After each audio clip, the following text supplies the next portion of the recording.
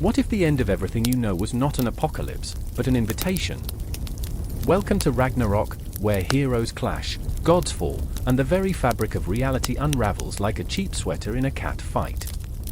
Can you feel the chill of impending doom creeping up your spine? That's not just the wind, it's the breath of Fenrir, the monstrous wolf waiting for his moment to unleash chaos. Picture this, a battlefield soaked in blood, where giants toss boulders like they're pebbles, and the skies ignite with the fury of gods. It's not just a story, it's a prophecy etched into the bones of time. What if Valhalla isn't a sanctuary, but a trap? Gladiators in golden armor, sipping mead, laughing over victories, while below, the Norns spin threads of fate, twisting destinies until they snap. Can you hear the laughter of the dead? It's not a celebration, it's a countdown. Every hearty cheer is a reminder that everything you hold dear is destined to burn. Loki, the trickster god, grins like a cat who's just swallowed the canary, plotting the ultimate betrayal. His children, each more terrifying than the last, stalk the shadows of a world on the brink. Remember when you thought you knew your mythology? Think again. The gods aren't benevolent beings. They play games of chess with human lives, sacrificing their own for a shot at glory in a cataclysm that promises no survivors. Thor's hammer doesn't just bring thunder, it heralds death. Can you handle the weight of that truth? Feel the adrenaline racing as you grasp the irony. Heroes don't save the day, they pave the path to destruction. And then there's the twilight itself, when the sun turns black and the stars collide. Not a cosmic event, but the ultimate showdown between the Aesir and the giants, a blood-soaked mess that would make any reality show look like a tea party. Who will laugh last? Who will rise from the ashes? Spoiler, it's not the good guys. The only certainty in this saga of doom is chaos. Every whisper of wind carries a warning, this isn't a fairy tale, but a bloody spectacle wrapped in the guise of destiny. Can you picture the urgency? The clock ticks. Every heartbeat echoes the pulse of fate. It's not just the gods who'll fall, it's the very notion of hope. The walls of Asgard tremble, and the ground beneath your feet is a ticking time bomb. What will you do when the gates of hell swing open? So, are you ready to confront the abyss? To grasp the threads of a narrative so twisted it could only be woven by the hands of fate? Every page pulses with the electric thrill of impending doom, where laughter mingles with despair, and the question hangs heavy, when the dust settles, will there be anything left to remember? Welcome to the finale. Welcome to Ragnarok. The night was thick with silence, broken only by the whispers of the wind through skeletal branches. It felt as if the air itself was holding its breath, waiting for something unspeakable to unfold. There, in the heart of the desolate forest, where shadows clung to ancient trees like memories to the mind, stood Hera, her heart pounding like a drum in the stillness. She was a hunter, but not just for the game that roamed in the underbrush, she was hunting for something far darker, a piece of herself that had vanished into the abyss of fear, loss, and doubt. I remember the chill that night, the way it wrapped around me like a shroud. I remember the distant howl of wolves, echoing through the darkness, a reminder that the world was alive, yet so utterly unforgiving. Hera was not alone. Beside her stood Bjorn, a warrior whose very name tasted like iron on the tongue. His hand rested on the hilt of his sword, the metal gleaming dully in the muted moonlight.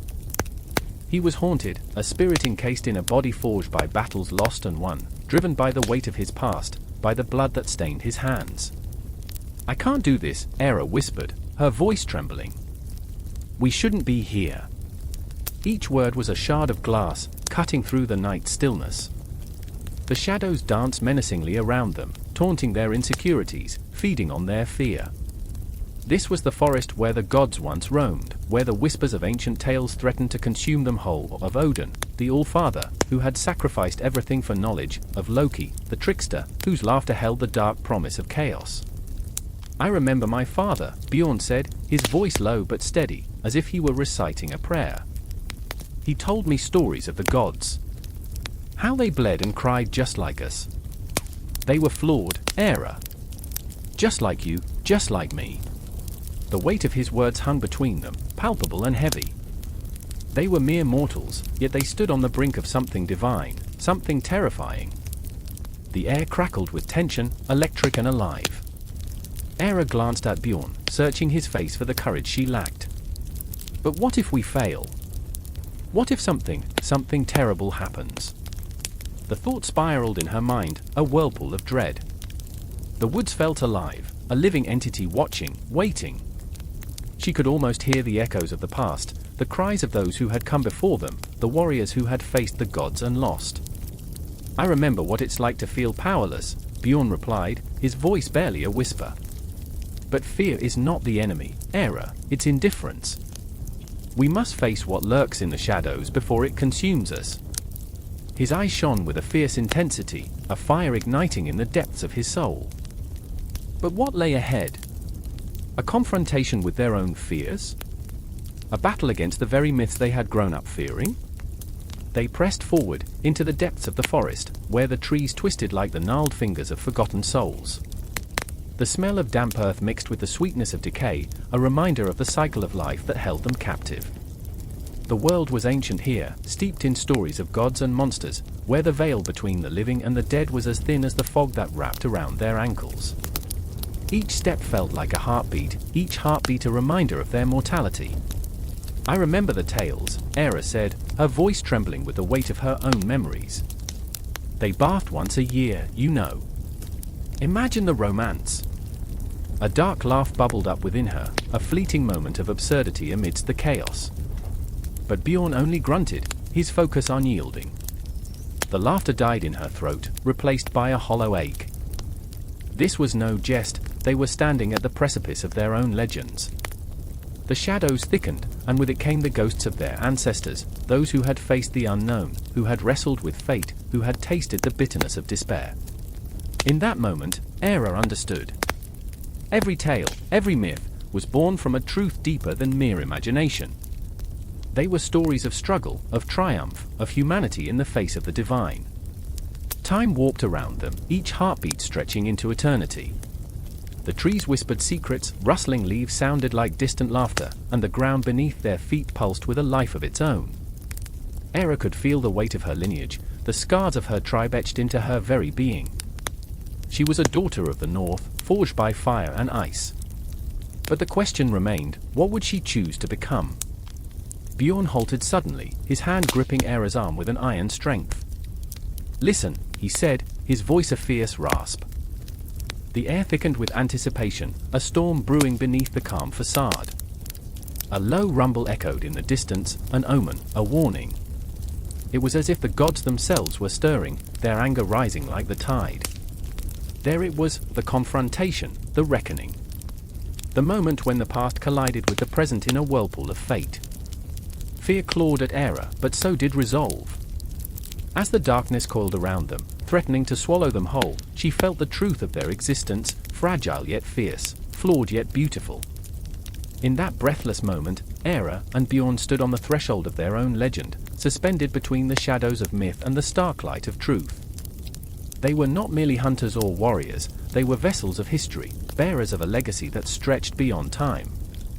With the weight of the world pressing down, they took a step forward, into the darkness, where the legends awaited, where the gods whispered of destinies yet unwritten.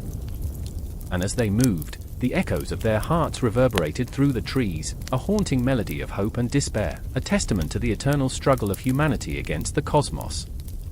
There was no end to the story, only an unbroken cycle, spiraling into eternity. The air crackled with an intensity that felt almost tangible, a silent scream echoing in the void. The shadows danced along the walls of an ancient chamber, flickering like the last breaths of a dying star as a storm brewed outside. Each clap of thunder resonated through the stone, trembling in harmony with the hearts of those who dared to believe in the unimaginable. I stood there, rooted in place, the weight of destiny pressing against my chest, suffocating and exhilarating all at once. I remember the moment the fabric of existence began to unravel. I remember the fear, the suffocating dread that wrapped around me like a vice grip. We were on the brink of creation, but it felt like the end. The world outside was chaos, untamed and furious, but inside this chamber, time stood still. I looked across at Ilara, her fiery hair a stark contrast to the cold stone. Her eyes blazed with determination, yet beneath that fierce exterior, I saw the flicker of uncertainty. She was a storm in her own right, a force of nature held back by the chains of her past. "I can't do this," she whispered, the words slicing through the tension like a dagger. "Yes, you can," I urged, my voice a low growl, though I too felt the weight of doubt. I never planned to be a leader. I was just a boy with dreams bigger than the sky, and now, those dreams were threatening to consume me whole. The echoes of my thoughts bounced around the chamber, taunting me. What if this went wrong? What if we created something that devoured us? The wind howled outside, sending a shiver through me. I could feel the echoes of creation thrumming in my veins, a symphony of chaos begging to be unleashed. I glanced at Orion, my brother, his face set in grim determination. He stood tall, but I knew the truth that lay beneath the surface. He was terrified. We were all terrified. "I remember the stories," I murmured, my mind racing back to the old tales, the legends of the ancients. Of gods and monsters, of worlds woven from the fabric of dreams. Orion nodded, his jaw clenched. But those tales were warnings, not blueprints. Elara took a step forward, her hands trembling, not from fear, but from the weight of possibility. "What if we become the monsters?" The air thickened with the gravity of her words, each syllable like a stone dropped into a still lake, sending ripples of dread through the fabric of our reality. Outside, the storm raged, lightning illuminating the dark sky, revealing glimpses of a world on the edge of collapse. Shadows twisted in the corners, limbs of darkness reaching out as if to claim us. I could feel the pull, the yearning to understand, to know what lay beyond the horizon, or perhaps, to escape the horrors that lingered just beneath the surface of our existence. With every heartbeat, the tension in the room built like the tightening of a bowstring, ready to snap. I could sense the energy swirling, weaving through us, pulsing like the rhythm of an ancient drum. The elements quivered at our feet, waiting for a command, waiting for a spark. "Let's do it," I declared, a surge of adrenaline flooding my veins. "Let's create." It was a reckless proclamation, a plea to the cosmos for clarity amidst the chaos. Elara's eyes widened, mirroring the violent storm outside. "But what if it consumes us?" "Then we'll face it together," I replied, my voice steady, though inside, I felt the tremors of fear echoing in my chest like a trapped bird. We were on the precipice of something monumental, something that could reshape existence, but the unknown loomed like a terrifying abyss. Orion took my hand, the warmth of his grip anchoring me. Together! And just like that, we became a beacon of hope, a fragile alliance poised against the storm. I could almost hear the whispers of the cosmos, urging us forward, daring us to take the leap into the great unknown. In that moment, time warped, dreams and memories collided, forming a tapestry of choices and consequences. I could see flashes of our past, the laughter, the pain, the moments that shaped us. I could feel the weight of history pressing down, demanding to be acknowledged. The air trembled as Elara began to chant, her voice rising and falling like the tide, weaving the threads of creation with every word. The shadows around us thickened, coiling like serpents eager to strike. I could hear the whispers of the past, the echoes of those who came before us, specters of failure and triumph, of love and loss.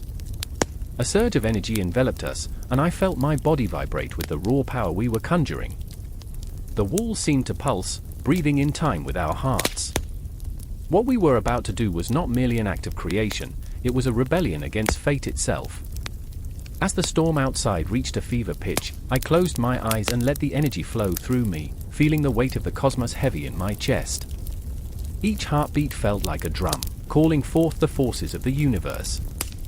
In that moment, all doubt faded, it was just us, three souls entwined in a dance of creation. But as quickly as the energy surged, a shadow flickered at the edge of my vision, a dark promise that something was watching, waiting to claim what we dared to bring forth. Fear clawed at my insides, a chilling reminder that creation often comes at a steep price. I opened my eyes, locking onto Elara's fierce stare. "Ready?" She nodded, and for a heartbeat, we were united, three hearts beating as one, a fragile flame against the encroaching darkness. And then, as if the universe held its breath, we leaped. The world around us exploded in a kaleidoscope of light and shadow, colors blending into an intricate web of existence, as the 9 realms began to emerge, creation and destruction intertwined, dancing on the knife's edge of reality. In that moment, everything changed. Reality fractured, and we stood at the center, entangled in the threads of our own making, unaware of the chaos we had unleashed. The storm raged on, and as the first cries of the newly forged realms echoed, I felt a shudder of recognition, the unmistakable weight of both creation and annihilation. And so, with our hearts pounding like war drums, we faced the oncoming tide, unaware that our greatest struggle had only just begun. The night was thick with foreboding, a darkness so consuming it felt alive, pulsating, as if Yggdrasil itself trembled at the edge of the cosmos. I stood there, feet planted in a world of shadows, surrounded by whispers, the limbs of the world tree stretched high and wide, gnarled and ancient, reaching into the void like skeletal fingers clawing for sanity. My heart thudded against my chest, a frantic drumbeat echoing the fear pooling in my gut. Vera's breath quickened beside me, her eyes wide and wild, reflecting the ethereal glow of Yggdrasil's luminescence. "This is it," she whispered, her voice trembling, not with awe but with desperation. "If we fail tonight," she trailed off, the unspoken words hanging heavy, thick as fog. Failure was not an option, but the weight of what lay ahead clenched at my throat, choking back any illusions of certainty. The stillness shattered as the ground rumbled beneath us, a deep, resonant growl that sent jolts of terror racing through my veins. I remembered stories, legends told in hushed tones around flickering fires, of those who ventured too close to the roots of Yggdrasil, those who sought its forbidden knowledge and paid with their very souls. Liam, my brother, stood across from us, his jaw tight, eyes darting like a trapped animal. I could see the conflict raging within him, the haunting question of loyalty, blood versus belief. He had always been the reckless one, the dreamer, but tonight he was a storm contained in a fragile shell. "We can't turn back, Vera," he said, voice cracking. "I can't. I won't." "Don't you understand?" she shot back, the anguish in her voice like a blade. "Yggdrasil is cursed. It calls to us, but what it offers, it isn't life. It's a prison." Her hands balled into fists, trembling with rage and fear, like she was fighting an invisible enemy. I saw her resolve, a flickering candle against the wind, and I wished desperately that I could believe her. The air thickened, almost suffocating, as if the world tree itself listened, waited, an ancient sentinel demanding tribute. I could feel it, a pulse beneath the earth, a heartbeat echoing in time with my own. Memories surged to the forefront of my mind, fragments of laughter and light, moments when the weight of the world hadn't yet crashed down on us. I remembered my mother's stories, how she spun tales of heroes and gods under the soft glow of twilight, never once hinting at the darkness that loomed just beyond our vision. But now, surrounded by the haunting presence of the tree, all those fairy tales felt like lies. Love and loss twisted together in a macabre dance, and I couldn't shake the feeling that Yggdrasil was watching, waiting for its moment to pounce. "Look!" Liam's voice broke through my reverie, pointing towards the trunk of the great tree, where the bark twisted and curled like 1,000 tortured souls. "There! Can you see it?" A shimmer, a flash of light, like a broken star caught between realms, flickered in the depths of the roots. The moment hung in the air, tangling with our breath. I felt as though I was being drawn into a vortex, a whirlpool of longing and dread. "What if we touch it?" I asked, my voice barely a whisper, the words tasting bitter on my tongue. "Don't." Vera's eyes flared with urgency. "We don't know what it will do. It could tear us apart." Her fear resonated in the marrow of my bones, but a part of me yearned to reach out, to grasp that light and hold it tight, as if it could heal the fractures in my heart. "Then we make a choice," Liam said, voice steadying, but I saw the flicker of doubt in his eyes. "Together. Together." The word hung between us like a fragile thread, binding us in a shared decision, a shared risk. But whose choice was it really? I felt the weight of my own past creeping in, shadows swirling around me, threatening to swallow me whole. I could taste the bitterness of regret, remember the nights spent in silence, the guilt gnawing at me, echoing in the chambers of my heart. With a swift motion, Liam plunged his hand into the roots, reaching for the light. Time slowed, stretched like an elastic band ready to snap. "No!" I screamed, every nerve ending screaming in protest. The ground quaked violently, the world around us shattering like glass.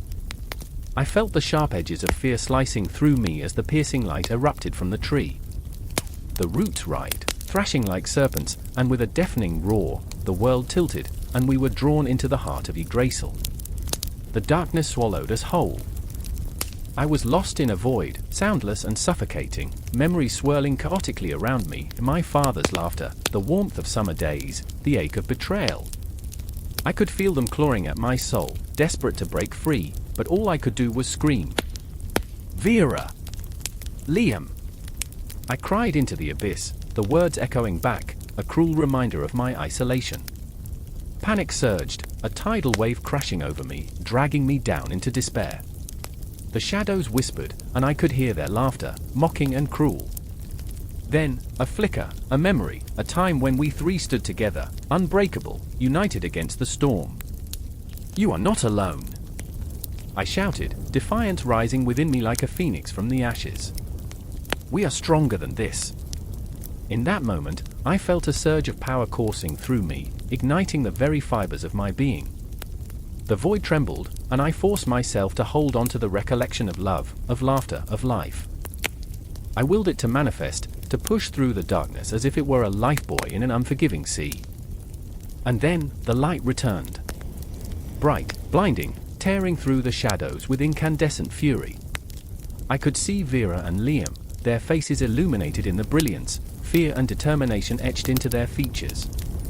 We were not just individuals, we were a tapestry woven together by shared experiences, by love and loss, and we would fight for each other. The world around us quaked, the roots of Yggdrasil thrumming with life, as if they recognized our resolve. It was a reckoning, a confrontation between the past and the present, between fear and hope, and Yggdrasil stood as both judge and jury. But we were not ready to surrender to the darkness. We were not mere marionettes in the hands of fate. Together, we would face whatever lay ahead, whether it was salvation or doom. As the light enveloped us, I whispered a prayer to whatever god still watched over us, clinging desperately to the belief that love could transcend even the most ancient curses. And just like that, we were swept into the maelstrom, hearts pounding, bodies trembling, the line between reality and legend blurring. The echoes of our past mingled with the present, a chaotic symphony that promised to play on, a relentless reminder that in Yggdrasil's embrace, we were both lost and found. The air was thick with tension, a storm brewing just beyond the horizon, curling and twisting like the tendrils of a dark dream. I stood in the shadow of the great hall, the very stones vibrating with the echoes of quarreling voices, easier clashing with Vani. They were gods, but in that moment, they were nothing more than two warring families, each rage-fueled heart pounding in rhythm with the thunder overhead. I could feel the weight of their anger, the crackling energy of their powers vibrating the marrow in my bones, and I was but a spectator, a lost soul caught in the crossfire of divine conflict. Odin's voice boomed, a low growl that rolled like distant thunder, filled with the kind of authority that made you either bow down or flee. We are the rulers of Asgard, he shouted, his one eye glinting with a ferocity that could ignite 1,000 men. A shiver ran through me. I remembered tales whispered in the dark, of his wisdom and wrath, of how he traded his eye for knowledge, of the price paid for power. Was it worth it? I glanced over at Freyja, the Vani goddess, her golden hair shimmering but her expression darkened by fury. Her beauty was as fierce as a summer storm, yet beneath that facade, I sensed her vulnerability, a longing for peace that seemed eternally out of reach. I do not fear you. Easier, she retorted, the defiance in her voice slicing through the air like a knife. But I could see it, the tremor in her hands, the flicker of doubt in her eyes. The Vani had come seeking retribution for a slight, a betrayal that echoed through the ages, and here they stood, two clans spiraling into chaos, their traditions and values clashing like titans. It was a dance of death, a tragedy unfolding with every word. Neither should you, I murmured, half to myself, half to the shadows around me. The gods were like flames, each flash revealing a deeper darkness, each flicker hinting at the inevitability of their destruction. I felt the weight of ancient grudges, like anchors dragging them into an abyss from which neither clan could escape. The very fabric of their worlds was tearing, and I was caught in the wake of it all. Odin's voice, fierce and unyielding, cut through my thoughts once more. You want our knowledge, our strength. You wish to share in the glory of Asgard, but what of loyalty? What of trust? There was an edge to his words, a reminder of the price of betrayal that sent chills down my spine. Every god in that hall was a soldier, each wielding their abilities like weapons, lying in wait for the right moment to strike. The tension wrapped around us like a suffocating fog, thick and heavy. And then, in the middle of the bickering, Loki, Odin's trickster son, stepped forward, all mischief and chaos wrapped in one delightful package. Eternal enmity is so boring, isn't it? He quipped, a smirk playing at his lips, his green eyes flashing with a wild light. His presence was electric, crackling with an energy that pulled me in, but beneath the humor, I sensed something deeper, a fracture, a longing for belonging that mirrored the plight of the clans. I remembered the tales of his betrayal, of how he had sown discord among them, of how every laugh hid a deeper sorrow. Loki, this isn't a game. Freyja snapped, her voice sharp enough to cut glass. Your tricks have cost us dearly, and now you wish to make light of it. I could feel her anger, raw and potent, a tempest fueled by a desire for vengeance against the Aesir. But there was more. Beneath the surface simmered an ache for understanding, a desire for unity that felt achingly out of reach. Every heartbeat thudded like a drum in my chest, synchronized with the rising storm outside. The clouds gathered, thick and dark, and I could almost feel the lightning crackling just beyond the walls of the hall. Did they not understand? Did they not feel the world spinning, ready to shatter beneath their feet? I wanted to scream, to shake them from their grim reverie, to show them that their conflict was a dance with death, a step toward annihilation. And just as the storm broke overhead, chaos erupted within. Odin's voice thundered, a call to arms, while Freyja rallied her Vani, their faces set with determination, each breath a war cry, every heartbeat a promise of blood. I felt the ground tremble beneath me, the very essence of the world shifting as they prepared to clash. I stood there, paralyzed by the imminent violence, but then, a thought struck me, what if they could unite? What if the strength of the Aesir and the wisdom of the Vani could meld into something greater? My heart raced. I imagined a world forged from their unity, a realm where the gods could breathe freely without the burden of their past. But as I dared to dream, the reality of their hatred crashed down upon me like a waterfall of ice. Enough! Loki's laughter rang out, a chilling echo that sent shivers down my spine. You're both fools! His words hung in the air, heavy with a truth too painful to bear. Why not bend the rules? Why not rewrite the story? But I saw the fear flicker in his eyes, a fear of being cast aside, of losing his place among the gods. The sky split open, a flash of light illuminating the great hall, and in that moment, I saw them all, Aesir and Vani alike, caught in a web of their own making, nothing but shadows of their former selves, lost in their enmity. And as the first drops of rain fell, I felt it, an inescapable truth that resonated deep within me. This was not merely a conflict of gods. This was a symphony of broken hearts, an intense battle between love and hate, despair and hope. As the storm raged on, I knew that the outcome would shape the very cosmos itself, and I could only stand and watch, my heart pounding, my soul entwined with theirs, caught in a moment suspended in time. The night was a living thing, breathing shadows into the still air, as Odin stood atop the craggy precipice of the world, his one eye scanning the horizon, a restless search for something that always eluded him. Thunder rumbled in the distance, a low growl of discontent from a sky heavy with portent. His heart raced, a cadence of memories and regrets pounding in his chest. I remember the first time I felt that dread, like walking into a room filled with ghosts, each whispering secrets I couldn't grasp. His breath caught in his throat, the taste of iron mingling with the bitter scent of impending rain. Come, Thor, he called, the name a thunderclap against the quietude. He sensed his son's presence before he saw him, a force of nature-made flesh, muscles bulging beneath a cloak that bore the scars of countless battles. Thor, with the weight of storms in his fists, rushed up the rocky path, his face a mask of fury and determination. What is it, father? The words echoed with the weight of inevitability. They both knew that this moment, this fraying string of fate, would unravel everything. I remember feeling the ground shift beneath my feet, the tremors of a world not quite right. The echo of their clashing destinies sang in the air like a funeral dirge, heavy with the scent of chaos. But it was Freyja who pierced the veil, stepping into the flickering torchlight, her presence an intoxicating scent of wildflowers and despair. She was a tempest wrapped in beauty, eyes shimmering with unshed tears that mirrored the stars above. "You think you can fight this, don't you?" Her voice was both a caress and a dagger, sharp enough to cut through the bravado of gods. "You think your will can change the course of fate?" Odin turned, facing her fully, feeling the ache of longing and sorrow collide in his chest. "I do this for you, for all of us." His voice rose, a desperate howl against the night. But her gaze was unyielding, as though she could see the threads of fate knitting themselves into a tapestry that included sorrow, loss, and the bittersweet taste of victory. "You don't even know what you're fighting for, do you?" I remember the silence that followed, the kind that claws at your insides, raw and unsettling.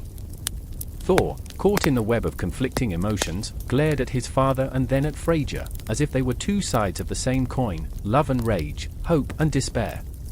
"What do you want from us?" The words burst forth, a storm of frustration. "Do you want us to bow before fate, to embrace our doom?" Freyja stepped closer, her breath warm against the chill night air, the tension thickening like fog rolling in over the hills. "No, Thor.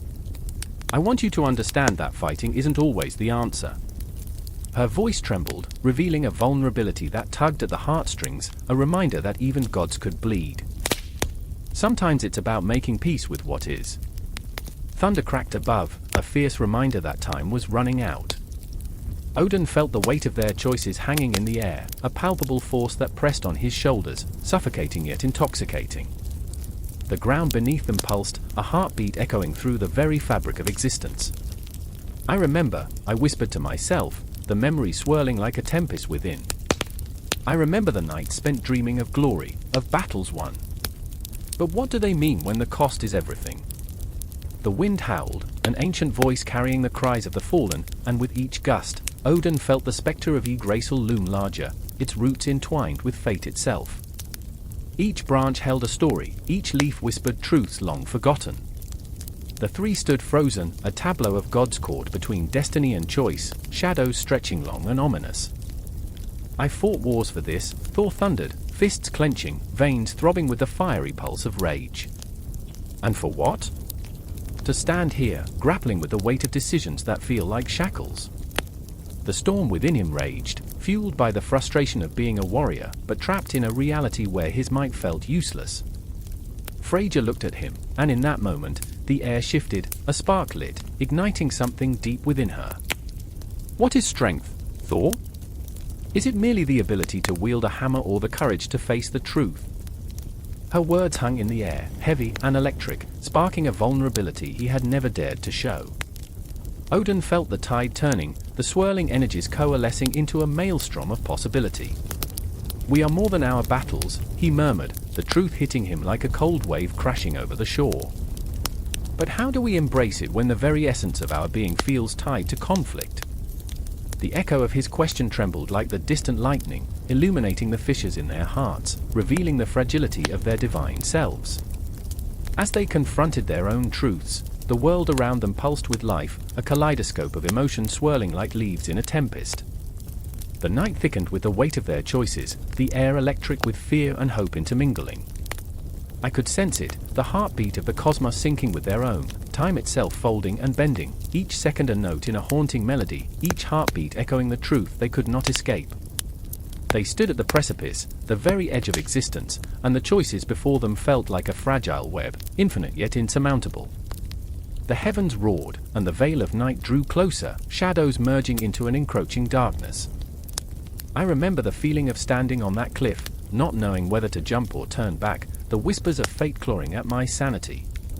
But as Odin, Thor, and Freyja faced their demons, each of them wrestled with their own ghosts, the echoes of their choices mingling with the haunting cries of the past. Then, as if the universe itself held its breath, they stepped forward, closer to conflict, closer to understanding, bound by the tension of their own struggles. And in that moment, as the storm swirled and thunder cracked, they embraced the chaos, knowing that even in the darkest of nights, the dawn would come, and with it, the chance for redemption. The air is thick with a savage chill, biting at the skin like 1,000 shards of ice. I stand at the precipice of Jotunheim, heart pounding, a gaping maw of darkness yawning before me. The mountains loom, shadows carved from ancient stone, their jagged teeth piercing the grey sky. I can taste the bitter tang of fear on my tongue, like old blood, and it mingles with the scent of frost and earth. This is a world where giants once roamed, where legends were born, and where nightmares are spun from the fabric of despair. I remember the whispers in the wind, the stories told by the flickering light of a dying fire.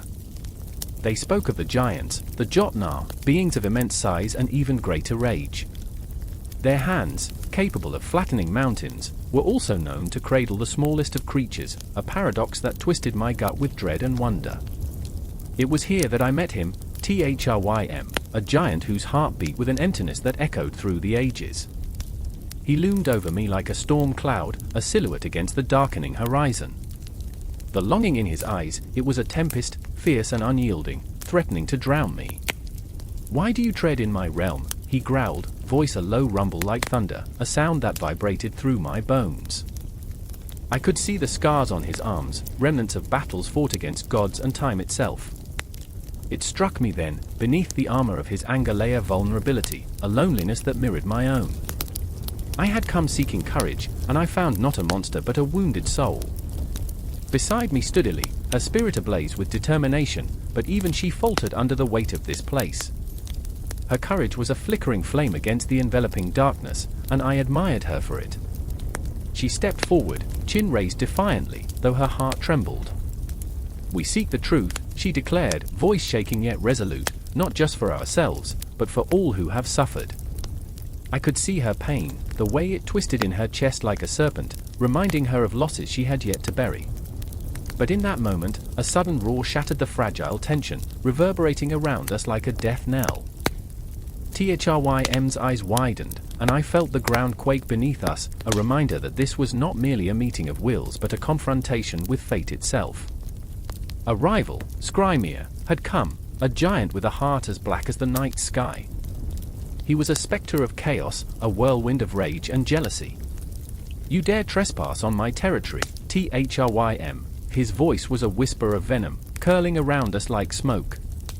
Illy's breath caught, a gasp of realization, and I knew in that instant that we were caught in a web spun from giants' grudges and ancient betrayals. I could taste the bitterness in the air, a thick, acrid fog that threatened to choke the very essence of hope. My heart raced, each beat sinking with the tremors of the mountains, an echo of impending conflict. Thrym turned, fury igniting in his gaze. "You will not take what is not yours, Skrymir. This place is steeped in my blood, my memories. I will not be cast out again." The tension snapped, a taut string ready to break, and the ground shook beneath our feet. I could feel the pulse of ancient magic coursing through the very stone, a reminder of battles fought long before I was born. It was here that giants bled, here that they fell, and here that their stories were etched into the fabric of the earth. Skrymir laughed, a sound that sent chills racing down my spine, a cackle that echoed with the madness of centuries. "Memories are but shadows, Thrym. Shadows cannot hold you, they cannot keep you warm in the dark." The challenge hung heavy in the air, and I could see the uncertainty flicker in Thrym's eyes. His memories were shackles, roots that burrowed deep into his soul. But Illy, fierce and unyielding, stepped forward once more, her voice ringing with a strength I had never known in myself. "The shadows cannot consume us if we stand together." She reached for Thrym's hand, and the moment felt electric, a spark igniting a flame of possibility. "You are not alone in this. Let us face him together." I watched as Thrym hesitated, the weight of his loneliness staggering, but then he grasped Illy's hand, and it was as if the very essence of the cosmos shifted. Their fingers intertwined, two souls finding a fragile bond amidst the chaos. In that moment, I felt the tide of history surge around us, pulling us into its current. Yet beneath the surface lay the undercurrents of fear. Would it be enough? I pressed a hand to my own chest, feeling the frantic rhythm of my heart. What if we were not strong enough? What if the giant's rage swept us away like grains of sand in a storm? Skrymir surged forward, a tempest made flesh. "Foolish children! You think you can challenge me?" His roar erupted like a thunderclap, and the mountains seemed to shudder in response. I felt the ground tremble, the weight of ages pressing down upon us, suffocating and relentless. Illy and Thrym stood their ground, a beacon of defiance against the encroaching darkness. I could see the spark of determination in their eyes, a flame fueled by shared pain and unspoken dreams. As Skrymir lunged, time slowed, each moment stretching into eternity, as if the cosmos held its breath. This was it, this was the heart of battle, the collision of destinies, the raw pulse of existence itself. I could almost hear the whispers of the fallen giants, their voices entwined with our own, urging us to fight, to remember, and to reclaim our place in this world. And as our stories entwined, the narrative of despair transformed into one of fierce hope, a tapestry woven from the threads of our struggles, our fears, and our undying courage. The giants' echoes sang through the mountains, a haunting refrain that would never fade, a reminder that we are all shaped by our battles, both won and lost. The confrontation loomed, a storm gathering at the edge of the horizon, and I knew, deep in my bones, this was not merely a fight against Skrymir, but a battle against the shadows that threatened to consume us all. I could feel the weight of the past, the burdens we carried, and the flickering flame of the future calling us forward, a siren song that demanded we rise. And in that moment, suspended between the chaos of giants and the frailty of hope, I understood, we are all but echoes in a world shaped by giants, our stories etched in the marrow of the earth, relentless and eternal. The air crackled with tension, charged as if the very threads of destiny were being woven anew. In the heart of an ancient forest, the shadows twisted and danced beneath the gnarled branches. The moon hung low, a pale eye observing the chaos below. I stood there, breath quaking in my chest, feeling the weight of fate pressing down on me like a mountain. A cry pierced the silence, a shrill, desperate sound that echoed through the trees. It was Freya, her voice threaded with the raw agony of 1,000 heartbreaks. She was kneeling in a glade, surrounded by the shimmer of fallen leaves, a world frozen in time. "No. You can't." The frantic plea fell from her lips like a prayer, but to whom? The Norns were not merciful, and they certainly didn't heed desperate cries. The three sisters loomed in the distance, their presence a chilling, relentless force. Erd, Verdandi, and Skuld, time, being, and necessity wove the destinies of gods and men with an eerie calmness.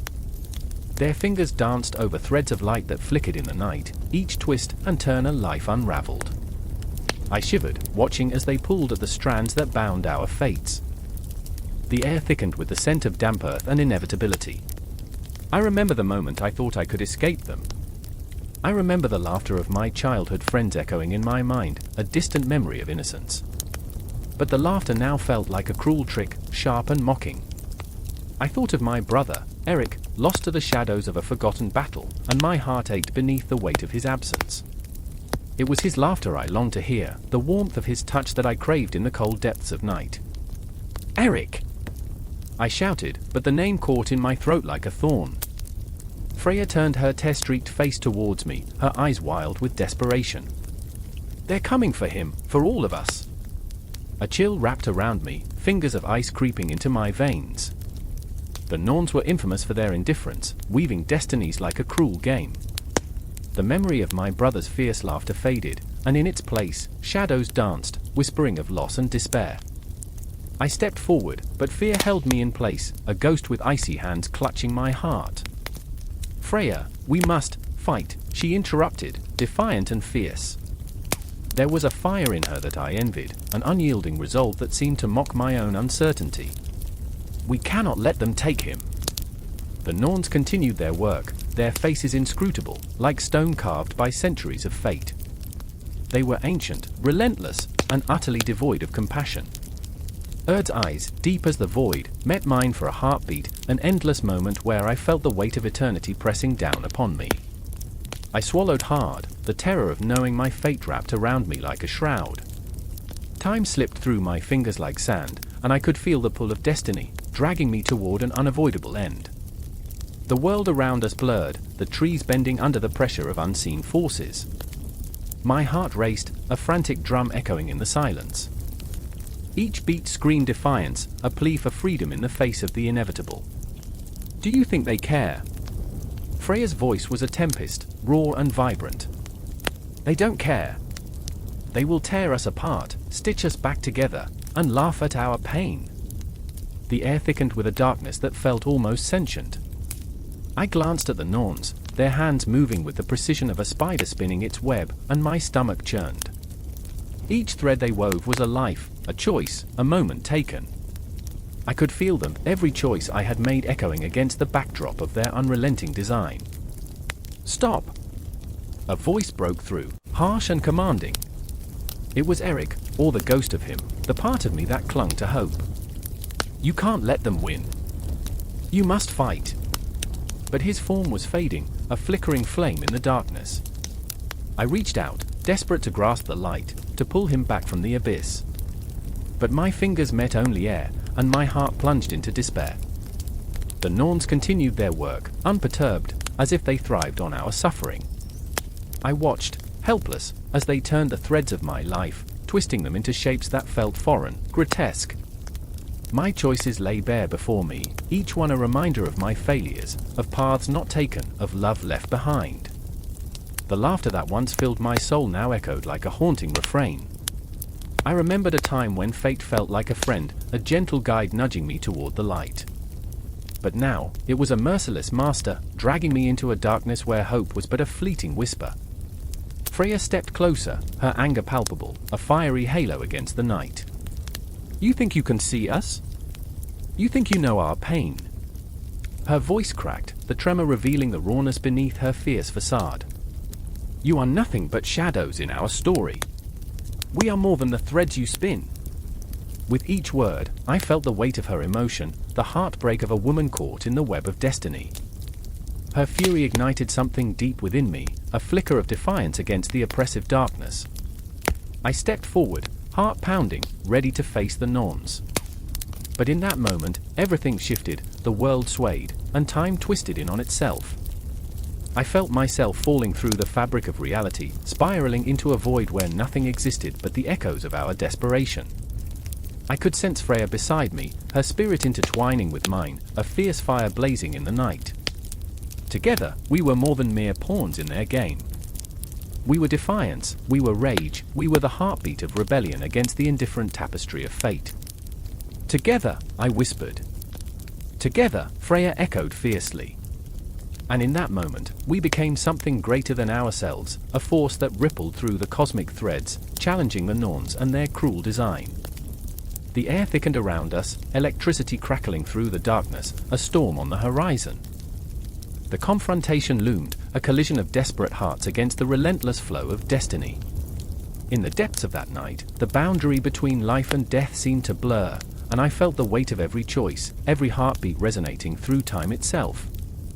And as the Norns turned their gaze upon us, the shadows deepened, and for the first time, I felt a flicker of hope in the abyss. We would fight. We had to fight. For in the shadows of fate, we were not alone. The wind howled like a banshee, its icy fingers clawing at the fabric of the night, as I stood on the crumbling edge of a frost-bitten cliff. The moon hung heavy in the sky, blood-red and swollen, as if the heavens were bleeding. I could almost hear the ticking of a clock, louder than any heartbeat, echoing the dread of fate yet to come. Time, that fickle master, was slipping away from us. I shivered, not from the cold but from the realization that every moment was a thread, unraveling, fraying, an invitation to chaos. I remember the stories my grandmother told me, tales of the Norns weaving the fates of gods and men. Clotho, Lachesis, and Atropos, three figures twisted in an eternal dance, their hands moving with a precision that belied the storm brewing around us. As I clutched my sword, the weight of it grounding me to this world, I felt a deep longing to understand them, to bend the will of time, if only for a moment. Do you hear it? Whispered Bjorn, his voice trembling as he stared into the abyss below. He was a warrior, feared by many, yet here he stood, a child lost in a tempest of existential dread. It's the sound of the past, calling us to remember. Or is it the future, reminding us of our folly? The crack in his bravado was stark, raw, the fear of mortality clung to him like a cloak. He had faced giants, dragons, and the fiercest of foes, but here, on this precipice, he faced his own soul. "I remember the day my father fell," I replied, my voice barely above a whisper. The memory surged back, a tide threatening to drown me. The sun shone, but darkness dripped from the sky like ink, smothering the light. He was a hero in every story, yet in that moment, he was just another victim of time's cruel hand. Bjorn's eyes glistened with unshed tears, and I felt his pain wrapping around my heart like a vice, squeezing, until I was breathless. The ghost of our past stood before us, a taunting spectre, a reflection of what we had lost. I could almost see my father's face, battered but proud, the way he used to laugh at the absurdity of it all. They bathed once a year, so romance was earthy, he would say with a lopsided grin. How could he find humor in the morbid? How could he wield laughter as a shield against despair? I wanted to be like him, to wield time like a weapon instead of being its pawn. But here, in this moment, time was a cage, a relentless ticking that mocked our frail existence. I could feel its pulse, thrumming like a war drum, beating with the intensity of 1,000 hearts. I looked at Bjorn, searching for reassurance in those haunted eyes, but found only a mirror reflecting my own dread. "Do you think the Norns would grant us mercy?" he asked, and the question hung in the air like a noose. "Or are we just shadows in their weaving?" It was a question that clawed at the very marrow of our beings, igniting a fire in my chest that demanded answers, or at least a semblance of hope. The night deepened, shadows stretching like fingers reaching toward the stars, where each flicker held a promise, a fleeting reminder that although time is a thief, it can also be a savior. I closed my eyes, imagining the threads of life, woven into a tapestry that shimmered with the brilliance of 1,000,000 memories. I could feel it, the pulse of countless lives intertwined, the laughter and the cries, the triumphs and the tragedies. Time was not linear, it was a spiraling dance, a chaotic waltz where beginnings and endings blurred like the edges of a haunting dream. I could almost hear the Norns laughing, their voices a soft whisper against the howling wind, reminding us that every moment is both a gift and a curse. "Let's not waste what little time we have left," I urged, my voice trembling with urgency. "We can't let fear bind us, we have to carve our own path, even if it leads to ruin." The words tumbled from my lips, heavy with desperation. I needed him to believe, to fight against the encroaching darkness. But as he met my gaze, I saw the flicker of hesitation, a moment suspended in the ether of uncertainty. We were both haunted by the specters of our choices, the heavy chains of regret weighing us down. Yet, even in that darkness, I sensed a flicker of hope, a defiance against the relentless tide of time. The cliff crumbled beneath us, gravel and stone cascading into the abyss, and we clung to the precipice, hearts racing, breaths ragged. "We are not mere shadows," I shouted, adrenaline coursing through my veins. "We are the echoes of those who came before, the promise of those yet to come. We will not be forgotten." Bjorn's face hardened, resolve igniting in his chest like fire catching dry tinder. "Then let us make our mark," he declared, and in that moment, I saw a glimmer of the warrior he had always been, the fierce, unyielding heart that refused to succumb to despair. The winds howled louder, the storm swirling around us, but beneath it all, I could hear the distant beat of a drum, a reminder that time, though relentless, was also ours to shape. I reached out, finding Bjorn's hand, our fingers intertwining as we grasped the fleeting moments, the threads of fate, with all the strength we could muster. And just like that, the night deepened, shadows danced around us, a swirling chaos of memories and dreams, as we prepared to face whatever came next. We were warriors, time's reluctant allies, determined to carve our own destiny into the very fabric of existence. Because in the end, what is time but a canvas, waiting for us to paint our story, raw and unapologetic, vibrant against the dark? The air crackled, a tension so thick it clung to the skin like a second layer. Night had draped its inky cloak over the village of Eldheim, enfolding the cobbled streets in shadows where whispers of the past mingled with the chill of the impending storm. I stood at the edge of the forest, my heart pounding like a drum, each beat a countdown to calamity. The trees swayed, their gnarled branches reaching out like skeletal hands, desperate to pluck the warmth from the air. I could feel it, the prophecy, heavy and suffocating, as if the very fabric of fate were unraveling before my eyes. In the distance, the flickering lights of the town danced like fireflies caught in a web of fear. They were unaware, blissfully ignorant of the darkness that loomed. But oh how I could feel it, Seeress's curse, my gift and my burden. I shuddered, recalling the last words of the Veluspa, a warning from a time long faded, the wolf shall howl at the moon, and the earth will quake beneath the weight of betrayal. I had not taken it seriously then, chalking it up to a rogue poet's ramblings. But here I stood, enmeshed in the unfolding nightmare. I could see them, two figures moving through the shadows, their faces shadowed by uncertainty. One was Astrid, fierce and untamed, a warrior forged in the fires of past battles. Her eyes glinted like the edges of broken glass, reflecting pain and resolve. She had fought for her people, her heart a fortress against despair. But behind her fierce exterior, I sensed a tremor of fear, the kind that lingers just beneath the surface, ready to crack open and swallow her whole. And then there was Eric, my childhood friend turned reluctant leader.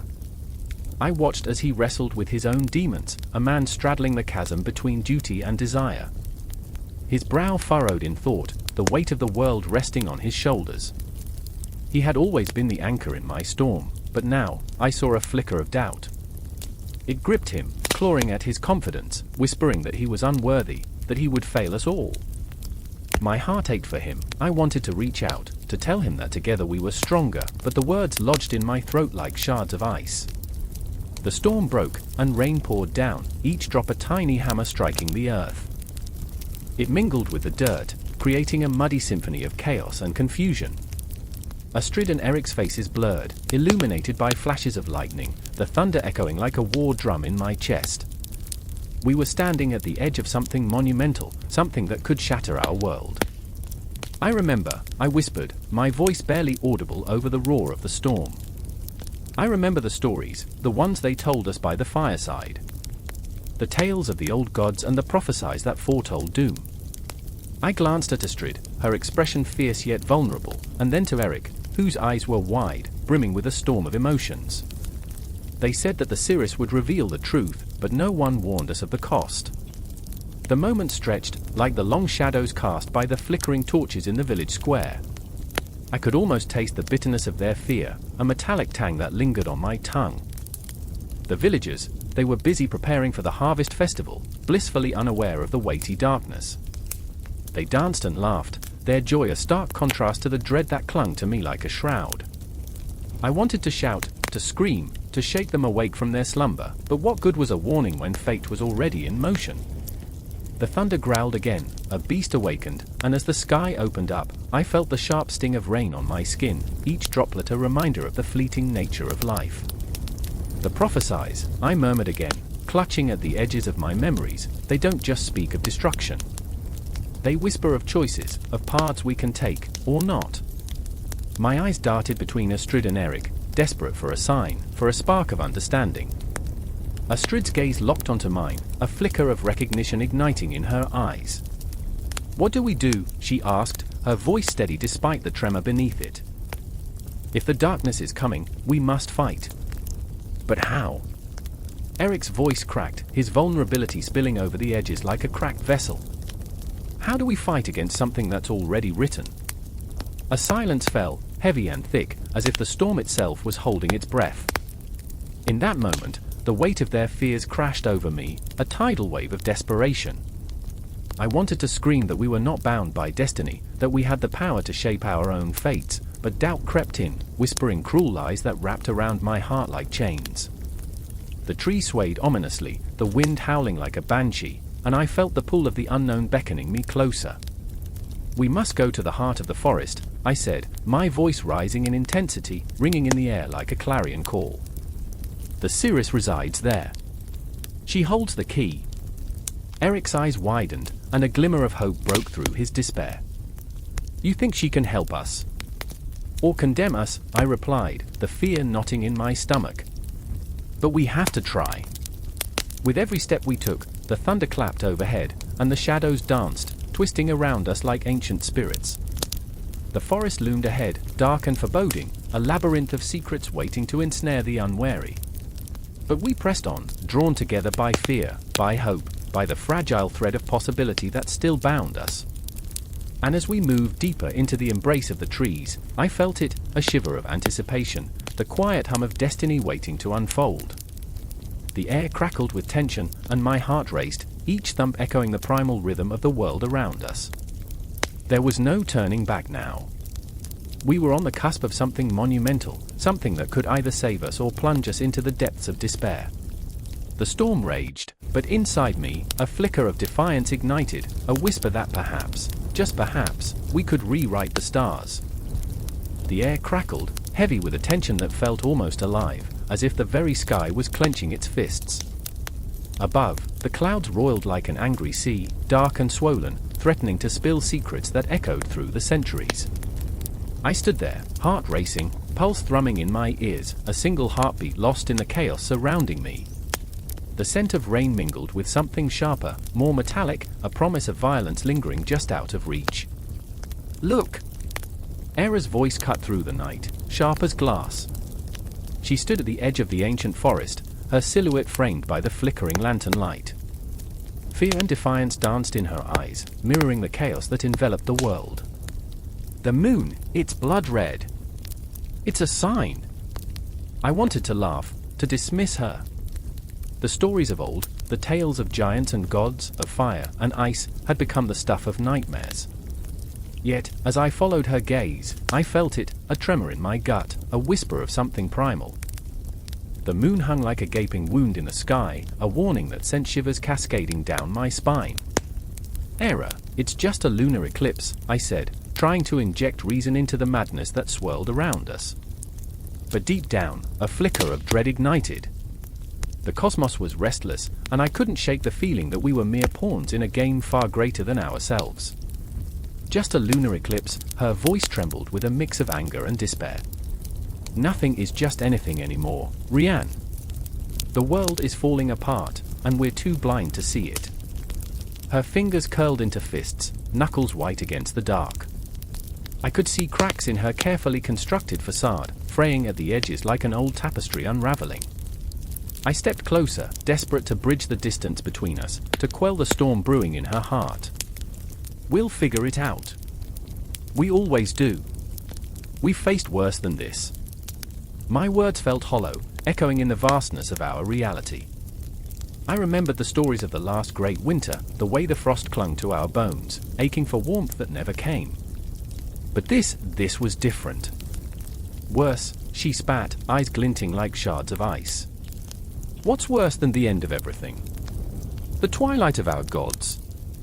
The weight of her words crushed me, a realization that settled like dust on my heart. I had spent years running from my own fears, burying the past deep, hoping it would stay buried. But the truth was relentless, clawing its way back to the surface. The wind sighed, carrying whispers of long-forgotten tales, of Odin sacrificing himself for wisdom, of Thor swinging his hammer against the giants of chaos. And just like that, another pulse of energy surged through the air, a shiver that rattled my bones. Suddenly, a deafening roar echoed from the forest belly. It was the kind of sound that made you question your sanity, the kind that froze blood in veins. Hera's face drained of color as she seized my arm, fingers digging into flesh. "What was that?" "I don't know," I breathed, heart pounding to the rhythm of fear. Shadows danced and stretched in the flickering light, growing longer, more menacing. I turned my gaze back toward the trees, where darkness throbbed, alive and hungry. A figure emerged, cloaked in shadow, a silhouette against the fractured light. The air thickened with the scent of charred earth and ash, memories of a past that would not stay buried. "Rian, Hera, you must come," it rasped, voice like gravel and smoke, each syllable curling into the night. "Who are you?" I asked, skepticism mingling with a thread of panic. "Does it matter?" The figure stepped closer, revealing pale, haunting eyes that glinted like shards of glass. "The time has come. You are needed in the great battle." Hera shook her head, backing away, but I felt a magnetic pull toward the figure, a sense of inevitability that gripped me tighter than fear. "What battle?"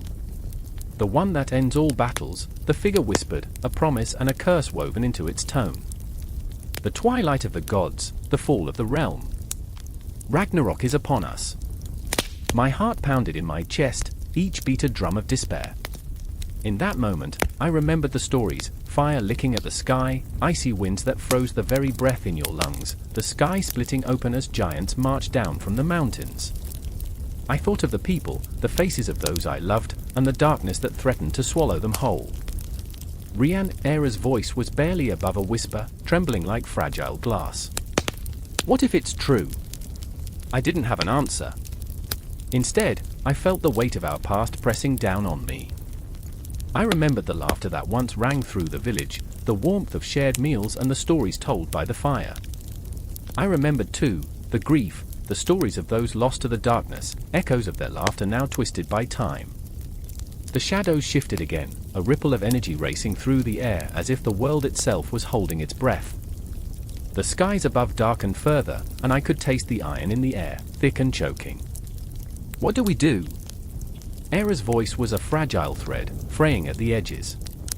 Together, I whispered, though the word felt heavy with uncertainty. I reached for her hand, desperate to anchor us both in the storm that threatened to consume everything we held dear. But in that moment, time twisted, reshaped like molten metal, and all that remained was the palpable fear of what was to come. The end was nigh, a siren song that beckoned us closer to the precipice. We stood together, vulnerable yet unyielding, our hearts bound by the shared weight of a world on the brink of collapse. The shadows swelled around us, and I could feel the echoes of destiny whispering in my ear, calling out, a haunting reminder that hope flickers even in the darkest of nights. As the roar of the impending storm grew louder, I embraced the tension swirling within me. This was only the beginning. The signs of Ragnarok were all around us, and deep down, we both knew there was no escaping the end. But perhaps, just perhaps, we could find a way to fight. Rain drummed against the stone walls, a relentless tattoo echoing in the cold, dark halls of Asgard. Shadows danced like phantoms, twisting around the flickering torches, as if the very air were alive, aware of the unspeakable tragedy lurking just beneath the surface. I could feel it, an electric hum of foreboding, a whisper of death that tingled on the back of my neck. I clutched my heart, a wild beast thrumming in my chest, as I stepped into the dim light. Balder! The name echoed in my mind, a haunting melody that pulled at my soul. The golden god, the shining beacon of hope, stood bathed in the ethereal glow of the torches, yet even he could not escape the shadows encroaching upon him. I remember the way his laughter rang out, a sound so pure it could shatter the darkness. But now, as I stood on the precipice of doom, it felt like a distant memory, slipping away like grains of sand through my fingers. Loki lurked in the corner, his eyes a storm of chaos and mischief. He was the trickster, the puppet master, a flawed mirror to Balder's radiance. "Why do you look so worried, brother?" he mocked, a sneer curling his lips. "Just because you're an immortal doesn't mean you can't die." His words cut through the thick air, sharp and biting, filling the space with a chilling tension that suffocated me. I watched as the shadows closed in around him, an ominous premonition that snaked its way into my heart. And then, Freya, the goddess of love, stepped forward. Her eyes were wells of sorrow and fire, a maelstrom of emotion battling beneath the surface. "We must protect him," she pleaded, her voice trembling like leaves in a tempest. Her hand shook, reaching out to Balder as if to shield him from a fate she could not yet see. "He is our hope. Without him, there's nothing left but darkness." The heaviness of her words weighed upon us like an anchor, dragging us deeper into despair. I could feel the electric energy of the moment vibrating through me. Time seemed to hold its breath. It was all so fragile, the world balanced on a knife's edge, teetering dangerously toward the abyss. I recalled the tales of Balder's dreams, dark omens that haunted his nights, visions of his own demise. He had laughed them off, brushing aside the warnings like cobwebs. "I am invulnerable," he had said, a lightness in his tone that belied the truth lurking in the shadows. But I could see it now, the threads of fate weaving an intricate tapestry of doom. As the clock ticked on, each chime echoed like a distant war drum, beating time to the dance of impending death. I was drawn to the moment like a moth to a flame, every heartbeat loud in my ears, every breath a struggle beneath the weight of what was to come. I felt it tightening around my throat, a cold grip of inevitability. I knew, deep down, that the end was upon us, a dark storm on the horizon, ready to swallow us whole. Loki's laughter rang out again, hollow and cruel, sending chills racing down my spine. "Come, let's have some fun," he suggested, gesturing towards the gathered gods with a malevolent grin. The tension thickened, like the heavy air before a thunderstorm, and I could see the flicker of fear in Freya's eyes, mirrored in mine. It was a game to him, a cruel joke, and yet there was more, a desperate need for chaos, for destruction that flowed through his veins like poison. "Stop!" Freya shouted, her voice breaking the spell of laughter. "You don't understand what you're doing."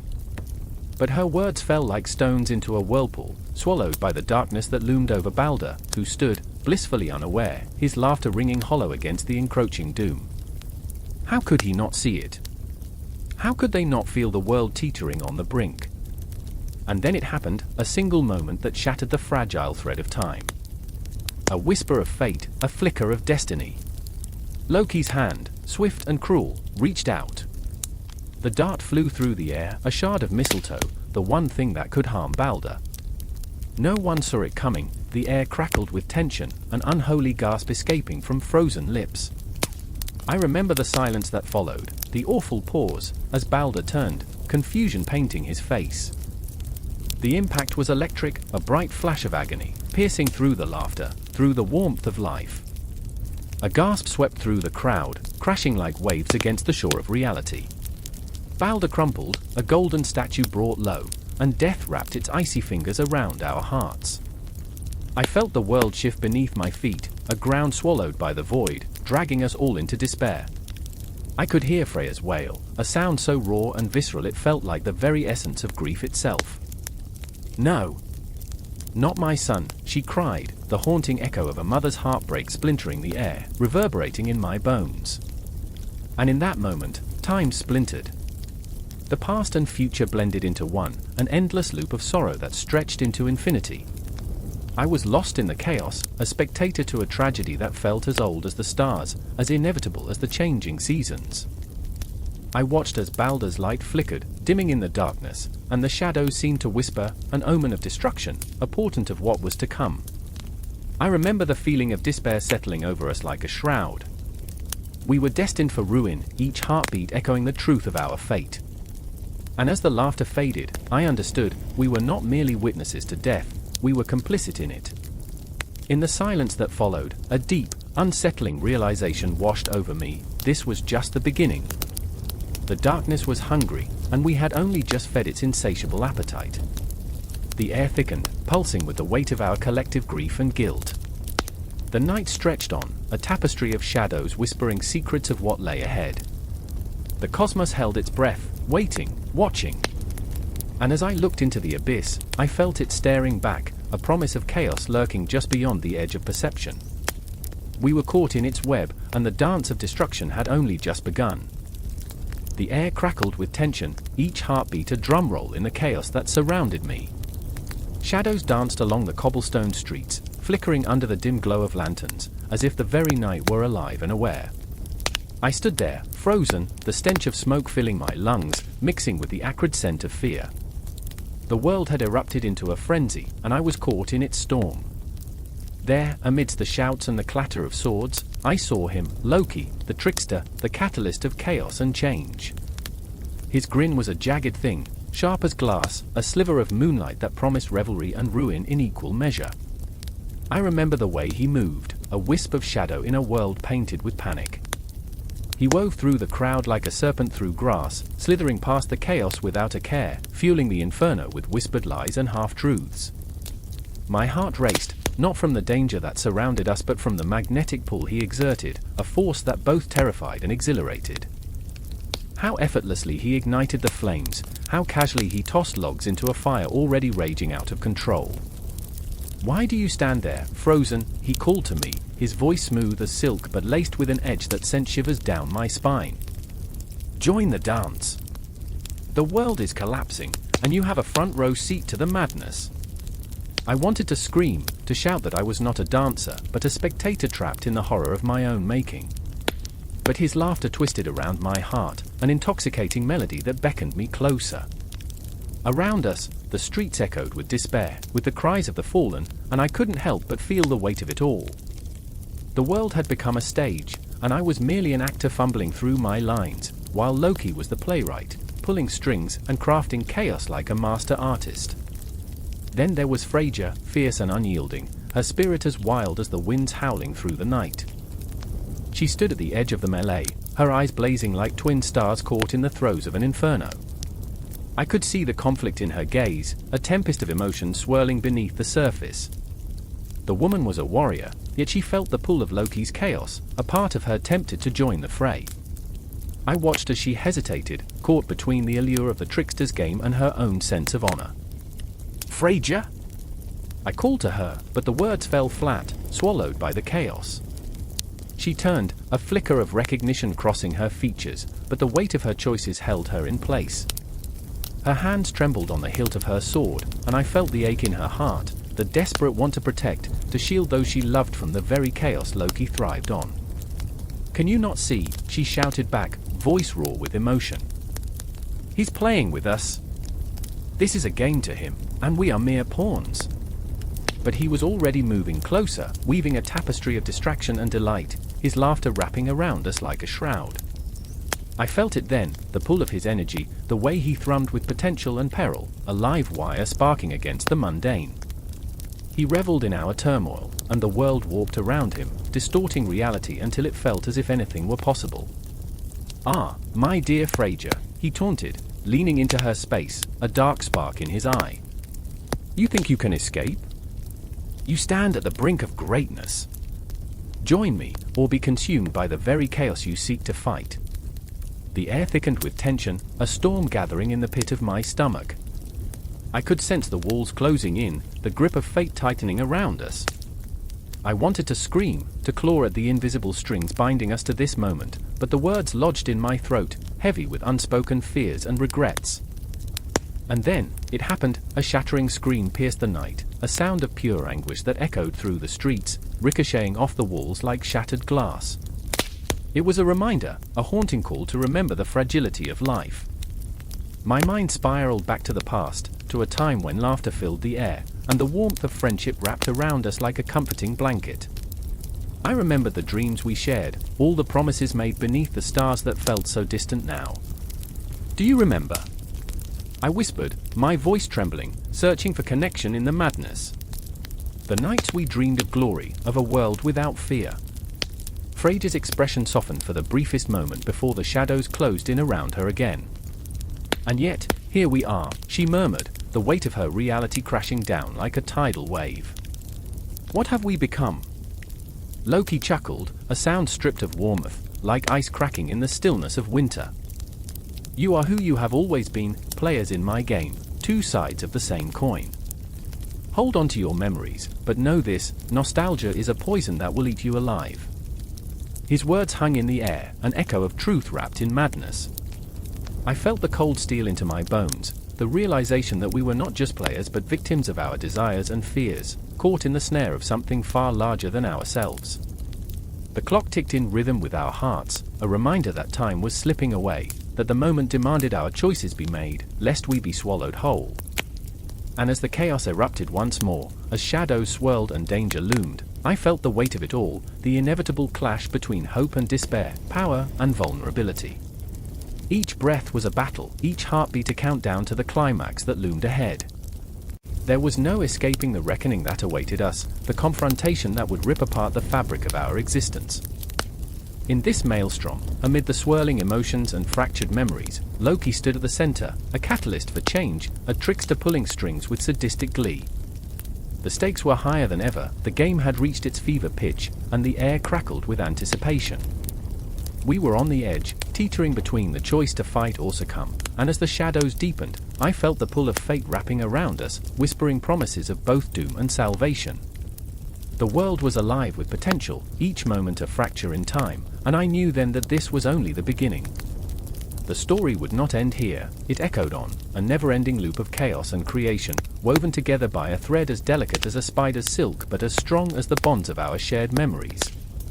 Loki, the architect of turmoil, danced at the heart of it all, his laughter ringing through the night, both a warning and an invitation to plunge deeper into the unknown.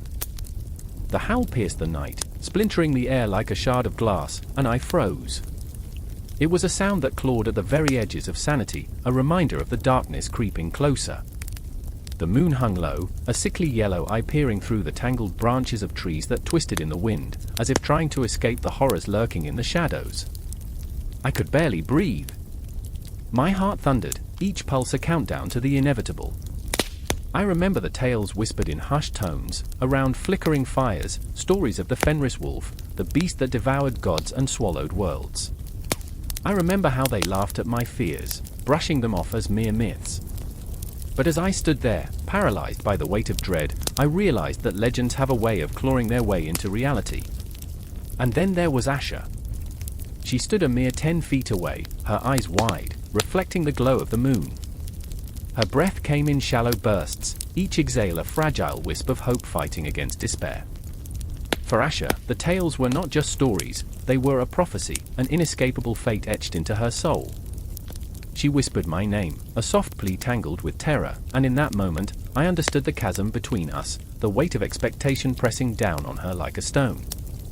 I can't, I said, the words catching in my throat like a fish out of water. I felt the tremor in my voice. I can't face it. But Asha's gaze was fierce, a wildfire igniting the embers of courage buried within me. You have to. This is our fight. The Fenris wolf is coming, and if we don't stand together, we'll be consumed. Her voice trembled, but determination laced every syllable. And then there was Garin, lurking in the background, his presence a storm cloud threatening to break. He had always been the strong one, the one who faced danger head-on, but now he stood rooted, torn between his instinct to protect and the gnawing fear of failure. I could see the shadows dancing behind his eyes, doubts, regrets, memories of battles lost. A part of him believed that this was his penance, the price for every wrong decision he made. Stop it, he hissed, as though the very act of voicing our fears would summon the beast. If we keep talking about it, it will come true. His fists clenched, knuckles white against the night, yet I could see the cracks in his armor. The howl reverberated again, a chilling reminder that our time was running out. The Fenris wolf was not an abstract concept anymore, it was real, a shadow slinking closer, hungry and relentless. It fed on our fears, our insecurities, prowling through the cracks of our resolve. I remember, Asha's voice quivered, trembling under the weight of memories. I remember when they told me I had the gift. They said I could see beyond the veil. Everyone laughed, even you. But it's true. I can feel it. The wolf, it's here, and it's hungry. Her words sliced through the fear that clung to us like a shroud, revealing something more profound beneath. Hope. The kind that flared up in the soul, igniting a spark. I thought about my own dreams, the ones where I stood beside heroes, where courage was an armor I donned with ease. But dreams lie like shadows, and the truth was heavier than I could bear. Garin's voice broke through the haze, raw and ragged. What do we do? We can't just wait for it to come for us. He was wrestling with despair, each word a scream against the dark. I can't let you two die.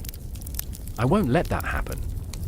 I looked at them, two souls echoing my own fear, and yet they were also my lifeline. We fight, I breathed, though I wasn't sure if I was convincing them or myself. We face it together.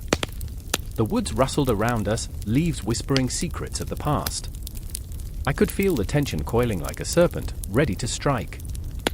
In that moment, I remembered the stories from my childhood, the battles fought in the name of honor, the bloodshed that stained the earth. But those tales felt so distant now, so far removed from the harsh reality that throbbed in my veins.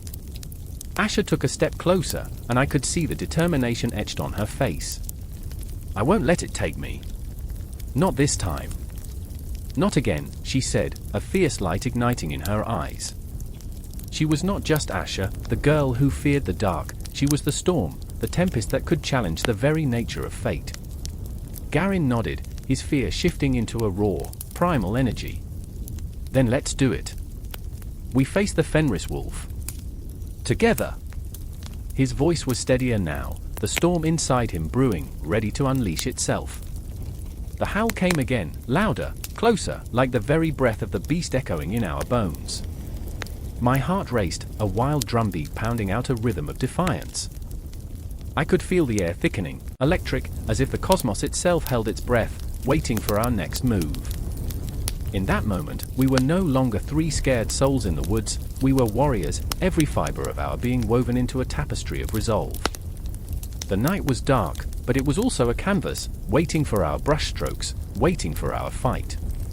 Shadows danced around us, and the Fenrir wolf, that age-old terror, loomed just out of sight, a spectre that would soon demand its due. And as we took a step forward, hearts pounding as one, I felt the world tilt on its axis, time stretching and twisting like a ghost in the night. The beast was coming, and we would meet it with fire in our hearts, unyielding, unbroken. The stars blinked overhead, indifferent and eternal, as we prepared to face our fate. The clash was inevitable, and in the darkness, the light of our defiance began to flicker. The air was thick with salt and dread, as if the ocean itself was holding its breath. Waves crashed against the jagged rocks, each splash a desperate cry for salvation, echoing the turmoil within me. I stood at the edge of the world, heart racing, the winds howling like tortured souls. The sea churned below, restless and angry, a reflection of the chaos in my own mind. Jormungandr, the great serpent of Midgard, loomed not just in the depths of myth but in the very fibers of my existence. I could feel him slithering through my thoughts, coiling tighter with every breath, and the weight of destiny pressed heavy on my chest. I remember the last time I saw Freya, her laughter cascading through the night like the shimmering stars above. She had promised me forever, but forever felt like a cruel joke now.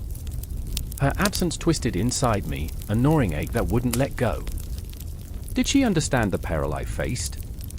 Did she grasp the true nature of the beast that awaited us? As I scanned the horizon, searching for answers, the chilling thought clawed at my insides. What if Jormungandr wasn't just a threat to the world, but to my very soul? In the shadows of my mind, I could see her face, the way her eyes sparkled with mischief, the wildness in her spirit. She was always chasing storms, always daring the universe to strike her down. But I had never been so brave. I had always clung to the mundane, safe in the illusion of control. Yet here I stood, on the precipice of the abyss, and I felt the serpent in my veins, its venom coursing through my thoughts, whispering fears that made my skin crawl. I remembered Freya's words, "Courage isn't the absence of fear, it's the triumph over it." The ground trembled as if the very earth could sense my turmoil, as if it was paying homage to the serpent that encircled it. My childhood friend Bjorn stood at my side, his face a mask of determination, but I could see the flicker of doubt in his eyes. "We'll face him together," he said, but his voice cracked, betraying his uncertainty. I wanted to believe him. I needed to believe him. But what could two mere mortals do against a creature born from chaos, a serpent that could encircle the world, devouring everything in its path? In that moment, time unraveled. Memories rushed back, long summers spent fishing by the fjord, our dreams woven into the fabric of the waves. I remember the day we discovered the legend of Jormungandr. We had scoffed at the tales of his might, of the battles he fought and the gods he defied. It had all seemed so distant, so unreal. But now, standing at the edge of the world, the weight of those stories pressed down like 1,000 stones, each one a reminder of our insignificance. The ocean roared, and I felt the ground quake beneath my feet, as if Jormungandr was awakening from his slumber, sensing the chaos we sought to confront. I tightened my grip on the sword at my side, its blade gleaming like a beacon of defiance against the darkness. But what good was a weapon against a force of nature, against a creature that represented the very end of all things? I was acutely aware of my own frailty, of how easily dreams could be shattered like glass. I turned to Bjorn, desperation clawing at my throat. What if we fail? The question hung in the air, heavy with meaning. But the truth was, I was more terrified of not trying than of failing. I had spent my life watching from the sidelines, and I could no longer afford to let fear dictate my fate. The sea swelled, a monstrous maw opening to swallow the sky. And then, from the depths, the serpent emerged, a mass of scales shimmering with an iridescent glow, its eyes glowing like fiery coals. My heart thundered in my chest, a primal rhythm that echoed the age-old pulse of the world. Jormungandr was real, and he was here, a living nightmare incarnate. With each undulating wave of his body, I felt the weight of history pressing down upon me. The legends whispered in the winds, tales of heroes who had faced the serpent, of those who had been swallowed whole and lost to time. My mind raced to find solace in the absurdity of it all. How could I stand against such a creature? I was a fool to think I could change anything. But then I saw Freya's face again, her fierce spirit, her unwavering resolve. Courage isn't the absence of fear, she had said, and I could almost hear her laughter now, echoing in the tempest. If I was to face the serpent, I would need to embrace my fears, to wield them like a weapon. The sea roared as Jormungandr reared back, his massive head towering over us. The world narrowed to that singular moment, the heartbeat of the universe echoing within me. I could feel the intensity of the storm, the electric charge crackling in the air. I was no longer just a boy standing at the edge of the world, I was a vessel of hope, a spark ignited by desperation. Together, I whispered to Bjorn, my voice barely audible over the cacophony of the waves. We fight together. And as we stood shoulder to shoulder, the storm swirling around us, I felt an unshakable bond form between us, a vow that transcended fear, a promise etched into the very fabric of our beings. We were not just fighting for ourselves, but for every story that had ever been told, for every heart that had ever dared to love. As the serpent's roar broke the silence, the confrontation was imminent, and I knew, deep down in the marrow of my bones, that this was only the beginning. The serpent's significance was more than mere myth, it was the embodiment of our struggles, of our fears, and the chaos we all faced within. And so, with hearts pounding and souls ignited, we prepared to face the abyss, ready to dance with fate, knowing that in the end, we might not just confront the serpent, but also find the strength to embrace our own destinies. The air hung heavy, a thick fog of dread that wrapped around us like a shroud. I stood in the heart of the battlefield, where time trickled like blood. The horizon blazed with the colors of dawn, orange and crimson, a palette of impending violence. It was beautiful and grotesque, a reminder that life could flip like a coin, faces changing from laughter to screams in the blink of an eye. In that moment, I felt the weight of it all, loss and love, fear and courage, and everything in between, crashing over me in waves. I remember the sound of the distant drums, a rhythmic pulse that thrummed in my chest, matching the rapid beat of my heart. Each thud echoed memories of past fights, of friends lost and enemies vanquished. But this was different. This time, it wasn't just a battle for survival, it was a gathering of forces, and every ally came with their shadows, every enemy cloaked in a veil of betrayal. There, beside me, stood Ilara. The sunlight caught her fiery hair, illuminating her like a beacon of hope, yet all I could see were the dark circles under her eyes, a testament to sleepless nights, haunted by the ghosts of those she'd failed to save. She'd once laughed freely, a sound like music that could fill the void of despair. Now, her laughter felt like a distant memory, drowned in the sorrow of sacrifice. What if they come for us, for everyone we care about, she whispered, her voice shaking like reeds in a storm. I wanted to reassure her, to tell her we'd stand strong, but the truth clawed at my insides like a beast hungry for flesh. Then there was Selim, his silhouette carved from shadows, a fallen angel in a world that had forgotten how to believe. He was a soldier, yes, but also a man burdened by regrets, too many lives taken, too many souls lost in the chaos of war. His gaze was locked on the horizon, where the enemy forged ahead, their banners flapping like vultures circling a carcass. I felt the weight of his guilt pressing against me, a force that threatened to crack the very ground we stood upon. If we don't fight, we die. If we fight, we die. What difference does it make, he spat, his words sharp enough to pierce the thick air, leaving behind a bitter taste. The silence was palpable, heavy as a noose tightening around our throats. It was the kind of silence that could swallow you whole, leaving only echoes of your last breath.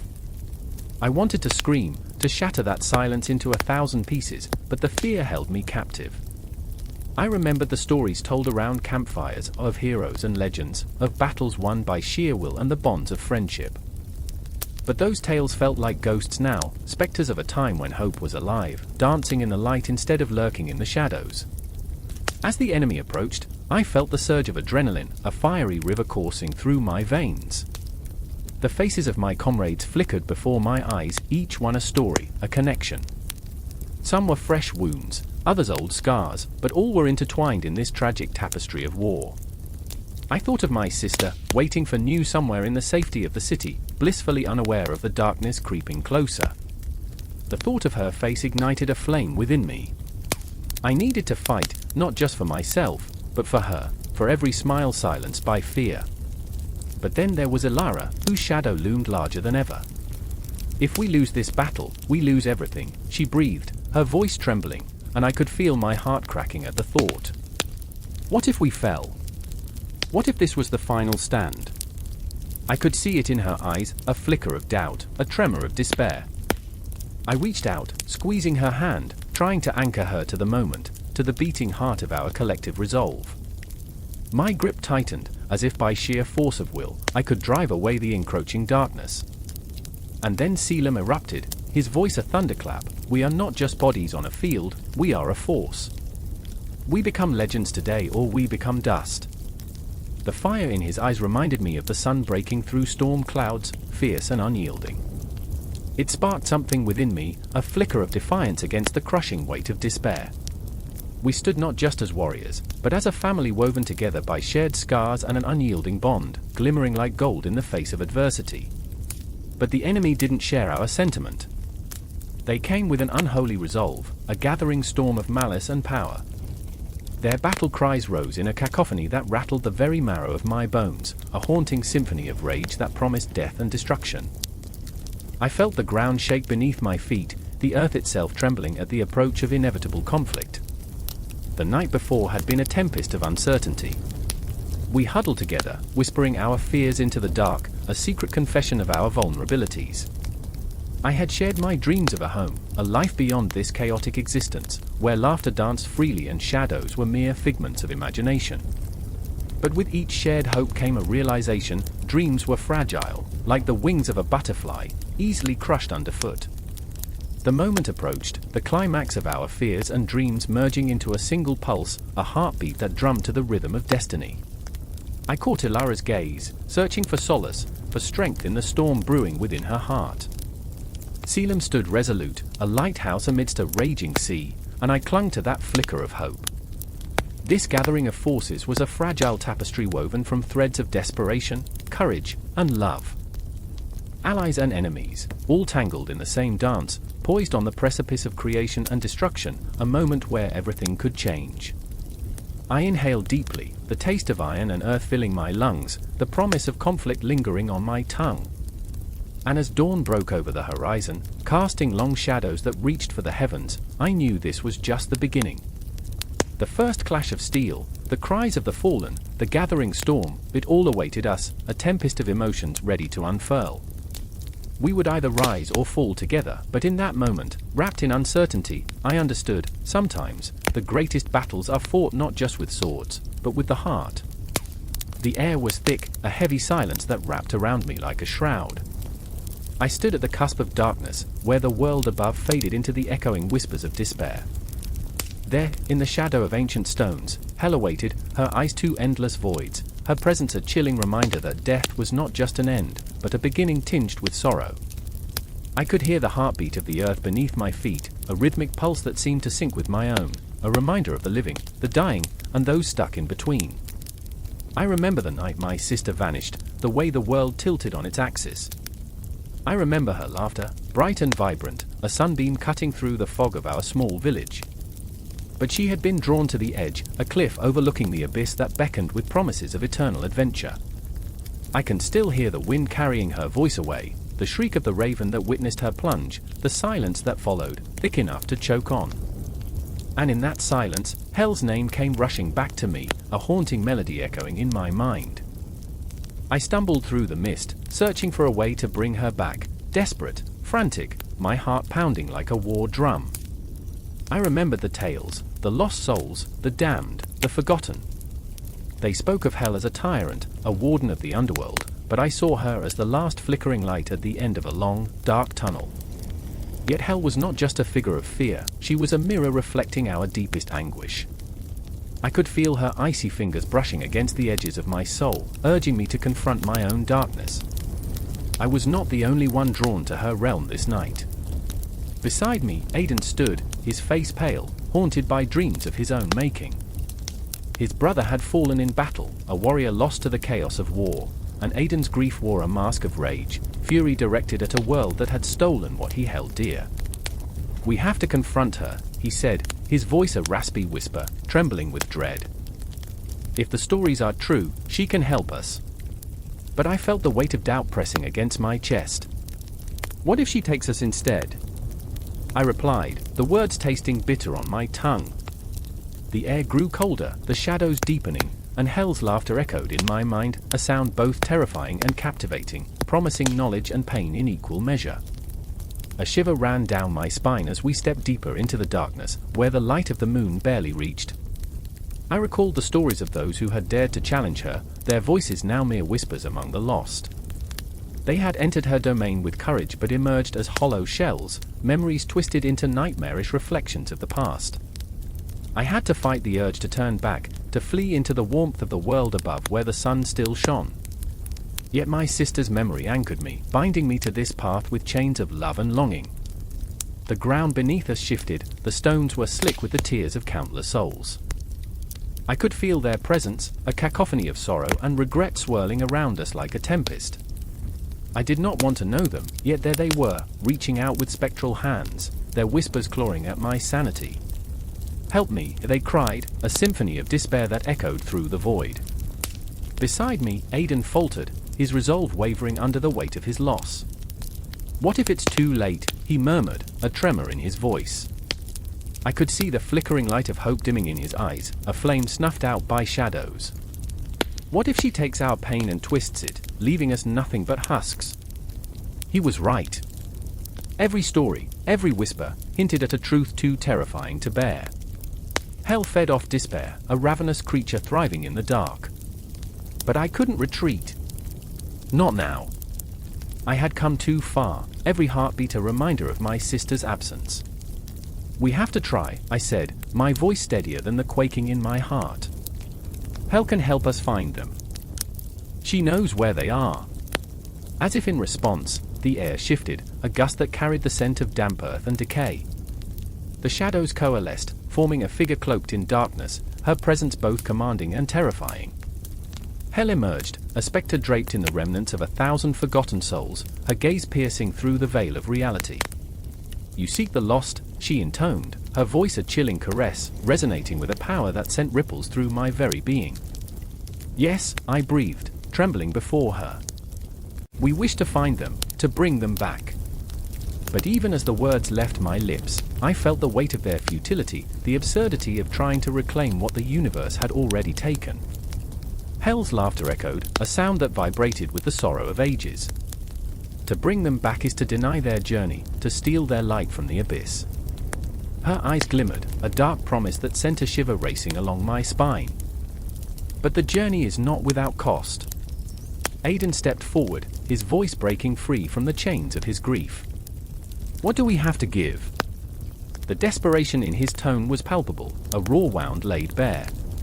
"Everything you are," Hell claimed, her voice weaving through the air like smoke, intoxicating and dangerous. "Your memories, your joys, your very selves. Are you prepared to pay that price?"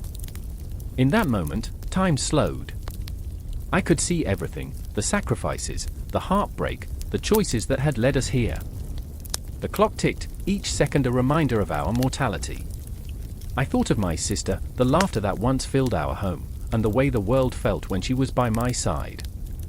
But could I trade my memories of her for a chance to hold her again?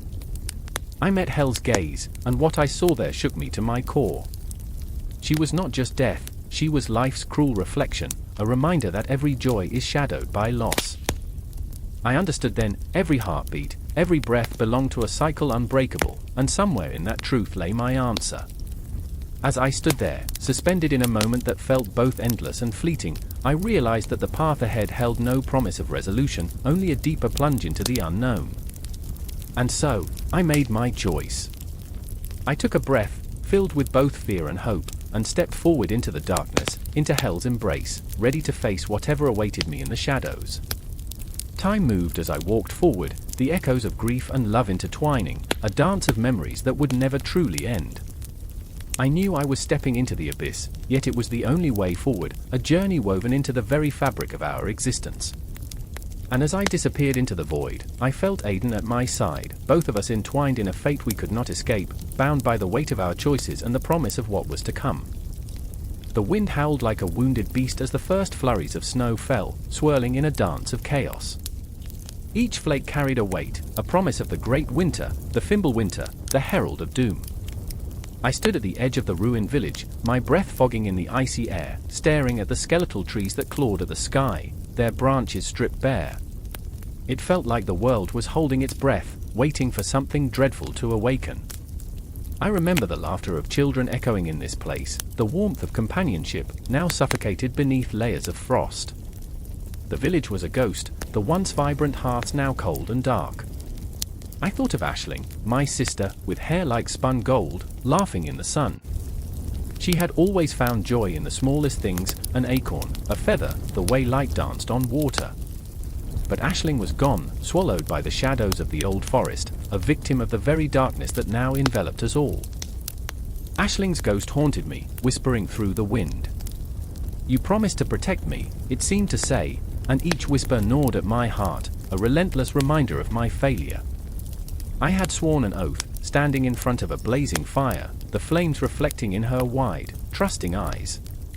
How naive I had been. The promise felt like a noose tightening around my throat, suffocating and relentless. Across the frozen landscape, I saw Eirik, a friend turned into a specter of his former self. His once strong shoulders were hunched with grief, and his eyes were dark pools of despair, mirroring the endless night. Eirik had lost everyone, his family, his home, all swallowed by the encroaching winter. The snow was their shroud, a blanket that buried not just bodies but hopes, dreams, and laughter. He trudged forward, leaving a trail of footprints that would soon be erased, like memories fading into oblivion. "Eirik!" I called, my voice cracking like ice underfoot. He turned, and in that moment, I saw a flicker of recognition, a ghost of the bond we once shared. But it was quickly smothered under the weight of our despair. In his eyes, I recognized my own fear, an abyss that threatened to consume us both. "I can't do this anymore," he whispered, his breath leaving him in wisps, mingling with the chilling air. "They're coming. I can feel it." I nodded, though my heart raced at the thought. The frost giants were awakening, their ancient hunger stirring beneath the snow, their laughter a menacing echo in the howling wind. I felt the world tilt beneath me, a cruel mockery of balance. There were whispers of Ragnarok, the end of all things, and in the distance, shadows of what was to come loomed, waiting for the signal to descend upon us. "Remember when we thought we'd be heroes?" I forced a chuckle, but it died in the air, the bitter taste of irony sharp on my tongue. Eirik's lips twitched, but it was a ghost of a smile, a fleeting moment before the reality of our fate crashed in again. We had dreamed of battles and glory, of tales sung by bards, but now we were nothing but remnants of what once was, broken shards of a forgotten legend. I remember, Eirik's voice trembled as his gaze drifted to the horizon, where the sky bled shades of grey, threatening to consume the last vestiges of light. I remember the warmth of the sun on our backs, the laughter, his voice broke, and I could see the storm brewing behind his eyes, a tempest of grief threatening to drown him. Now it's just cold. And there it was, the cold seeping into our bones, into the marrow of our existence, clinging like a disease. The great winter was here, transforming life into a mere whisper, a feeble flicker of warmth extinguished by an unyielding chill.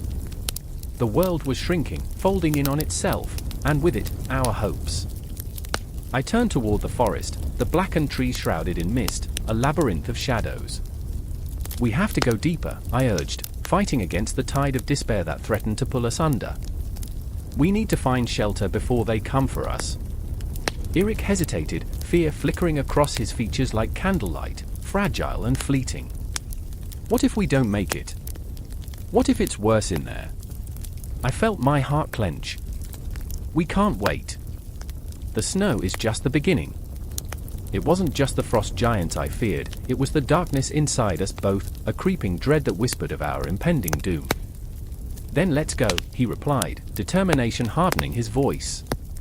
We trudged forward, each step heavy with the weight of our memories, the echo of laughter now a distant melody drowned in the cacophony of the falling snow. As we entered the forest, the atmosphere shifted, a palpable tension hanging in the air like a thick fog. The shadows twisted and writhed, and the trees whispered secrets I was never meant to hear. Each crack of a branch beneath our feet felt like an omen, a reminder that we were trespassing on ground steeped in ancient magic, a world teetering on the brink of annihilation. I could feel Aisling's presence, her laughter swirling around me like a ghostly embrace. "You can't save everyone," she seemed to say, and I clenched my fists, frustration bubbling to the surface. "But I have to try.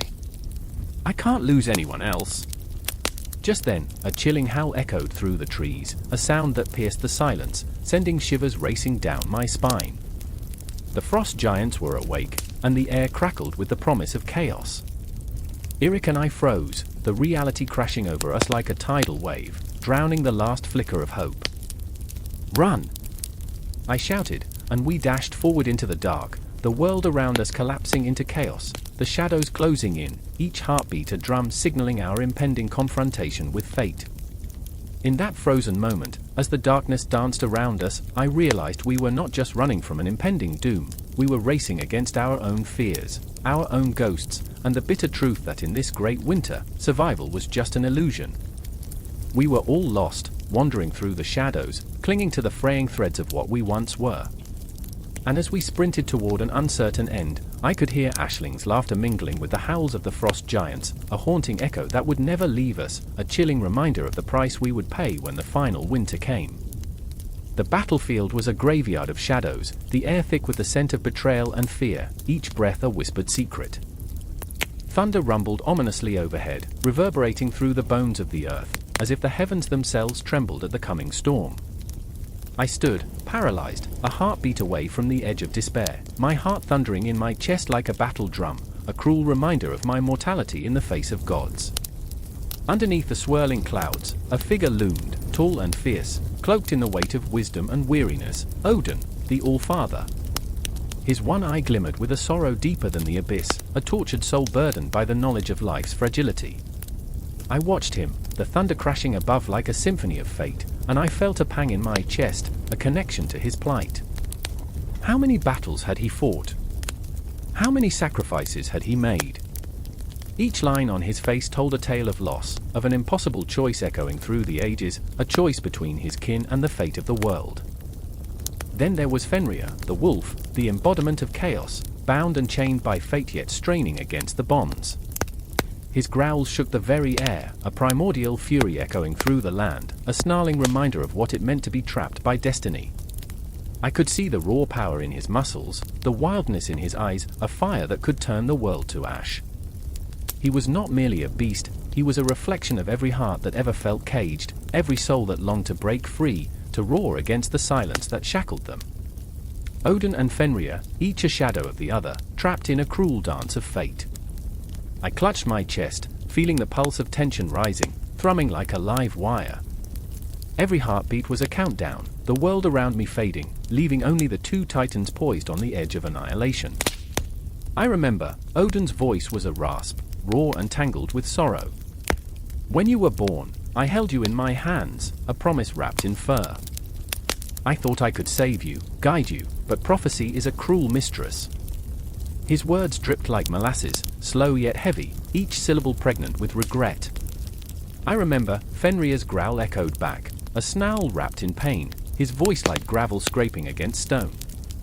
"You think you can contain me? You think chains can bind the blood of the gods? I am not your plaything, old man." The rage in his voice was electric, sparking in the air, igniting every nerve in my body. And then it happened, the moment when silence shattered, when the air buzzed with tension, a taut string ready to snap.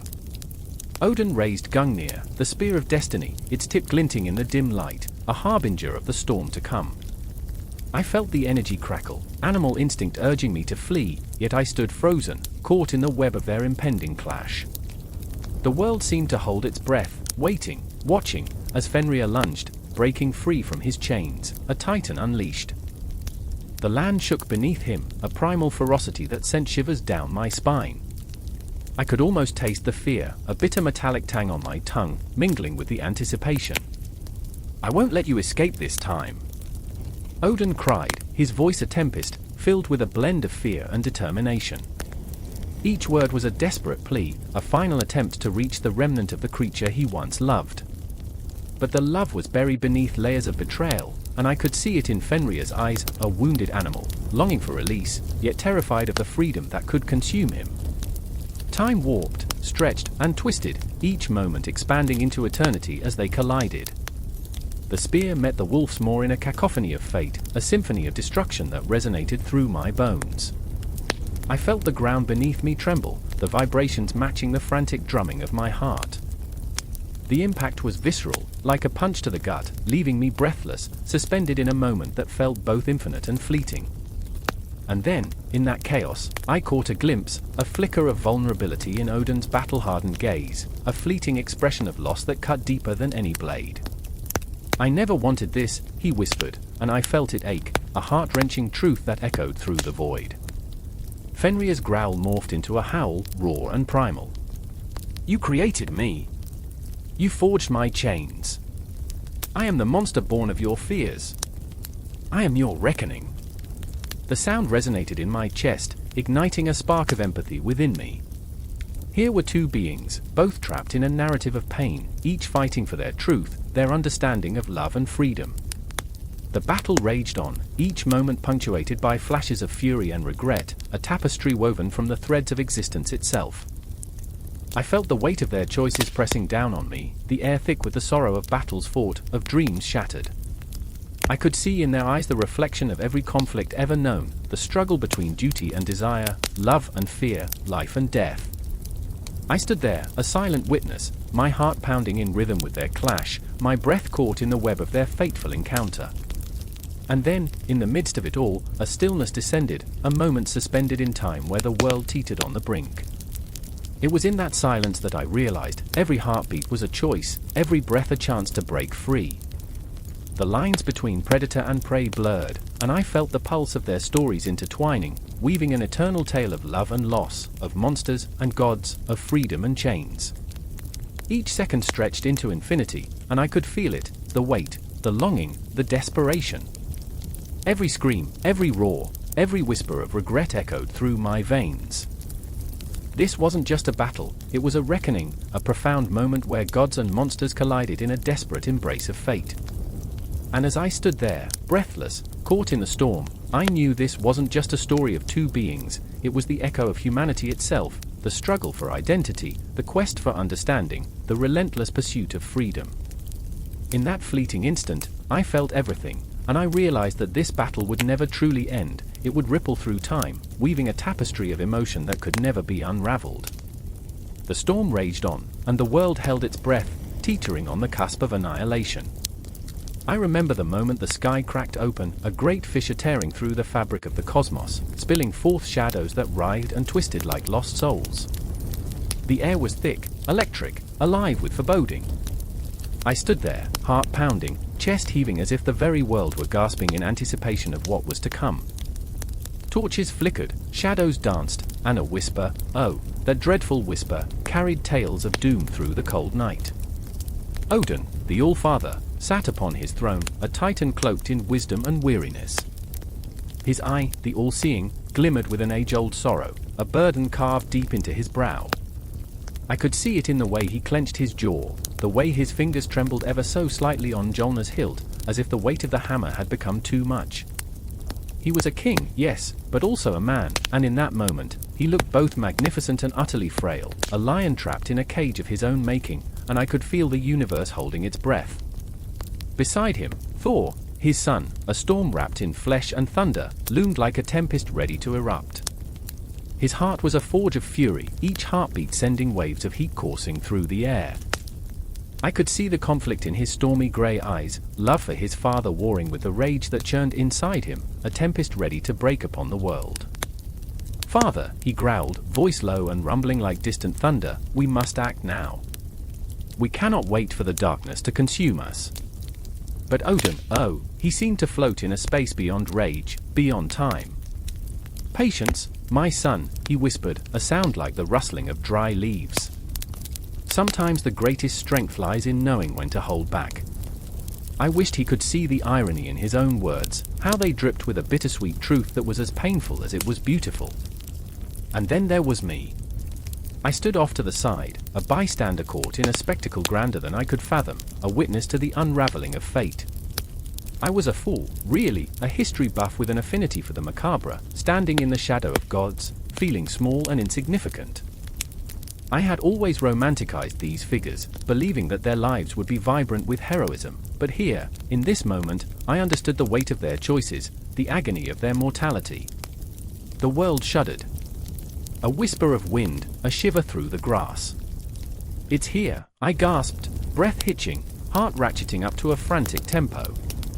The shadows thickened, pooling around us, swirling with an insidious hunger. "It's coming for him." "You think I don't feel it?" Thor snapped, his voice crackling like lightning. "I can taste the fear in the air." "It's stop." Odin's voice rang out, a commanding presence that silenced the tempest in his son's heart. "We cannot let fear dictate our actions." His face was etched with the shadows of 1,000 battles, 1,000 deaths.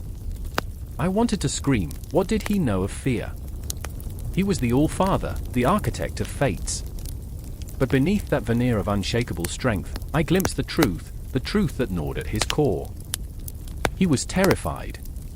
Terrified that he would lose his son, terrified that this time, he might not return. Time folded around us, and I could almost hear the ticking of a clock, the sound echoing like the footsteps of ghosts. I looked into Odin's eye, the one that had sacrificed so much for wisdom, and saw the reflection of his past, battles lost, friends betrayed, the ghosts of warriors who had died too soon. They were all there, whispering, clawing for release. I shivered, caught between the past and an uncertain future. A sudden roar shattered the silence, an unholy sound that echoed through the trees. From the shadows emerged the figure of Fenrir, the great wolf, a beast of myth and nightmare, eyes burning with the rage of 1,000 wrongs. Every hair on my body stood to attention. This was it, the moment everything would shatter. "Father!" Thor surged forward, muscles coiling like steel. "I won't let him take you." "No!" Odin cried, desperation cracking through his calm facade. "You mustn't. It's my fate." The anguish in his voice was a blade that cut through my heart. This wasn't just a battle, this was a reckoning, a sacrifice woven into the tapestry of existence. I remember the moment Fenrir lunged, a blur of fur and teeth, a storm unleashed. The world spun, the air thick with the smell of earth and death. I could see it all, the love, the loss, the inevitable clash of destinies. Thor charged, fury igniting in his veins, but the wolf was faster, stronger, and I felt a chill crawl along my spine, whispering the truths I had avoided. In that instant, everything slowed. I felt time stretch, the heartbeat of the universe echoing in my ears. I wanted to scream, to reach out and pull them back from the precipice, to grasp hold of Odin's hand and plead with him to not let go. But I was powerless, a mere observer in a world governed by gods and monsters. Then, the clash, the sickening sound of metal against beast, the thunderous roar of a fate colliding with destiny. Odin, standing tall, a beacon against the darkness, faced Fenrir with a fierce resolve. It was a dance, a waltz of destruction and sacrifice, and as they fell into turmoil, I felt my own heart breaking, splintering against the weight of inevitability. "Father, don't!" Thor bellowed, but it was too late. The shadows swallowed them whole, a dreadful eclipse blotting out the light. I was left standing there, caught between the echoes of their cries, a silent witness to a tragedy that would ripple through the ages, forever altering the very fabric of our world. The air crackled with silence, a hollow void left in the wake of their fates. I stood there, breathless, trying to grasp the enormity of what had just unfolded. Odin was more than a god, he was a father, a friend, a titan crumbling beneath the weight of his own choices. The moment shattered, fracturing into a kaleidoscope of emotions, fear, grief, rage, and an unbearable sense of loss that enveloped me like a dark shroud. And as I looked up at the stars, twinkling with an indifference I could never understand, I realized this was just the beginning. The cosmos spun on, and with it, the stories of gods and men continued, forever intertwining, forever haunted by the shadows of the past. The sky ripped apart, a jagged tear in reality as thunder crashed like 1,000 war drums. I stood there, heart pounding, as if the cosmos itself was rattling in fear. It was the end, and yet, here I was, frozen, a breath away from madness. I remember the air thick with anxiety, crackling like the static before a storm. It was suffocating. Thor, once the embodiment of strength, his broad shoulders now slumped under the weight of inevitability. The gleam of Mjolnir, his hammer, shimmered like a dying star, casting desperate shadows across his face, shadows that whispered of regret, of countless battles fought yet never won. I could see it in his eyes. Fear. Not of death, but of failure. Jormungandr coiled beneath the tumultuous waters, its scales glistening like shards of blackened glass, the sea roiling with its monstrous presence. It stirred with a chilling grace, an ancient hunger that echoed through the very marrow of my bones. I felt the tension pulse in the air, each heartbeat a countdown to chaos. Loki stood at a distance, his smiler mask slipping away. The mischievous god was a paradox, jokes spilling from his lips while shadows danced around him, clinging like the ghosts of his past. He was clever, too clever for his own good. I could see his fingers twitch, wanting to weave a spell, to escape this condemnation, but what magic could save them now? He had betrayed them all, and somewhere deep inside, he knew it. Brother! Thor's voice boomed, drowning out the thunder, but it lacked the certainty I longed for. It was a plea, an echo of what once was. We fight! But even the courage in his tone cracked under the weight of despair. Would it be enough? Would it ever be enough? The abyss stared back, hungry, waiting for the inevitable fall. Time wove itself into a tapestry of dread, each second felt like an eternity as waves crashed and thunder roared, drowning out reason. I remembered stories of giants and gods, battles won and lost in the blink of an eye. Each tale a thread, connecting us through the ages, whispering warnings of catastrophe. It was all so absurd. We were mere players, our lives but a flicker in the vastness of time. Yet here, in this moment, I was alive, painfully aware of the ticking clock that counted down to destruction. The sea churned violently, and with it came the serpent, its massive, scaled body breaking the surface like a nightmare unleashed. Ice gleamed with malice, an oceanic abyss willing to swallow the world whole. I gasped, the chill seeping into my bones, and I could taste the salt of my own fear. The clash was foretold. The gods had spun this web of destiny, and we were ensnared within it. Stand with me! Thor roared, defiance igniting in his chest, though I could see the tremor in his hands as he gripped Mjolnir. The hammer felt heavier than the mountains, a weight that tugged at his spirit, threatening to drag him down into despair. In that moment, vulnerability and valor coalesced into something heartbreakingly human. He was trapped between duty and dread, a warrior who faced an enemy that could not be defeated. But I could sense a flicker of hope lingering, stubborn and frail, a reminder that even in darkness, light has its way of breaking through. Loki, the trickster, with his chaotic genius, stepped closer, his eyes glinting with a spark of madness. We can turn this, brother, he shouted. A little mischief can change the tides. Yet, as he spoke, I could see the truth lurking beneath the surface. Would mischief and cunning be enough to outsmart a creature born of chaos itself? The irony twisted my gut. How could we outwit something designed to unravel the very fabric of existence? Thunder and lightning danced in a manic symphony above, nature's fury echoing the storm within us. It was a cacophony of emotions, fear, rage, desperation, a tumultuous tide crashing over every corner of my being. I felt the tears welling, unbidden. It was the weight of inevitability crashing down, threatening to drown me, too. As the serpent lunged, jaws wide enough to swallow the sun, I noticed something profound, a connection forged in that manic moment. Thor's eyes met mine, and in that heartbeat, I felt the weight of his history, the burdens he carried like chains around his heart. He was not just a god, he was a brother, a warrior, a man who felt every loss, every wound carved deep into his spirit. I will not falter, he shouted, and the words were a lifeline. Mjolnir glimmered with a dangerous intensity, and in that moment, I knew we would not go quietly into the night. We were not just going to survive, we would fight. The world shattered as thunder clapped, the heavens themselves seeming to take sides, the rain pouring down like 1,000 tears shed by the cosmos. I could feel it, time slowing, an eerie stillness before the storm. We braced ourselves, hearts pounding in sync, brother, betrayer, and watchful witness, trapped in a moment that felt both infinite and fleeting. I remember the moment vividly, the anticipation swirling around us like mist, the air electric with the promise of catastrophe. The inevitable clash loomed closer, and my breath caught in my throat, the weight of reality pressing down like a mountain.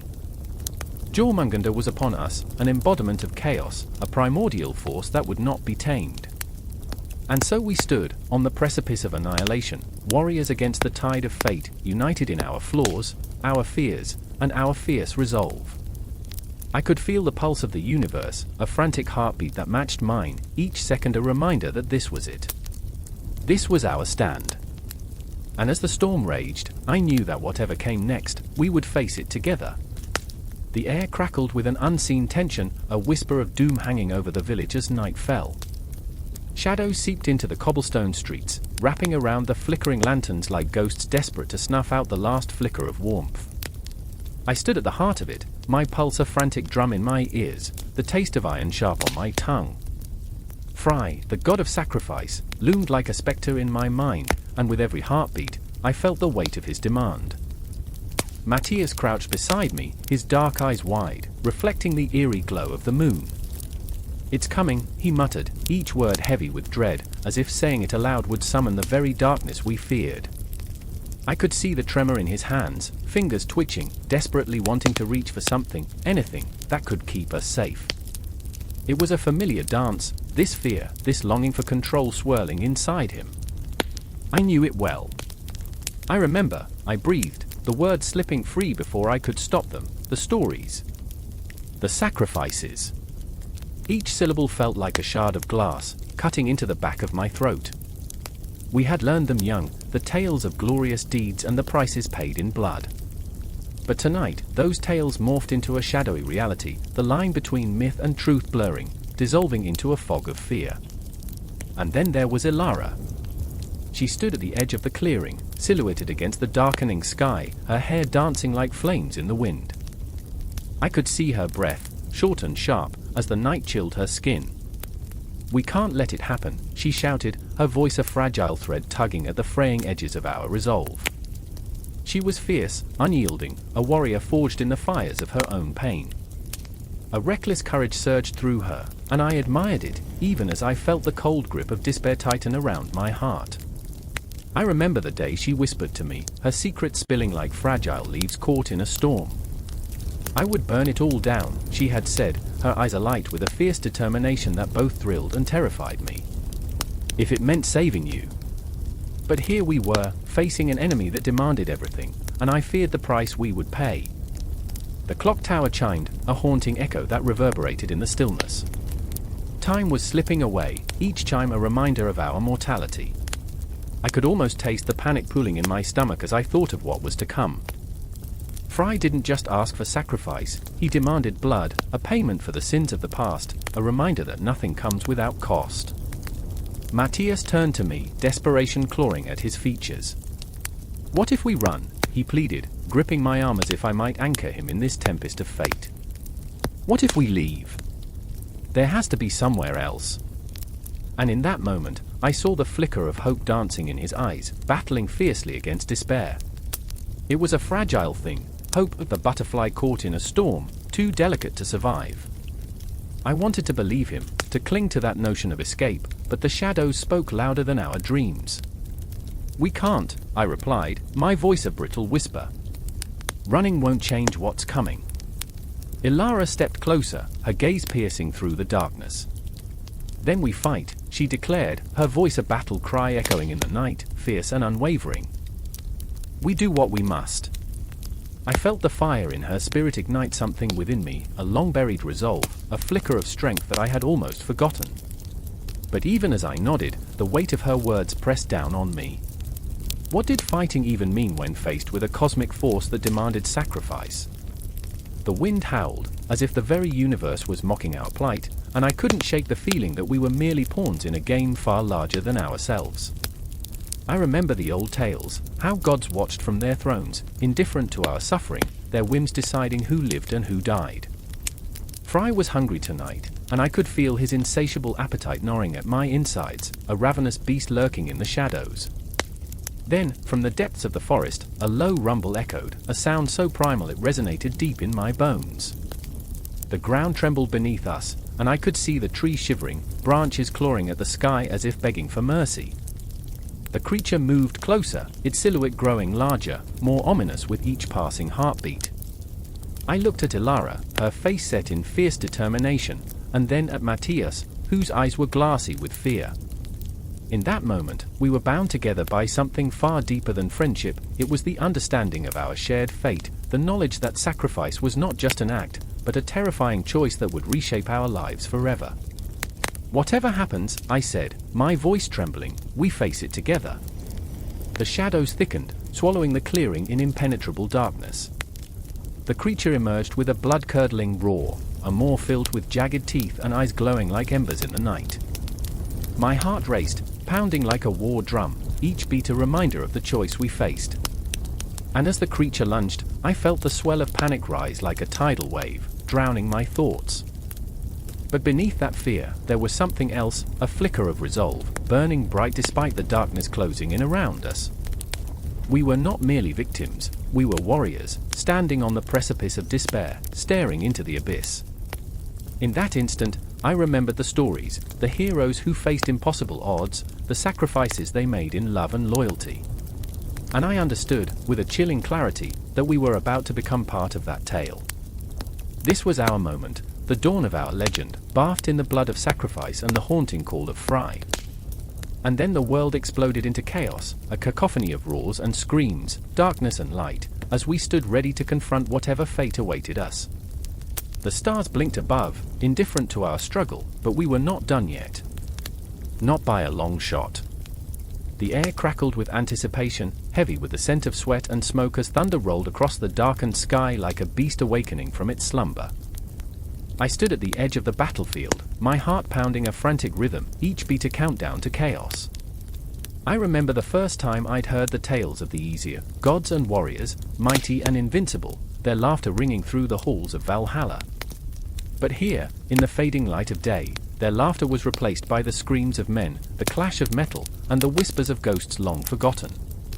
Through the haze, I saw her, Freya, shimmering like a silver coin in a muddy well, her eyes fierce, yet haunted by the weight of choices unmade. She wielded her spear, Gungnir, with a grace that belied the storm brewing within her. I could see it in the way her fingers tightened around the grip, the way her breath came out in quick, sharp bursts. "Not today," she murmured to the wind, but even the wind seemed to mourn what was to come. And then there was Tyr, the one-handed warrior, standing tall despite his scars, a monument to battles fought and lost. I remember how he looked at Freya, a mixture of longing and determination etched across his rugged face. The bond they shared felt so fragile, like a spider's web glistening with morning dew, yet poised to shatter with the slightest touch. "We fight with honor," he growled, voice a low rumble like distant thunder, as if he could summon strength from the earth itself. But I could see the doubt flickering in his eyes, the nagging fear that honor might not be enough to save them this time. The battlefield stretched before us, a canvas smeared with the colors of war, blood red, muddy brown, and the sickly yellow of fear. I could feel the pulse of the world around me, the vibrations of impending doom mingling with the cries of warriors charging to meet their fate. "This is it," I whispered to myself, the words slipping through my lips like a prayer I didn't believe in. "This is the end." The sky, once a bright blue, was now a canvas of grey and black, as if the heavens themselves were mourning the loss that loomed ahead. Lightning split the clouds, illuminating faces twisted in rage and fear, and I shivered. I remembered my own battles against shadows, those moments when I felt small and powerless. But here, I was surrounded by giants, and yet all I could feel was the weight of despair pressing against my chest, a reminder of how fleeting life could be. A horn sounded, sharp and piercing, slicing through the air. It was a call to arms, a summons to fight or die, and it echoed in my bones. Each warrior answered it as if it were a familiar tune, one they danced to in the flames of their youth. But not all would return to the fires of home. I focused on Freya, her silhouette framed by the flickering torches, the essence of life and death entwined in a single moment. "Fight with me," she called to Tyr, but I saw the hesitation in his eyes, the shadows of doubt that danced there. "Together," he replied, though his voice trembled, and I could almost hear the ghosts of his past whispering in his ear, reminding him of what he had lost. "I can't lose you, Freya." A moment passed, an eternity wrapped in silence, heavy like a leaden sky. I felt the air thrum with their connection, and for a heartbeat, hope flickered. If they could hold on to each other, perhaps there was a chance. But then the enemy surged forward, like a dark tide threatening to swallow them whole. The clash of metal rang out, a discordant symphony of violence that reverberated through the very marrow of my bones. I watched as warriors fell, their cries swallowed by the chaos, their lives extinguished like candles snuffed out by a merciless wind. Fury surged through me, a tempest of rage and sorrow, but it was not mine to claim. It belonged to those fighting on the front lines, those whose hearts were laid bare on the altar of destiny. Freya moved like a tempest, weaving through the enemy ranks with lethal elegance, her spear dancing in the air as if it were an extension of her very soul. I could see it, her fierce determination, the rage that simmered just beneath the surface. She was not just fighting for her life, she was fighting for every moment stolen from her, every joy that had withered beneath the weight of fate. "I will not bow," she screamed into the din, a battle cry that rose above the chaos. But as I watched, her fierce resolve faltered for a split second, a fleeting glimpse of vulnerability that cut deeper than any blade. Tyr charged beside her, his remaining hand clenched into a fist, the shadows of his past looming larger with every breath. He was fighting not just for honor, but for redemption, a chance to reclaim the pieces of himself he thought lost forever. "Stay close," he yelled, but his voice cracked like fragile glass, and I could see the fear that gnawed at his heart, the fear of losing what he held most dear. And then it happened, a moment of sheer chaos that shattered the fragile thread of hope. A figure cloaked in darkness emerged, a shadow that twisted the air around it. The ground trembled beneath its weight, and a chill seeped into my bones. The very essence of dread. "You think you can stand against the tide?" The voice was like ice, slicing through the air, and in that instant, I felt the world hold its breath. Time slowed, the chaos around me fading into a haunting silence. I saw Freya and Tyr, their faces etched with determination but clouded by something darker, a realization that this was no ordinary foe. The last stand of the Aesir was not merely a battle, it was a reckoning, a confrontation with the very essence of despair and hope. Together, Freya whispered, and in that moment, I understood the weight of connection, the desperate need to cling to each other in the face of oblivion. As the figure advanced, I felt the ground shift beneath me, the echoes of their resolve reverberating through the air. Their fight was not just against an enemy but against the very notion that loss was inevitable, that love could be extinguished by darkness. I could feel the pulse of the universe around them, a heartbeat that thrummed with potential and promise, threading through the fabric of their struggle. They were not just fighting for survival, they were fighting for every moment that mattered, for every laugh shared and every tear shed. The air crackled with magic and despair, a haunting melody that would carry their stories long after the last breath was drawn. And then, as lightning tore through the heavens, illuminating the battlefield in a blinding flash, I knew this was just the beginning. The confrontation loomed before them like a dark, unyielding horizon, and I held my breath, knowing that in this moment of despair, there was a flicker of hope waiting to ignite, ready to pull us all deeper into the heart of their struggle. The wind howled like a wounded animal, and the sound seeped into the bones of the forest, curling around old trunks and whispering secrets to the leaves. The great oak stood tall, its roots deep in the earth, but even it trembled as the storm approached. I remember that moment vividly, the air thick with electricity, a tension so palpable it felt like the world was holding its breath. I was there, heart racing, standing at the edge of the clearing, where shadows danced like flickering candle flames, teasing the edge of the darkness that threatened to swallow everything. From the shadows emerged Freya, fierce and beautiful, her golden hair a wild halo, eyes blazing with the fire of 1,000 suns. She was not just a warrior, she was a tempest, a force of nature, and in that moment, I saw her spirit break against the weight of her role. "This is madness," she shouted, voice trembling, a battle cry laced with fear and determination. The Vani were not mere players in this conflict, they were pawns, caught between opposing forces, their lives hanging by a thread spun from betrayal and ambition. Beside her, Njord stood, his demeanor calm, yet his heart twisted within him. He had always been the peacemaker, the bridge between worlds, yet now he felt like a bridge collapsing under the weight of too many feet.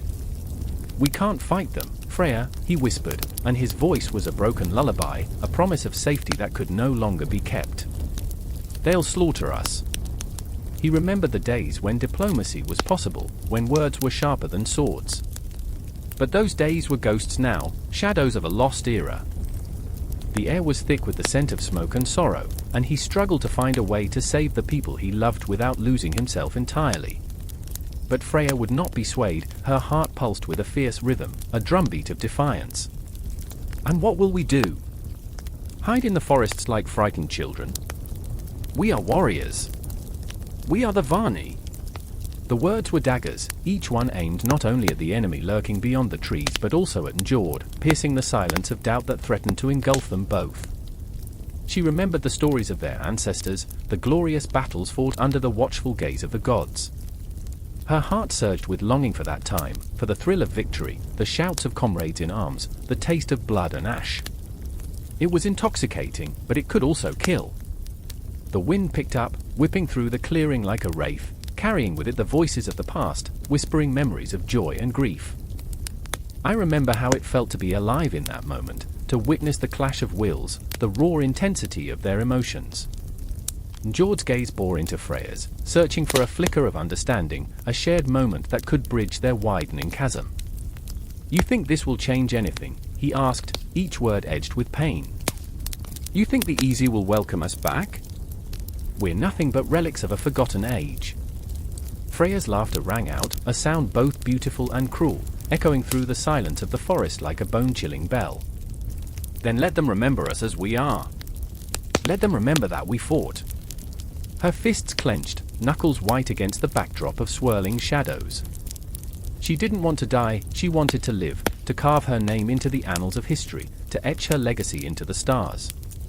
But how could she do that if she cowered in the shadows, allowing fate to write her story?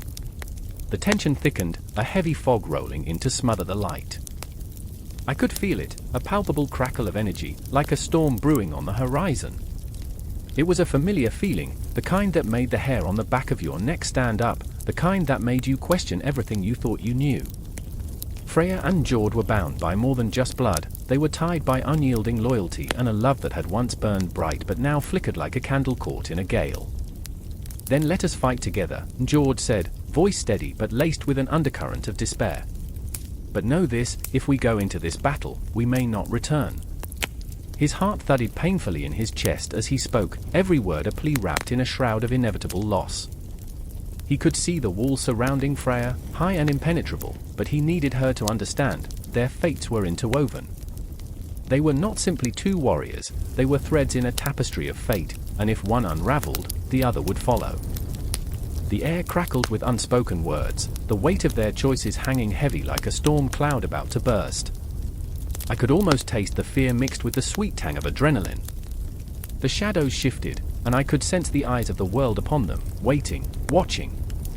Time stretched, each heartbeat echoing in the silence, until Freya stepped forward, her resolve hardening like steel. "Then let the night swallow us whole," she declared, a haunting beauty in her defiance. "But let them remember our names. Let them know we stood and fought, even when the odds were against us."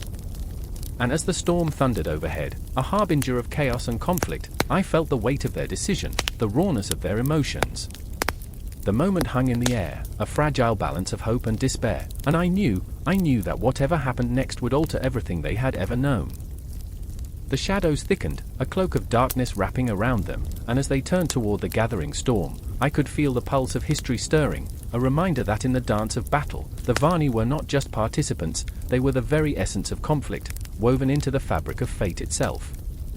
The air tasted of iron and smoke, a bitter tang that clung to the back of the throat like a ghost refusing to leave. The once mighty halls of Valhalla loomed with a sinister whisper, shadows playing tricks on weary minds. An unsettling silence draped over the warriors, broken only by the distant echo of something primal, an unholy growl that crawled beneath the skin and sent shivers racing like wildfire through the bone. It was here, in this sacred hall where heroes sang their glories, that despair hung thick as fog. I remember the feel of the floor beneath my feet, cold, ancient stone, slick with the remnants of battles long past. I had always come to Valhalla seeking solace, a place to belong among the brave souls who fell in the name of honor.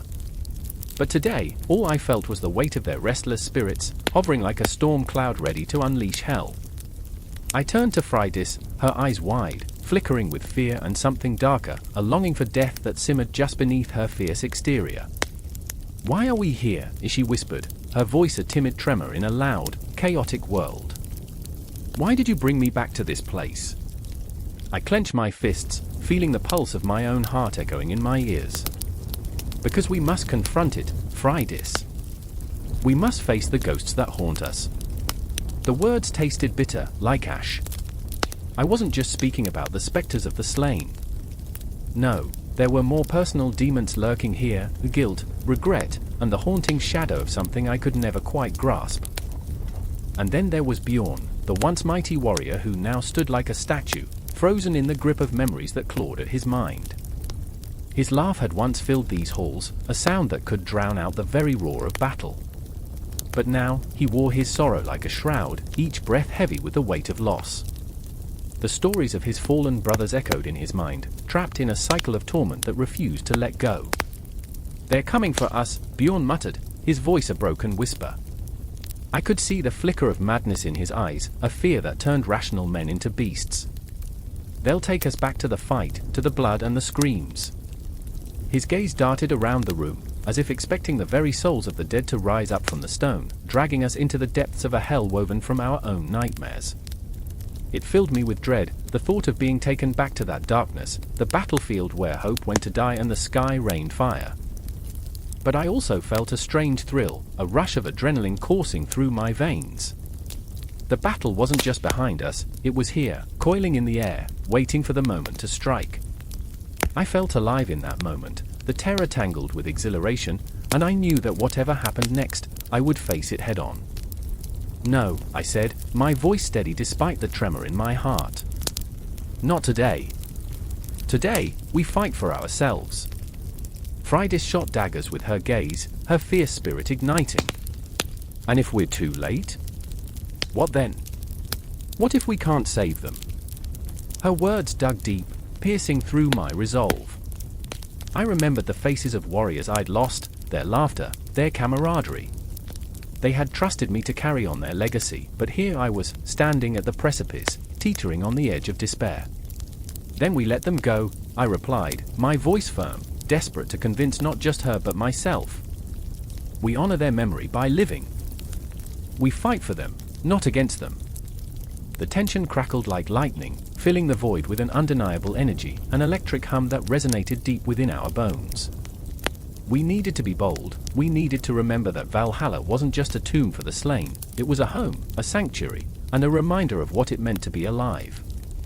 Then the growl returned, louder this time, reverberating through the stone walls, shaking the very foundation of our home. The ground trembled beneath our feet, and I could taste the fear on my tongue, bitter and metallic.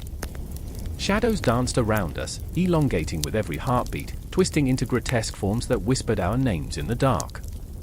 And just as I thought the world would collapse around us, the shadows coalesced into shapes, figures that once fought alongside us, spirits clad in the armor of 1,000 battles. They were here, not to take us back but to remind us, to push us toward what we must confront. Freydis's breath caught in her throat as she recognized the faces, brothers long lost, warriors who had once toasted to victory over mead and laughter. They want us to join them," she stammered, her voice thick with emotion, tears shining like daggers in her eyes. "No," I shouted, the word reverberating in the heavy silence. "We're not leaving, this is our fight." And in that moment, the air shifted. The past met the present, the living and the dead colliding in a cacophony of emotion. I could feel the tension thicken, a bond forged not in fear but in desperate hope. We stood together, 3 souls adrift in the storm of memories. We would face the ghosts that haunted Valhalla, our own and those of our brothers, the fallen yet unforgotten. The fate of this home rested on our shoulders, and though the weight was heavy, it was ours to bear. I closed my eyes, inhaling the sense of battle, of blood and ash, of laughter and loss. I felt alive, a warrior once more. "Let them come," I whispered, my breath steady. "Today, we rise." But as the shadows surged forward, my heart raced with uncertainty. What would remain of us when the dust settled? Would we be heroes or ghosts, mere memories haunting the halls of Valhalla? Time seemed to stretch into an eternity, each second a heartbeat echoing the question that hung in the air. Whatever awaited us, I was ready. We were ready. And with that thought, we plunged into the chaos, hearts pounding, souls ignited, ready to confront the fall of Valhalla. The air crackles with tension as the sky darkens, an ominous blanket swallowing the last light of day. I can feel it, the pulse of impending chaos vibrating through the ground beneath my feet, my heart racing in sync with the distant rumble of thunder. It's not just a storm, it's a reckoning. I stand at the edge of a crumbling city, the weight of humanity resting heavily on my shoulders. Shadows flicker around me, and the world feels both impossibly vast and painfully intimate. "Leah," a voice shouts, tearing through the thick atmosphere, cutting through the rising dread like a knife. It's Marcus, his figure a silhouette against the dying light, panic etched across his face. I can hear the frantic thud of his footsteps, the urgency in his breath, and it sends chills cascading down my spine. "We have to move. Now!" His desperation wraps around me like a shroud, and I remember, oh, how I remember, the moments when we were just 2 people lost in the mundane, laughing over shared meals and whispered secrets. Back then, we believed we were invincible, untouched by the horrors of the world. But that was before the darkness unfurled itself, before the choices turned heavy and the stakes felt impossibly high. I glance back at the city behind me, the once vibrant streets now echoing with the ghosts of laughter and life. Buildings sag like old men, weary and defeated. Every corner holds a memory, and every shadow, a secret. My heart aches, a palpable throb in my chest, as I think of those we've lost, friends, family, snatched away by forces we barely understand. It's a battle we never asked for, yet here we are, caught in the eye of the storm. "Leah!" Marcus's voice cuts through my reverie, laced with urgency. He's always been the protector, the one who shielded my fragile heart from the world's cruelties with his unwavering strength.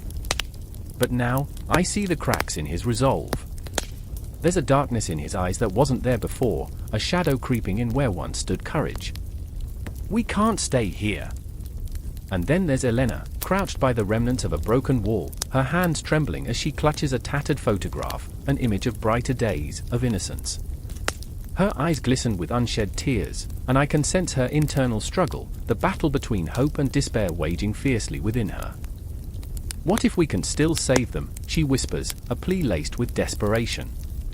It shatters me. I want to tell her that hope is a dangerous weapon, that clinging to it could tear her apart. But how can I when I see the flicker of possibility in her gaze? "Leah," she says again, her voice trembling like a fragile leaf in the wind. "What if we find a way to fight back?" The weight of her words fills the air, and I feel the enormity of the moment crashing down around us. The battle is not just against the external forces threatening our very existence, it is a battle within ourselves, a struggle to find humanity amid chaos. The looming question hangs over us: what does it mean to be human in a world that has turned so cruel? I glance at Marcus, his hands clenched into fists, knuckles white with the strain. Memories flood my mind, his laughter, the way he would cradle my hand as if it were the most precious thing in the world.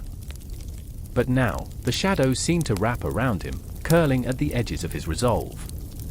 The fight has etched deep lines into his face, and I wonder how many more battles he can endure before he breaks. The thunder rolls again, closer this time, almost like a warning. The air is thick with tension, electric and alive, as if the universe is holding its breath. "We are the last line," I say, my voice rising above the cacophony of doubt. If we fall, what happens to the ones who still believe? Leah. Elena. Marcus.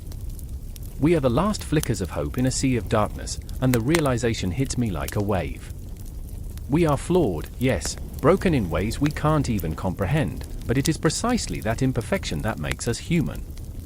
The very essence of our struggle to survive, to fight against the suffocating shadows, is what binds us together. Suddenly, a deafening roar pierces the air.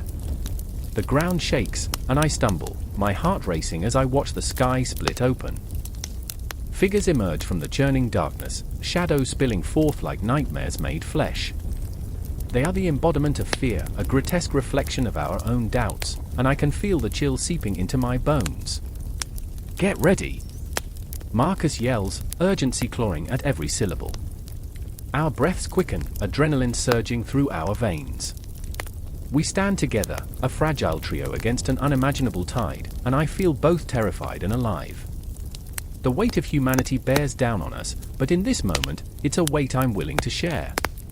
Memories rise like ghosts, the laughter of children, the warmth of a hand in mine, the taste of freedom. I gather those moments, clutching them tightly as I step forward into the fray. We won't let them take us. I shout, my voice echoing through the chaos, and for a fleeting moment, I see it in their eyes, the flicker of shared determination, of defiance. As we charge into the maelstrom of darkness, fear mingles with something else, hope, a wild and reckless flame that refuses to be extinguished. We are flawed, we are broken, but we are alive. And perhaps, just perhaps, that is enough to change the course of everything. The shadows loom closer, but they cannot steal our spirit. The battle for humanity has begun, and we don't stand alone. Each heartbeat resounds like a war drum, each breath a defiance against the encroaching night. We fight not just for ourselves, but for those we love, for the memories that can never die, for the fleeting moments that remind us what it means to truly live. And as the darkness closes in, I feel the surge of unity, the surge of hope, and I know, with fierce certainty, that we will not go quietly into that night. We will rise again and again, until the dawn breaks once more. The crackle of flames filled the air, sharp and crackling, as if the very essence of fire screamed for release. From the shadows, the fire giant emerged, a titan of molten rage and smoldering ambition. His eyes glowed like coals, burning deep with an intensity that could melt steel. He stood on a ridge overlooking the valley, a throne of volcanic rock beneath him, flames licking the air like a serpent, hungry and wild. I was there, heart racing, breath caught in my throat, knowing that the world was tilting dangerously towards chaos. "Do you see it?" he growled, voice like the roar of an inferno. I blinked, struggling to keep the terror at bay. The valley stretched before us, a tableau of an impending storm, the skies bruised and swirling with the promise of ice. The ice giants were approaching, an army of frost and darkness, their breath a chilling wind that whispered of death and despair. In that moment, I felt the weight of time pressing down on me, the clock ticking in a relentless march towards destiny.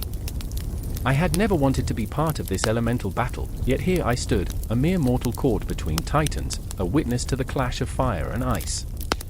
My heart raced not just from fear, but from the haunting question echoing in my mind, what would I sacrifice to survive? To protect what I loved.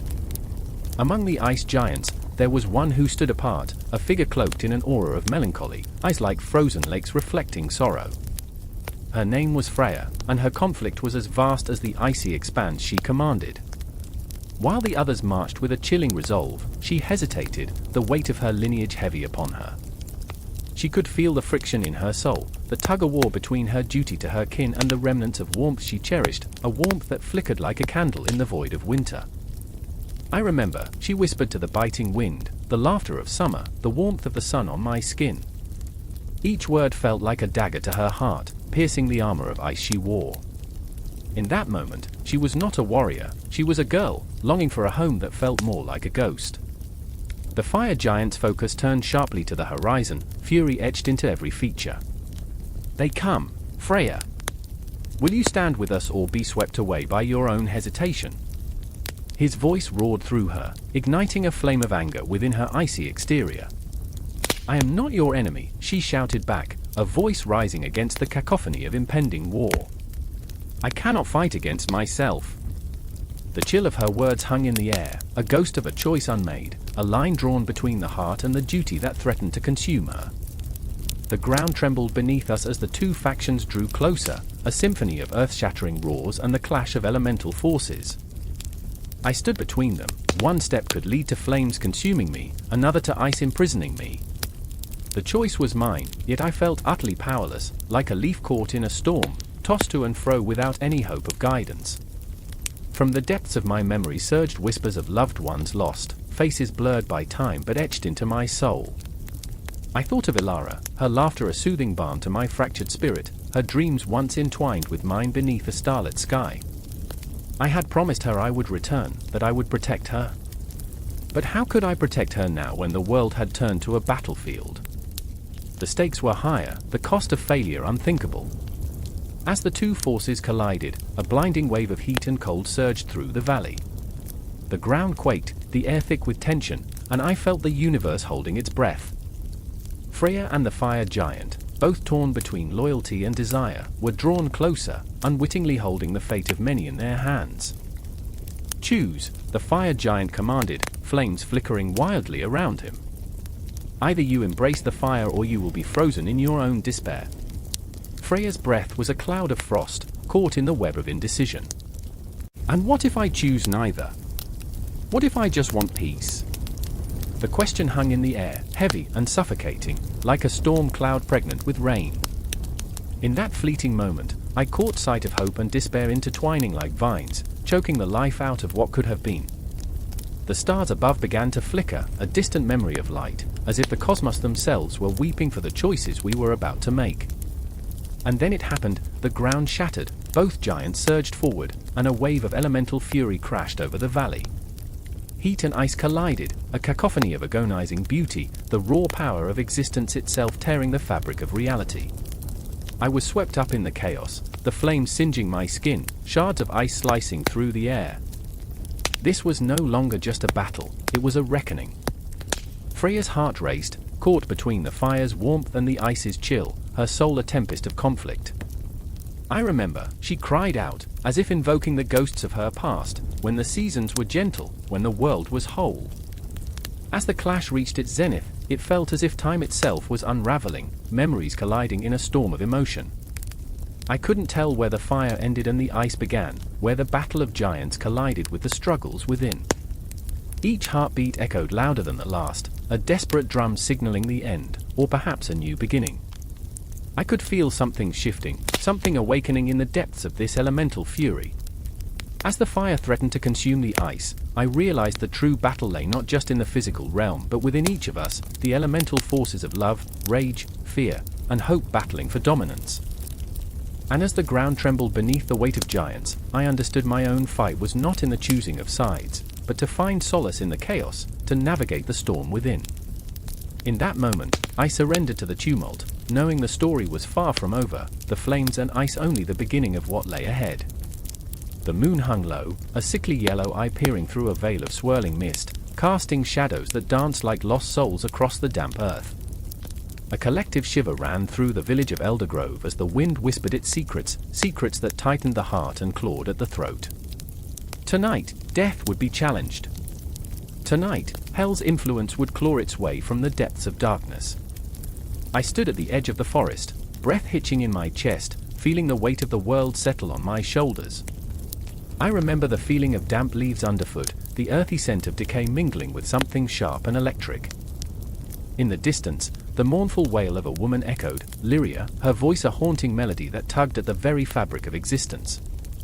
She had lost her son, a boy with laughter that could fill the skies, now snuffed out, leaving only silence. The desperation in her call was a dagger thrust deep into the heart of all who listened. Behind me, Bran clenched his fists, knuckles white, trembling with anger and fear.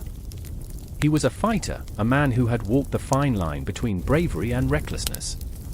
I remember the way his eyes flickered with rage when he spoke of the injustice of it all. The villagers whispered about the deal he made with the shadows, calling upon Hel, the goddess of the dead, to reverse fate itself. "What if I'm wrong?" he had muttered to me earlier, worry etching deep lines into his forehead. "What if I unleash something worse?" Yet, here we were, caught in the maw of the night, the air thick with the promise of resurrection and ruin. I felt the pulse of the earth, a rhythm that matched my own anxious heartbeat. I remember, I breathed, each word a step deeper into the abyss. I remember the stories, the ones that filled our nights with wonder and dread. Stories of men who bargained with death and lost. The memory drifted through me, heavy and sweet, like the scent of flowers at a funeral. The village square lay shrouded in an unsettling stillness, tension coiling like a serpent ready to strike. Lyria's wails echoed, resonating with unyielding sorrow. It wrapped around me, binding my heart in a vice. I could see her in the shadows, a figure draped in grief, eyes wild with hope and despair. "Please," she cried, voice cracking like fragile glass, "bring him back." I can't. Her words were a whirlwind of pain, each syllable a prayer that churned the very fabric of the night. Bran stepped closer, drawn by the rawness of her anguish. "What if," he whispered, voice low and gravelly, "we could bring him back? What if the stories are true?" His eyes glittered with a strange fervor, the flicker of madness mingling with the flicker of hope. "What if we call upon her?" I remembered the tales, the ancient whispers of hell, promised to grant the wish of one who dared to challenge her. But what would be the cost? I felt the tremors of fate ripple through the air, as if the very cosmos leaned in, eager to witness our folly. With a nod, Bran stepped forward, the fire in his belly raging against the chill of mortality. He knelt, the earth cold and unyielding beneath him. "Hell," he called, voice breaking the stillness, "we seek your power. Return what is lost." The words hung heavy in the air, reverberating against the ancient trees, a challenge thrown into the face of the abyss. A moment passed, an eternity, or perhaps a heartbeat. Then, the air crackled, alive with electricity. A low growl of thunder rolled overhead, and the shadows twisted, flickering like candle flames caught in a tempest. I felt every hair on my body stand at attention as the ground trembled, as if the earth itself recoiled from what we had summoned. And then, from the corner of my eye, I saw movement, a figure emerging from the depths of the forest. The air thickened, choked with a sweet, decaying aroma. The night could no longer contain its secrets, and the veil between life and death grew thin. "Do you think you can play with fate?" Her voice was silk and steel, a chilling caress that sliced through the tension like a knife. Hell stood before us, pale as moonlight, eyes gleaming with an ancient hunger. Time faltered. I remembered the stories, the warnings whispered over flickering fires. I remembered my own heart pounding, a wild creature caught in a snare. "Lyria," I breathed, afraid to look away from the goddess cloaked in shadows. A part of me screamed to turn back, to flee to the safety of ignorance. But another part, the part that grieved alongside Lyria, yearned for the impossible. "What do you offer?" Hell asked, tilting her head, the corners of her lips curling into a smile that promised both salvation and damnation.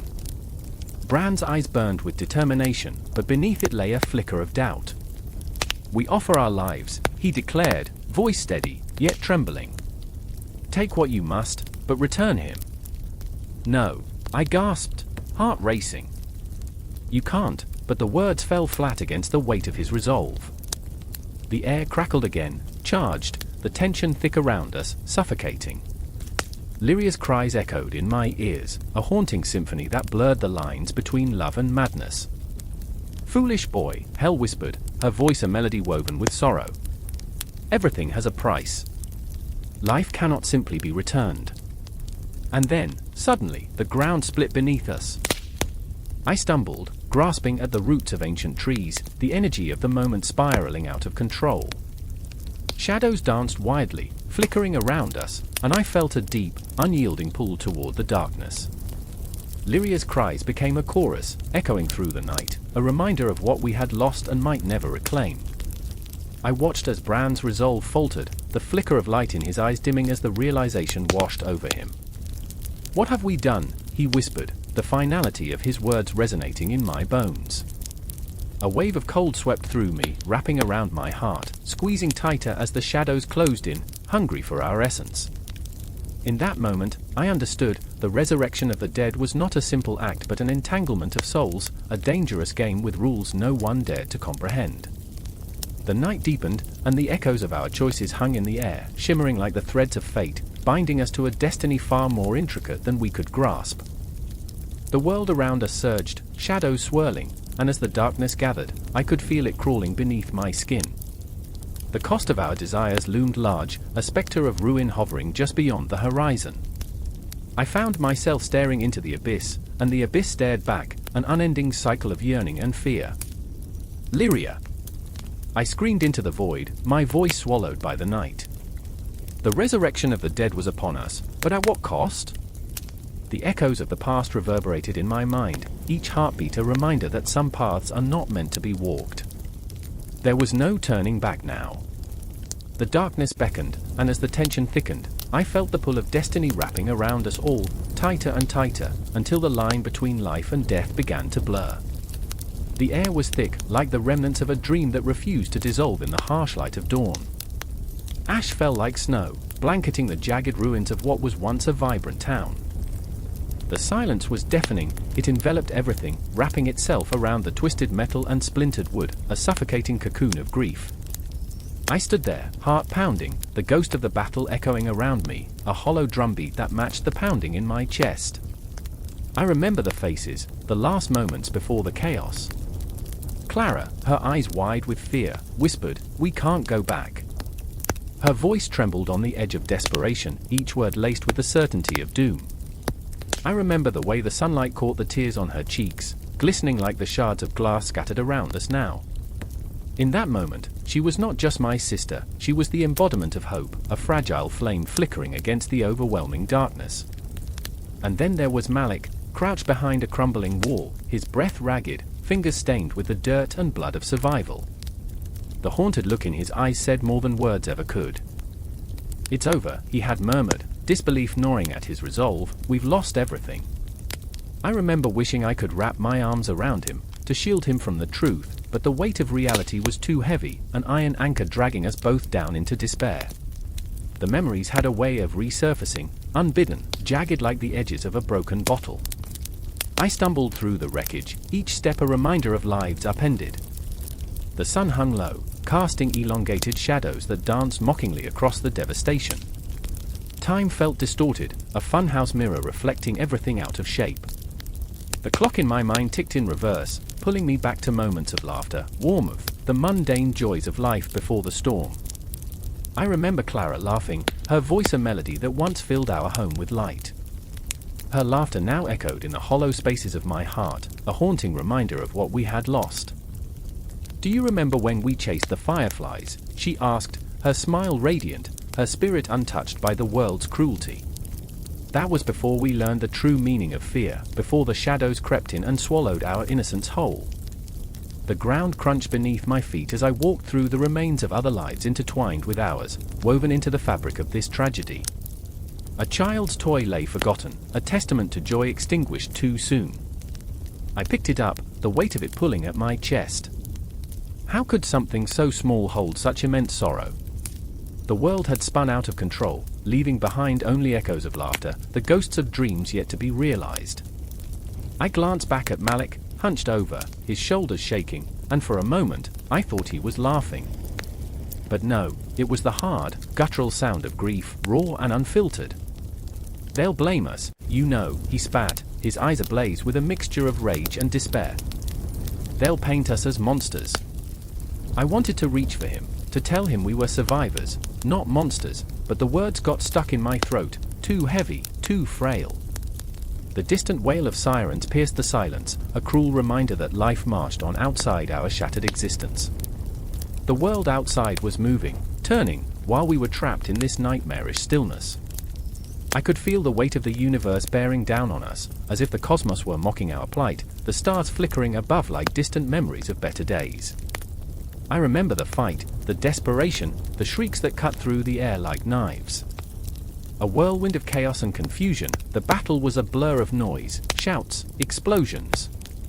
I had fought, I had bled, but in that moment, I had also lost everything. The ground had trembled beneath us, the sky had rained fire, and when the dust settled, souls were scattered like ashes on the wind. "Can we go home?"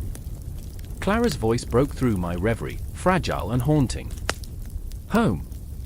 The word felt foreign now, a relic of a past life. I glanced at the horizon, where the sun began to dip, a fiery ball of uncertainty.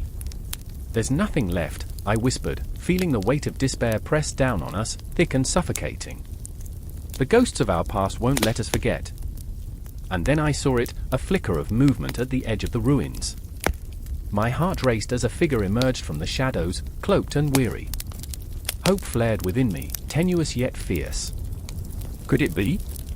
Someone alive? The figure stepped into the light, and with them came a rush of emotions, fear, anticipation, longing. Everything slowed as I took a step forward, my heart caught in my throat. Could this be redemption? Or another shard of heartbreak?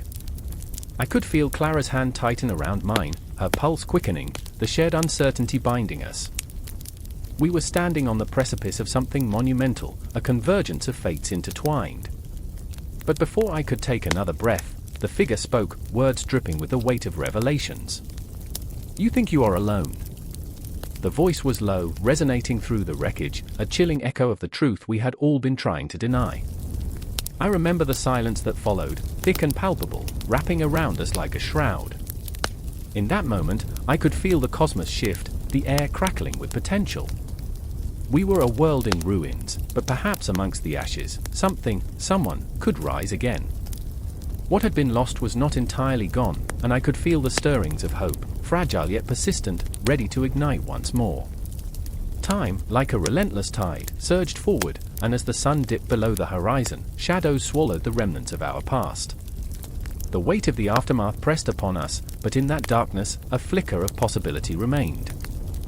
Would we find a way to stitch our lives back together, or were we destined to wander forever in the ruins, haunted by our choices? The questions lingered, heavy and unrelenting, as we faced the unknown, the world around us a tapestry of despair and hope woven together, waiting for a spark to ignite its rebirth. The sky cracked open, shattering the tranquility of dawn with a furious roar. Thunder rolled like a war drum, shaking the very earth beneath me. I stood there, drenched, the rain mingling with the salt of my tears. It felt like the world was weeping with me. The air was thick with the scent of ash and wet earth, memories of yesterday swirling away in the storm. This was not just weather, this was a reckoning. I scanned the horizon, my heart racing, each beat a drum of panic. Shadows of the city loomed in the distance, their silhouettes trembling against the ominous clouds. It was a place once vibrant, now reduced to whispers and echoes. The destruction was not merely physical, it gnawed at the essence of what we had been. I remembered laughter, streets alive with chatter, shops bustling with hope. Now, all that remained was a skeletal reminder of joy snuffed out, like a candle extinguished in a gust of wind. And there was Eli. Always there, but now shaken. His hands trembled as he gripped the edge of the crumbling stone wall that had once stood proud. "It's not over," he whispered, the words barely finding their breath. But I saw the uncertainty in his eyes, the flicker of dread fighting against the light of hope. I wanted to believe him, wanted to wrap his words around me like a shield, but every instinct warned me that hope had become a luxury we could no longer afford. "Look at what remains," I rasped, gesturing to the destruction. "They took everything." My voice cracked, the weight of despair dragging it down. I was so tired of fighting, tired of pleading with ghosts of the past. I wanted to scream, to shake the heavens until they wept for us, not just for our city, but for our hearts. Eli turned to face me, his gaze piercing. "They can't take what we create," he said, each word like a promise wrapped in desperation. "We're still here. We can rebuild." His voice, steady but laced with an undercurrent of fear, was a candle flickering in a tempest. But could we? The memories of laughter felt like distant echoes now, the ghosts of our joy haunting the ruins. I wanted to believe in Eli, wanted to dive into his optimism, but my heart was burdened with the weight of loss. I remembered my sister's laughter, wild and carefree, ringing out as she danced in the streets. The silence of her absence was a ghost that wrapped its cold fingers around my throat, squeezing. Suddenly, the ground trembled, a violent, bone-rattling quake that sent us both tumbling to our knees. I gasped, hands pressing against the damp earth, feeling it pulse beneath me, alive and furious. What now? I cried, voice trembling as the world around us seemed to shift. It felt as if the very fabric of our reality was tearing apart, unraveling like an old tapestry frayed at the edges. Eli's hand found mine, a lifeline in the chaos. "Stay close," he urged, eyes wide, searching mine for assurance. But I could only offer him the mirror of my fear, reflecting back the raw panic that clutched at my throat. In that moment, I felt the weight of my own doubts press down, a storm as fierce as the one raging above. And then, amidst the chaos, there was a flutter, a delicate sound that cut through the storm like a knife. A bird, small and resilient, flapping its wings against the wind. It landed near us, a tiny flicker of life amid the darkness. I felt my heart skip, a strange warmth blooming in the pit of my stomach. Hope, fragile yet fierce, dared to take root in the ashes of despair. "See?" Eli breathed, nodding toward the bird. "It's a sign. We can rise, like that little one. We have to." I wanted to scoff, to dismiss his optimism as foolish. But the bird, unyielding in its fight against the storm, stirred something deep within me, a whisper of courage that had long been silenced. But even as hope began to crack the hardened shell of my despair, shadows lurked at the edges of my vision, whispering of the past, of the mistakes that had led us here. The clock in my chest ticked louder, reminding me of the precious time we had lost, and the time left to us now felt like grains of sand slipping through my fingers. "I remember," I murmured, closing my eyes against the bitter memories. "I remember when we thought we could change the world, when we believed in a future." Eli squeezed my hand tighter, grounding me as the thunder rumbled above.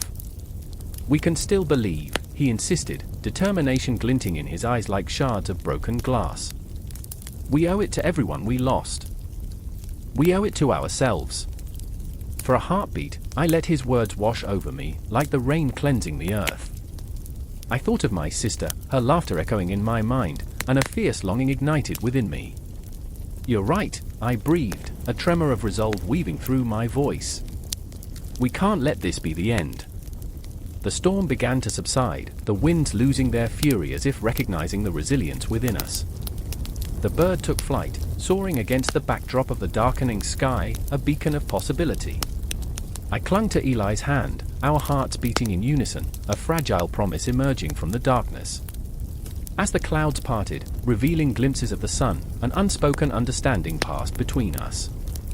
The journey ahead would not be easy, a path strewn with heartache and uncertainty, but it would be ours to forge. And as the remnants of the past faded into a haunting memory, the whispers of hope beckoned us forward, urging us to rise from the ashes and embrace the possibility of renewal. In that moment, I realized that even in the deepest despair, hope could flicker like a candle in the darkest night, refusing to be extinguished. The shadows danced in the flickering light of the torches, casting monstrous shapes on the crumbling stone walls of the old cathedral. It was midnight, and the air pulsed with a tension so thick it could be sliced with a knife. I stood there, heart hammering, as the echoes of distant screams sliced through the silence, a haunting melody of despair. A storm brewed outside, thunder rumbling like a warning, while inside, chaos was unraveling. Myra was on her knees, hands clawing at the ground, dirt under her nails, tears streaming down her face like rivers of anguish.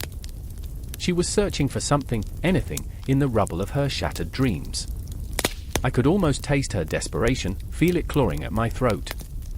"It's gone. It's all gone," she gasped, her voice a fragile whisper that reverberated in my chest.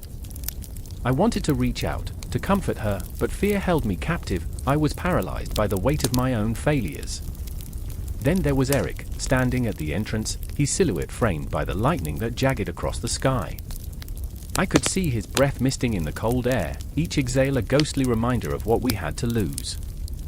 He was once a warrior, fierce and unyielding, but now he was a man on the brink, teetering between fury and despair.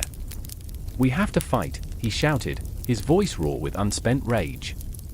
The words hung in the air, heavy and electric, sparking something deep within me. What did it mean to fight when everything felt lost? I remembered the stories my grandmother told me, of heroes rising against insurmountable odds, of battles fought and triumphs won.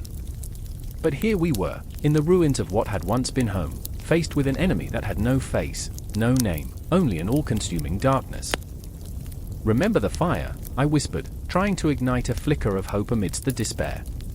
Remember how we used to laugh around the flames, how the smoke would curl like dreams into the night. But my words felt hollow, echoes of a past that was slipping through our fingers like sand. It was as if the world had shifted beneath our feet, and we were now standing on the edge of an abyss. Myra looked up, her eyes wide and wild, a storm of emotion swirling inside.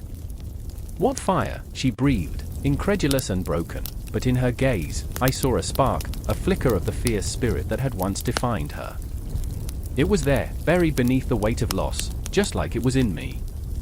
"We need to remember," I said, louder now, a defiant heartbeat against the encroaching darkness. "Remembering won't save us." Eric spat, fists clenched, the shadows bending to his will. His pain was palpable, a raw wound that throbbed in the air. "We can't just sit here and hope for miracles." And there it was, the fracture that had been threatening to tear us apart, each of us holding on to our own torment, unwilling to share the burden. But then the earth began to tremble, and the cathedral groaned under the weight of something terrible, something ancient, rising from the depths of despair. A sound like thunder echoed through the halls, a cacophony of rage and sorrow. We stared at each other, eyes wide with fear, but even in that moment of terror, I felt our hearts beat in unison, a rhythm of survival. "Together," I said, surprising myself with the strength in my voice. "We fight together." It wasn't just a battle against the darkness closing in, it was a fight for each other, for the fragments of our souls that were still alive, still yearning for the light. I took a step forward, hands trembling but steadying, reaching for both of them. "We have to remember who we are. Not just survivors but warriors. We are Midgard." Myra's breath hitched, a glimmer of determination lighting up her despair-filled eyes. "Warriors," she repeated, as if tasting the word for the first time. "I remember, before the world fell apart, before everything burned."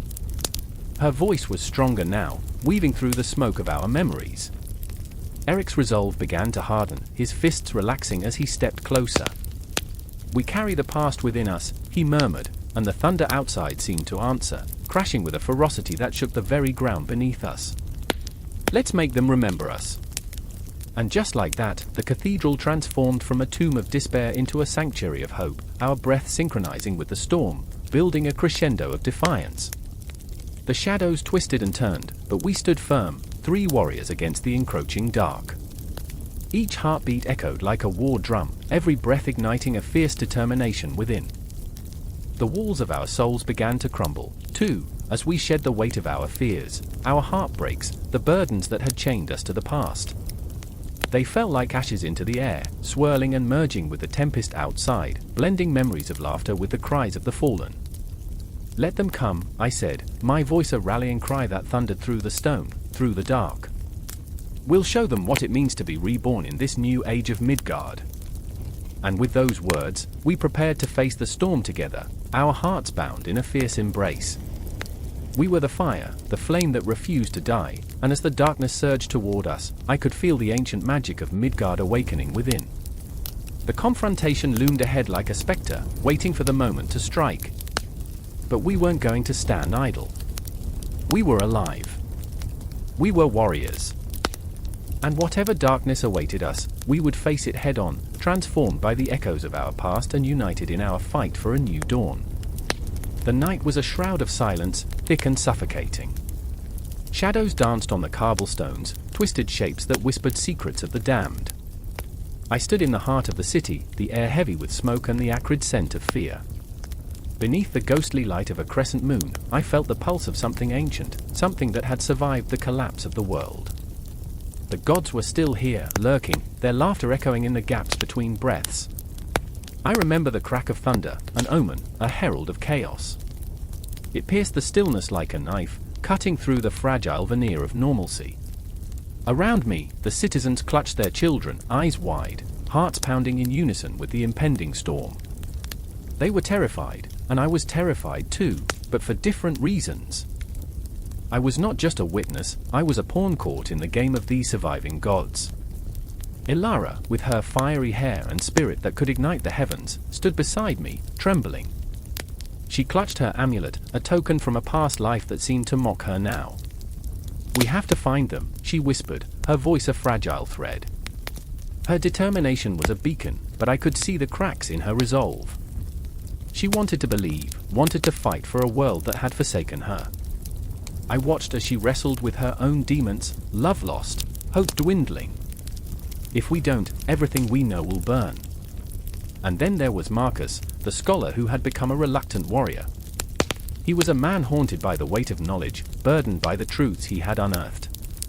"They are watching us," he said, his voice low, almost a growl. "Every move we make is a gain to them." I could see the shadows of his past flickering in his eyes, friends turned to ash, wisdom twisted into weaponry. He believed in the power of words, yet words had failed him. I saw him grapple with the darkness, the realization that sometimes silence screamed louder than any battle cry. Around us, the city trembled, an unsteady heartbeat echoing the turmoil in our chests. The gods were restless. They had been smothered by the weight of time, their relevance stripped away as humanity had turned its back. But now, in this fractured world, they stirred, their power a volatile tempest ready to erupt. I could feel it, an electricity in the air that crackled against my skin, the very fabric of reality threatening to unravel. "Look!" Elara cried, pointing to the horizon where the clouds churned like an angry sea. I followed her gaze, my heart racing. There, in the distance, shadows coalesced, dark figures draped in the tattered remnants of forgotten power. They were the gods of old, twisted and angry, clinging to the vestiges of their former glory. I felt a chill crawl up my spine. They had survived, but at what cost? My breath caught in my throat as I remembered the stories, the fables told in hushed tones, their capriciousness, their hunger for worship, their insatiable thirst for chaos. "They'll tear us apart," I murmured, but neither of my companions heard me. Their eyes were fixed on the horizon, the waves of shadow crashing closer, a tide of malevolence that promised destruction. Every heartbeat felt like a countdown. I remembered the tales of gods who feasted on fear, who drank the anguish of mortals like fine wine. My mind raced with fragmented memories, the echoes of prayers, the futile whispers of those who had begged for mercy. "We can't let them win," Marcus said, steel creeping into his voice. "We must stand against them." But how? How does one fight against that which has existed since time itself? I felt a surge of desperation. What if we become what they are? I asked, the words scraping against my throat. The thought of becoming a mere shadow, a husk of who I was, filled me with dread. Elara turned to me, her eyes ablaze with fierce resolve. "Then we fight to remember who we are," she said, as if my fear had ignited a spark within her. Her strength surged like fire, warming the cold depths of my doubt. The wind howled, a cacophony of voices mingling with the howl of the gods, a symphony of the damned. I could almost hear them, their laughter ringing like bells, beckoning us closer to the edge of the abyss. "Remember," I whispered, the word a prayer, a plea. I remembered my childhood, running through sun-soaked fields, laughter spilling like sparkling water. The simple joys felt like a distant echo now, a stark contrast to the darkness that loomed ahead. "Together," Marcus said, his voice a solemn vow. "If we stand together, they can't take everything from us." I looked at Elara, her face fierce with determination, and I felt something flicker within me. A small flame, but a flame nonetheless.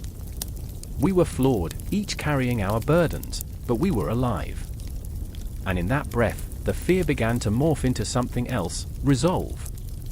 The shadows surged forward, a tide of darkness, and as we stood there, the three of us, I felt the weight of our choices saturate the air. The city, alive with whispers, seemed to pulse with potential, and I knew this was our moment. The gods may have survived the ages, but we were not simply remnants of a forgotten time. We were the breath of a new world, the heartbeat of change. And as the storm broke overhead, I knew, deep within the marrow of my bones, that the battle was not just for survival but for the very essence of who we were. I felt the tension coil like a spring ready to snap, the air around us electric with anticipation, and I knew we would charge into the jaws of the gods, unyielding, undaunted, together. The night was dark, but we were the dawn. The sky darkened, a thick blanket of clouds hanging ominously, as if the world itself held its breath. I stood in the heart of the village, surrounded by the remnants of what used to be. Shadows danced on the remnants of a once vibrant world, now reduced to echoes and whispers. I could almost hear the laughter of children, the clang of smithing hammers, the songs that once filled the air. But now, the silence was suffocating, each second stretching into eternity, heavy with the weight of loss. I remember the day it all changed. The ground split open, and with it came the chaos. Smoke rose like angry specters, curling into the sky, while the screams of the villagers pierced the air. There was Alaric, his hands trembling as he clutched the rusty sword that had seen better days, days when it was more than a relic, a tool of survival. His eyes were wide, reflecting a storm of terror and determination. He was a protector, a flawed knight struggling against the shadows of his own fears, yet here he was, paralyzed by uncertainty. "What do we do?" he yelled, urgency crackling in his voice, desperation clawing at his throat. Then there was Freya, her spirit a tempest, wild, fierce, yet haunted.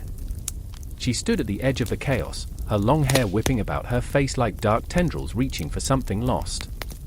I could see her resolve wavering, the flicker of doubt in her eyes, but beneath that, fire burned. She had witnessed too much, the loss of her brother, the shattering of her dreams. "We fight," she declared, her voice rising above the din, but even that boldness trembled, as if the ground beneath her might swallow her whole. The world around us felt like a nightmare, a twisted parody of reality. As the earth quaked, I could feel Alaric's fear wrapping around me, a suffocating shroud, and Freya's fierce heart beating against the impending doom. I remember how we all breathed the same air thick with ash and despair, and I felt the weight of our collective grief. What had we become? What would we leave behind? In those moments, the past bled into our present, each memory a ghost haunting our steps. Our ancestors had fought battles, carved their legacies into stone and soil, but what of us? What remnants would we leave for those who followed? Would they remember us as brave souls, or as whispers lost to time? I think of the old stories my grandmother told me, tales of bravery woven with threads of hope and despair. How the gods once walked among us, their laughter echoing through the mountains. But now, we were left with the weight of our own failures, our choices echoing in the emptiness. Alaric's voice trembled as he recounted those stories, his grip on the sword tightening. "We can't let it end like this," he whispered to himself, a mantra against the tide of despair. Freya moved closer, her determination a beacon in that swirling darkness. "If we don't stand, we will be the shadows that fade," she said, her voice steady yet tinged with a tremor that made my heart ache. The fear in her eyes mirrored my own, yet there was a resolute strength in her stance that pulled me closer to her side. I remember feeling that electric connection, an unspoken promise threading us together even as the world threatened to tear us apart. And then it came, the first wave of chaos, a surge of fear and fury crashing against our fragile defenses. The earth trembled beneath us like the beating of a monstrous heart. I felt the primal instinct to flee clawing at my insides, but I couldn't move. Not yet. Not while Alaric stood there, his sword raised, his eyes ablaze with desperation. He was a flickering flame in the dark, a hope I couldn't extinguish, even as the shadows closed in. I remember the sound, the roar of destruction, the creaking of ancient trees as they were ripped from their roots, the cries of the damned as they scattered like leaves before a storm. It was a cacophony of anguish that mirrored the turmoil within me. I could see their faces, friends and neighbors, people I shared laughter with, now twisted with fear, their lives unraveling before my eyes. I felt the ground shake beneath my feet, an alive, breathing thing, angry and vengeful. "Together?" Freya shouted, her voice a fierce battle cry amid the chaos. And in that moment, I felt something shift, a flicker of courage ignited within me. I lifted my chin, the fear still clawing at my chest, but I took a step forward. "Together," I echoed, the word a fragile thread that bound us, three souls standing against the tide of darkness. And then we charged, a fragile formation of trembling hearts and desperate resolve, united against the abyss. We were flawed, stumbling in our fear, but we were alive, and that mattered. The world around us blurred, colors merging into a surreal painting of chaos and fury. Each breath felt like a battle, each heartbeat a reminder of our fragile existence. In the distance, a shadow loomed, larger than life, foreboding and ancient. It was a harbinger of the old tales, a creature born of nightmares, and as it approached, a chill swept through my bones. My heart raced, the thudding pounding in my ears as if the very cosmos echoed with dread. But there was also something else, a flicker of hope. I glanced at Alaric and Freya, their faces reflecting the fire of the storm raging inside me. We were more than mere mortals in that moment, we were the legacy of our ancestors, the embodiment of their struggles and triumphs, a bridge between the past and an uncertain future. And as the ground shook and the air crackled with anticipation, I felt a surge of something primal within me. This was our moment. This was our fight. The storm raged on, but we would not falter. We would stand against the darkness, not just for ourselves, but for every voice that had been silenced, every life that had been extinguished. With a deep breath, I felt the weight of our legacy settle upon my shoulders, a mantle both heavy and holy.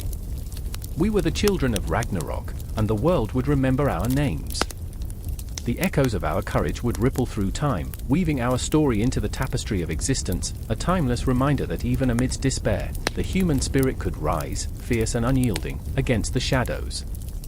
And in that moment, as the beast loomed closer, I understood, this was just the beginning. The legacy of Ragnarok was not just a tale of destruction, but a call to arms, a testament to our undying resolve. The cultural impacts of this battle would reverberate through the ages, an unbroken chain of resilience, forever etched in the hearts of those who dared to fight, and those who dared to hope. The sky, heavy and bruised, crackled with the fury of impending doom. Thunder rumbled in the distance, low and ominous, as if the very earth was holding its breath, trembling with anticipation. In the heart of the ancient city, shadows danced, flickering in the weak light of torches. I stood among them, a witness to fate rippling through the air, palpable as smoke. The scent of sweat and iron mingled with the dread that hung thick like fog, wrapping around me, squeezing my heart in a vice grip.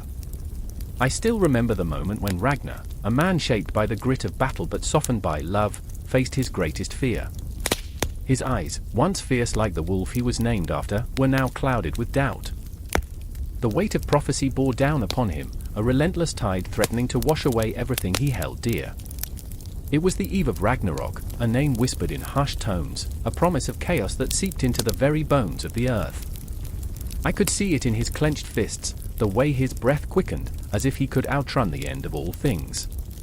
Beside him stood Freydis, a woman with fire burning in her veins, a warrior forged in the crucible of loss. Her heart ached with memories of battles fought, but above all, it tremored with the love she felt for Ragnar, flawed, reckless, utterly human. She was a storm, a tempest ready to break upon the world. As she gazed into his eyes, their shared history flickered like a dying flame, and the fear of the unknown was the only thing truly binding them. "I remember the tales," she whispered, her voice trembling like a leaf caught in a windstorm. They spoke of the great serpent, of fire and ice, of gods clashing like titans, and we stand at the edge of it all, Ragnar interrupted, his voice a low growl, heavy with resignation. "But dreams and tales never prepare you for the real thing, Freydis. It's all too real now." The crowd around them murmured, a chorus of anxious hearts thrumming as one. Despair dripped from their faces, a cocktail of fear and defiance. They were not warriors, not like Ragnar and Freydis, but mere souls caught in the web of fate, their lives precarious as a spider's silk spun in the twilight. In that moment, I felt their pulse, quick, frantic, an unending rhythm of worry that echoed through the air. I could see the flicker of hope in their eyes, the desperation clinging to their smiles. It was as if time had folded in on itself. I felt the tick of the clock, each second stretching thin, a taut string ready to snap. I remembered the stories of great battles, the heroic deeds sung in mead halls, but none had prepared me for this moment. This was raw, visceral, a living nightmare painted in strokes of fear and courage. The night was not merely dark, it was alive, full of ghosts and shadows, specters of a past that refused to die. Ragnar turned to face the horizon, the dying sun painting it in shades of crimson and gold, a prelude to the bloodshed to come. "We are but players in a grand farce," he murmured. "And the gods? They laugh at our struggles." Freydis stepped closer, her presence like a shield against the encroaching darkness. "Then let them laugh, Ragnar. We will fight." We will carve our mark upon this chaos." Her voice was fierce, a rallying cry echoing in the depths of despair, igniting a flicker of hope in the onlookers' hearts. But even as they stood together, a rift opened between them, unspoken fears, deep-rooted insecurities, the knowledge that no matter how fierce their love, Ragnarok held dominion over them all. I could feel it, a palpable tension thickening the air. The shadow of fate loomed large, and I remembered the tales of old, how one misstep could plunge them into eternal darkness. As the first distant roar of battle echoed through the valley, I saw the flicker of fear cross Ragnar's face. "What if I'm not enough?" he whispered, raw and broken, his voice cracking like ice underfoot. "What if I can't protect you? What if I lose you?" The vulnerability in his tone pierced the air like an arrow, and I felt Freydis's heart shatter into 1,000 pieces. She reached for him, tears glistening like stars against the night, but her words stumbled, caught in the net of grief and love. "You are enough," she breathed, but it felt like a promise forged in fire, shaky and unsteady. "We are enough together." The ground trembled beneath them, an echo of the world's end approaching. The scent of ash and impending destruction filled the air, heavy and suffocating. I could see it, the battle looming on the horizon, shadows of giants rising, their monstrous forms silhouetted against the dying light. The clash was not merely between gods and monsters, it was the collision of dreams, the unraveling of a world where love and fear intertwined in a dance as old as time. I remember the way the air crackled with energy, the palpable tension tightening around us like a noose. Each heartbeat seemed to sync with the distant war drums echoing through the valley. In that moment, I realized, Ragnarok was not just a prophecy, it was a choice. A choice to fight, to love, to remember even when the darkness sought to swallow them whole. And as the first flames flickered in the distance, setting the night ablaze with the promise of destruction, I felt the weight of their choices hanging in the air. The world teetered on the brink of oblivion, and the clock ticked ever louder, a reminder that time was running out. What lay ahead was a storm, a cataclysm of emotion, but within that chaos, the flickering hope of love remained. Ragnar and Freydis stood, unyielding, amidst the encroaching darkness, their hearts entwined in a battle against fate itself. Their stories were not just theirs, they belonged to all of us, woven into the fabric of history, fragile, beautiful, and hauntingly real. And in that moment, as the first blow was struck and the world erupted into chaos, I understood that the tale of Ragnarok was never merely about endings. It was about the fierce, unrelenting power of the human spirit, the echoes of love that would resonate throughout the ages, an eternal flame burning bright against the night. The ground trembled, a low growl that echoed like a distant thunderclap, shaking the very marrow of reality. The sky, once a serene azure, had darkened into brooding shades of charcoal and crimson, swirling like a storm ready to erupt. I stood amidst the chaos, the stench of fear mingling with the scent of scorched earth. It felt like the world was holding its breath, the pause before the first strike in a battle forgotten by time. I remember the moment when everything changed, when the shadows lengthened and whispered secrets that chilled my bones. Odin's stories danced through my mind, tales of gods and giants, of betrayal and loss. I could almost hear the echoes of the past, the clang of swords, the wails of those who had fallen. But here, in this moment, drenched in sweat and uncertainty, those stories felt more like a curse than a comfort. Beside me stood Freya, her fierce spirit flickering like a candle in the wind. She was a warrior in every sense, yet inside, she drowned in doubt. I could see it in her clenched jaw, the way she gripped her sword like it was both a shield and a burden. "This isn't just a battle," she murmured, eyes glistening with unshed tears. "It's the end of everything." The weight of those words hung like a spectre between us, the promise of doom clinging to the air. I remember the stories, the prophecies. Ragnarok. The end that was somehow the beginning. The thought danced in my mind, an ominous refrain that wouldn't let go. It was never just about the fire and fury, it was about what was lost in the flames.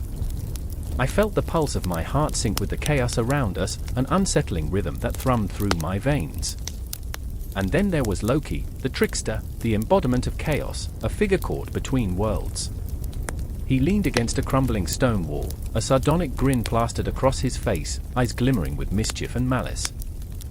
His laughter rang hollow, a sound both beautiful and tragic. "Do you really think this is the end?" he taunted, voice dripping with bitter irony. Or just a really, really bad sequel. It was a joke that stung, a cruel reminder of the absurdity of our plight. He was both a jester and a harbinger, a reminder that sometimes, the line between hope and despair is razor thin. I wanted to scream, to shake him until his bravado crumbled like the ashes of a dying fire. Instead, I felt a hollow laugh bubble up in my throat, a dark humor that seemed to mock the very fabric of our existence. How absurd it was, standing here, ready to fight for a world crumbling beneath us, where even the gods trembled. Freya caught my eye, and in that instant, we shared a silent understanding. The impending doom loomed over us like a predator, and yet, in the face of annihilation, we held onto each other, fragile yet fierce. I could taste the salt of her tears, feel the warmth of her determination. "We fight because we must," she whispered, voice steady despite the quiver of her hands. "Even in darkness, there is light worth fighting for." The ground shook again, this time with a ferocity that sent us sprawling to our knees. I could see the horizon split, the sky bleeding with the first flames of destruction. It was a sight that would haunt me, a vision of hell unleashed. I felt the weight of the cosmos pressing down, a reminder of how small we were against the vastness of fate. Memories flooded through me, moments of laughter and love, the delicate threads of life that held us together, unraveling before my eyes. I remember running through the fields with Freya, the sun kissing our skin, the laughter like a melody that wrapped us in warmth. And now, here we were, on the brink of annihilation, clutching the shards of our pasts like talismans. The world had turned, and we were left grappling with ghosts of what could have been. Loki's laughter shattered my reverie, sharp and mocking against the backdrop of despair. "Do you see?" he shouted, arms spread wide, as if inviting the chaos to dance with him. "The end is merely a beginning in disguise. Embrace it." I wanted to scream at him, to shove him back into the shadows, but I was frozen, caught in a web of fear and longing. A flicker of time passed, an eternity captured in a moment. I felt the threads of our fates entwine, the weight of our choices pulling us into a maelstrom of uncertainty. The air crackled with energy, pulsating with a life of its own as the battle cry rang through the heavens. It resonated deep within my soul, awakening the ancient warrior spirit that lay dormant, urging me to rise. Freya drew closer, her eyes fierce as stars, her heart ablaze with purpose. "We stand together," she declared, every syllable a battle cry, a promise sealed in the fire of her conviction. "No matter what happens, we fight." Her hand reached out, intertwining with mine, and in that moment, everything shifted, the chaos stilled, the world narrowed down to just us, two souls entwined in the face of impending doom. But as we prepared to face the storm, shadows loomed larger, the ghosts of the past whispered foreboding tales. I felt the weight of time pressing against my chest, suffocating yet liberating. I could almost hear the ticking of a clock, each beat a reminder of the impermanence of life. The cosmos spun around us, a chaotic ballet of fate and free will, and I wondered if anyone ever truly understood the fragility of existence. And then, as if the universe had finally grown tired of our defiance, the first strike fell. Flames erupted from the horizon, devouring everything in their path, and the world exploded into a cacophony of screams and anguish. I was swept into the maelstrom, heart racing, the taste of ash and fear mingling on my tongue. This was Ragnarok, the end and the beginning, a cycle that never truly ended. I remember the heat, the fury, the heartbreak. I remember Freya's grip tightening, the strength of her spirit blending with mine as we faced the storm together. I remember Loki, a figure caught in the chaos, his laughter now a haunting echo in the distance. And as I faced the abyss, I realized, this wasn't just about the end. No, it was about everything that had led us here, the choices, the moments, the love and loss. In the face of darkness, every heartbeat became a defiance, every breath a testament to our will to survive. Time spun wildly, and the world blurred into a whirlwind of emotion and chaos, a dance of life and death that would never fade. The story continued, spiraling into the infinite unknown, an unending loop of heartbreak and triumph, echoing through the vastness of the cosmos. And as I stood on the precipice, heart pounding, I knew this was just the beginning. The air crackles with tension, a heavy pulse, as shadows dance around the flickering flames. The wooden longhouse stands resilient against the relentless wind, its thatched roof a fortress against the relentless northern chill. Inside, the smell of smoke mingles with the scent of fear and defiance. The firelight reveals faces etched with grit, eyes glinting like sharpened steel. I hear it, the sharp intake of breath, the whisper of dread, the weight of fate bearing down on us all. I remember the moment clearly, the fateful night when the gods themselves seemed to hold their breath. Ragnhild stands at the center, her heart a drum echoing in the suffocating silence. She is fierce, unyielding, but the tremor in her voice betrays her resolve. We cannot turn back, she asserts, fingers tightening around the hilt of her sword, a weapon that has tasted blood and sorrow. The gathered warriors, her brothers, her family, look to her, searching for the fire that she ignites within them, a fire that flickers, wavering in the face of the night's dread. And then there is Eric, brooding, the weight of his past like a shroud around his shoulders. Once, he was a man of laughter, a rogue who danced through life with reckless abandon, but now he is haunted, shadows of lost love clinging to him like a second skin. Ragnhild, we are not gods. We are flesh, and soon enough, our flesh will rot. His voice is gravel, rough and unyielding. The truth of it hits hard, a shard of ice plunging into her heart. Around them, the flickering flames cast eerie shadows, flickering like the very souls of the departed. What do the gods want from us? Someone whispers, the question hanging like a guillotine blade, ready to drop. Ragnhild feels the weight of their eyes, the desperation pooling in the corners of her mind. Could the gods be watching? Could they be waiting, their judgment poised like a raven in the night? It's a strange thing, belief, the way it can cradle you, or crush you beneath its iron fist. In a world where the sun can disappear behind storm clouds for weeks, where every flash of lightning feels like a divine warning, faith becomes both a refuge and a curse. Ragnhild's heart stutters. She remembers the stories her mother told, of Odin's wisdom, of Freyr's love, their power woven into the very fabric of their lives. But here, crammed inside the longhouse, with dirty boots and battle-worn faces, such tales feel like ghosts. And then comes the shattering sound of wood splintering, a warning, a premonition, the universe exhaling. The door bursts open, cold air slicing through the warmth, a vengeful spirit unleashed. A warrior stumbles in, panic etched across his features, the blood on his hands glistening like rubies in the firelight. They come. The Saxons. They come. The words hit like a hammer, a cold realization crashing over them. The fight, the survival, the belief in their gods, they all hang in the balance like a delicate tapestry, ready to unravel with the pull of a single thread. Ragnhild's breath catches in her throat, the fight within her boiling to the surface. To arms! We will not die like sheep. Her voice is a battle cry, igniting a firestorm among them. Eric watches, torn between the urge to follow her into battle and the nagging fear that it would all end in blood. The ghosts of his past whisper cruelly, taunting him with the faces of those he has lost, the ones who believed they were invincible. What is the point, he mutters, echoing the despair that gnaws at him like a hungry beast. They will not stop until we are ashes. Ragnhild turns, a fierce intensity blazing in her eyes. What is the point, she repeats, her voice rising like a storm.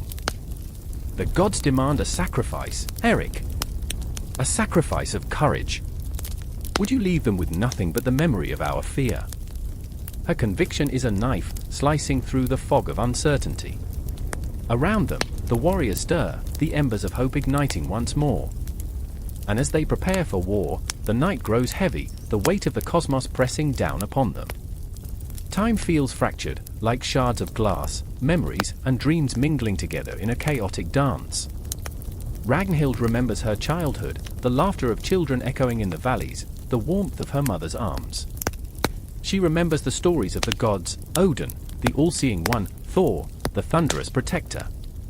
But in this moment, beneath the weight of their beliefs, doubt snakes its way into her thoughts. What if the gods have abandoned them? But then she remembers the moon, its silvery light spilling over the land like a promise.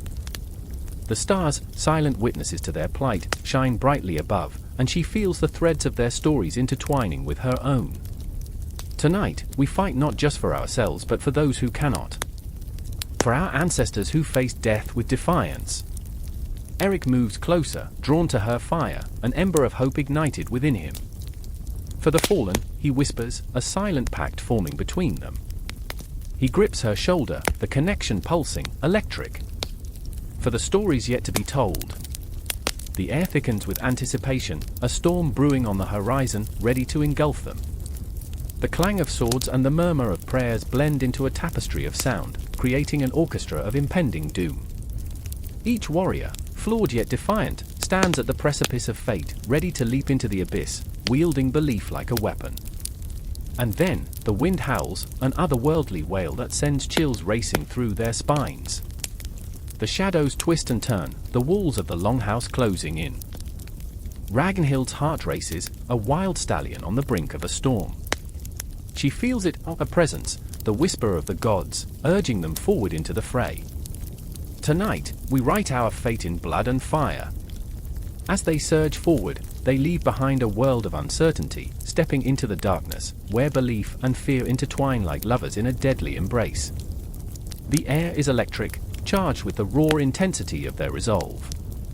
The clash of swords and the cries of warriors will echo through the ages, each moment a testament to their defiance. And so they march into the unknown, into shadows where the light does not reach, driven by the heart of belief, the weight of their ancestors, and the haunting echoes of the gods. The night calls to them, and they answer, ready to etch their names into the annals of history, forever entwined with the fate of the world. The sky was on fire. Stars exploded into the night, their embers painting the heavens in crimson. I stood on the precipice of a world unraveling, a cacophony of chaos swirling around me like a tempest. It was both breathtaking and horrifying, the kind of beauty that grips your heart in a vice, squeezing until you can barely breathe. The ground trembled beneath my feet, a restless beast awakening from a long slumber, each quake a reminder that the end was not just coming, it was here. I saw Freya, her hair a wild cascade of golden flames, eyes fierce and determined. She was more than a goddess, she was a warrior forged in the furnace of loss. A sister who had buried too many brothers in the frost-bitten fields of Valhalla. Can you feel it? She shouted above the thunderous roar, voice raw like a fresh wound. There was desperation in her gaze, a fear that twisted around her heart and echoed in the souls of all who stood with her. She was fragile, yet in that fragility lay an unyielding strength, a paradox that made her beautiful and terrifying. I remember the tales, I whispered, fighting against the howling wind. I remember the whispers of Ragnarok. And it was there, in that darkened moment, the weight of myth swelled around us like a shroud. We were standing on the edge of the world as we knew it, and behind us, the echoes of ancient prophecies echoed, each word a ghost that haunted our thoughts. The clash of steel rang in the distance, a grim symphony promising a violent crescendo. I could see Vidar, the silent avenger, his presence a haunting shadow. He was the man whose heart had turned to stone, each beat a reminder of vengeance, a longing for justice that twisted like a thorny vine around his soul. "Do you hear that?" he murmured, his voice low and jagged, like glass. "The wolves are hungry." In that moment, all was still, save for the distant howls of Fenrir's progeny, a chilling reminder that not all monsters slumbered. Time twisted, caught in the snare of inevitability, and as the sun dipped lower, shadows lengthened like grasping fingers. I could smell the smoke of burning worlds, the acrid scent of despair settling into my lungs, each breath a reminder of our mortality, our frailty. "Freya!" I called out, a desperate plea against the rising tide of fury and despair. "What if we're not enough? What if the stories of old are wrong?" She turned, and for a moment, I saw the flicker of doubt, a crack in the armor of her divine facade. "We have to be," she replied, her voice steadier now, the flame of resolve reigniting in her chest. "We owe it to those who came before us." But in her eyes, I saw the ghosts, the fallen, the lost, the forgotten. She was haunted, and I wondered if she, too, felt the heavy weight of every life snuffed out, every dream buried beneath the frost of despair. The darkness pressed in, a suffocating blanket, and with it came memories, flashes of laughter from a time when the world was not ending. I remembered sitting around a fire, tales spinning like the smoke into the night air. We would laugh at the absurdity of it all, the ridiculousness of ancient gods tripping over their own ambitions. We all bathed once a year, after all, and romance was earthy at best. But now, the laughter felt like a distant echo, drowning in the shadow of the impending doom. I could see the skyline of Asgard in the distance, its once majestic towers now cloaked in shadows, crumbling under the weight of despair. What if the myths don't hold? I whispered, the words tasting bitter on my tongue. What if this is just the end? Freya's eyes pierced through me, a storm brewing behind them. Myths have power, she asserted, a warrior's conviction carving lines across her face. They shape our reality. If we lose faith, then yes, this is the end. And as she spoke, I felt it, the cold fingers of despair creeping toward us, the inevitability of our own mortality clawing at my throat. I remembered the stars, their brilliance now tainted by the encroaching darkness. I remembered the clock ticking, each second a heartbeat closer to oblivion. Vidar stepped forward, his presence a quiet storm, resolute and terrifying. We fight not just for ourselves, he said, voice low but rumbling with intensity. We fight for those who cannot. For the weight of the past and the promise of the future. There was a ferocity in his words, an unyielding spirit that ignited a fire within me. I felt the pulse of the cosmos, the rhythm of time, and suddenly, everything became clear. The stories of Ragnarok, of the twilight of the gods, were not just tales of destruction. They were reminders that from ashes, new life could rise. Together, I breathed, the word heavy with gravity. We faced the darkness together. And as we stood there, adrenaline coursing through our veins like wildfire, we knew the fight was not just against the shadows, but against the despair within ourselves. The specters of our fears loomed, but we were the light in the encroaching dark. With the echoes of myth behind us, we would carve a new path, a new story, and perhaps, just perhaps, we would find a way to weave hope into the fabric of a world unraveling. The winds howled again, and with it came the call of destiny. The past and future collided, each heartbeat a drumbeat echoing the march of inevitability. We were not just players in a celestial game, we were the architects of our fate, standing firm against the tide of destruction. And as the first clash of swords rang out in the distance, I felt the pulse of the universe thrumming in my veins. This was not just the end, it was a beginning. A beginning born from fire, from chaos, and from the unbreakable bond of those who dare to stand firm in the face of annihilation. Together, we would face the darkness, together, we would ignite a new dawn. The bells rang out, their mournful clang reverberating through the air like the wails of lost souls. Each toll felt like a hammer striking the anvil of fate, a relentless countdown to something dark, something inevitable. I stood in the shadows, breathless, heart racing, an unseen observer of chaos unfolding in the heart of Asgard. I could smell the smoke rising from the horizon, curling into the sky like the fingers of the dead reaching for the heavens. It was a taste of despair, bitter on my tongue. Around me, the remnants of hope clung to the edges of existence like moth-eaten banners flapping in a dying wind. I could see him, Thor, striding through the wreckage, his mighty hammer poised to strike, the embodiment of a desperation that matched mine.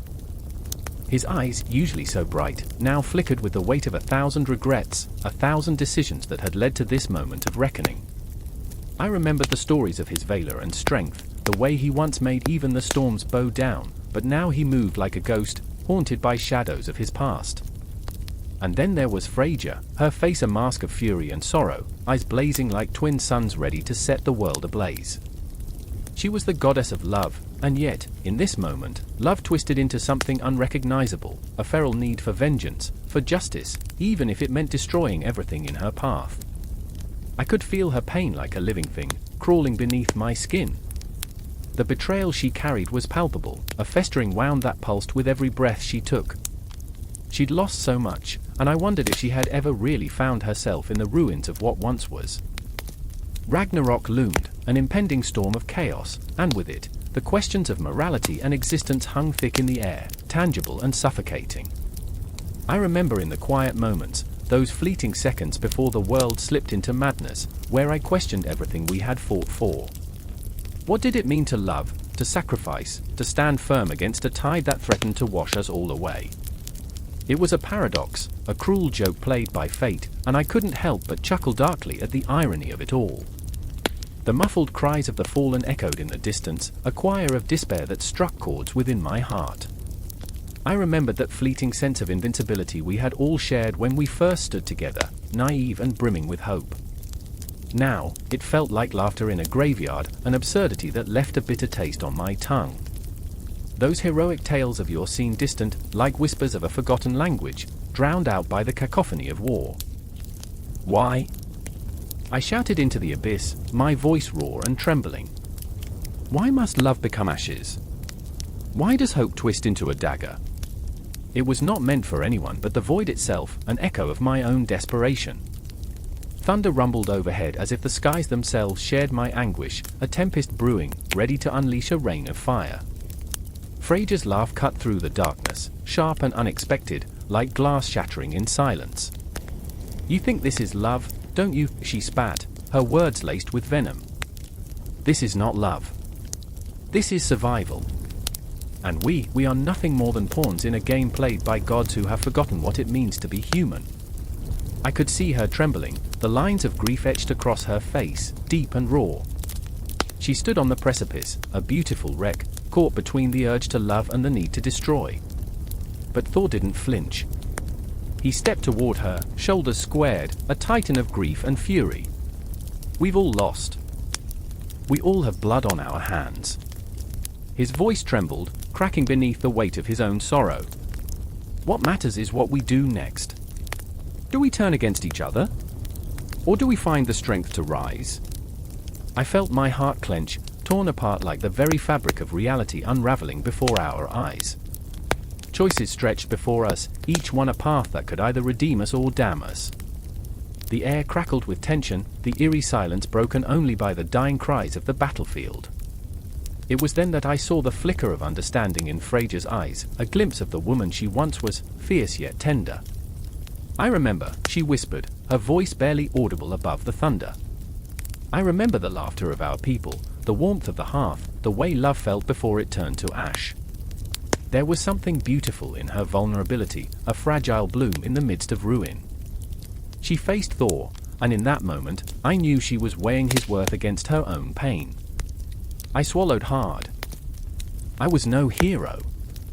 I was a bystander, gazing upon the collapse of everything I had ever cherished. But amidst the despair, I felt the flicker of a thought, stubborn and relentless. Perhaps morality wasn't about perfection.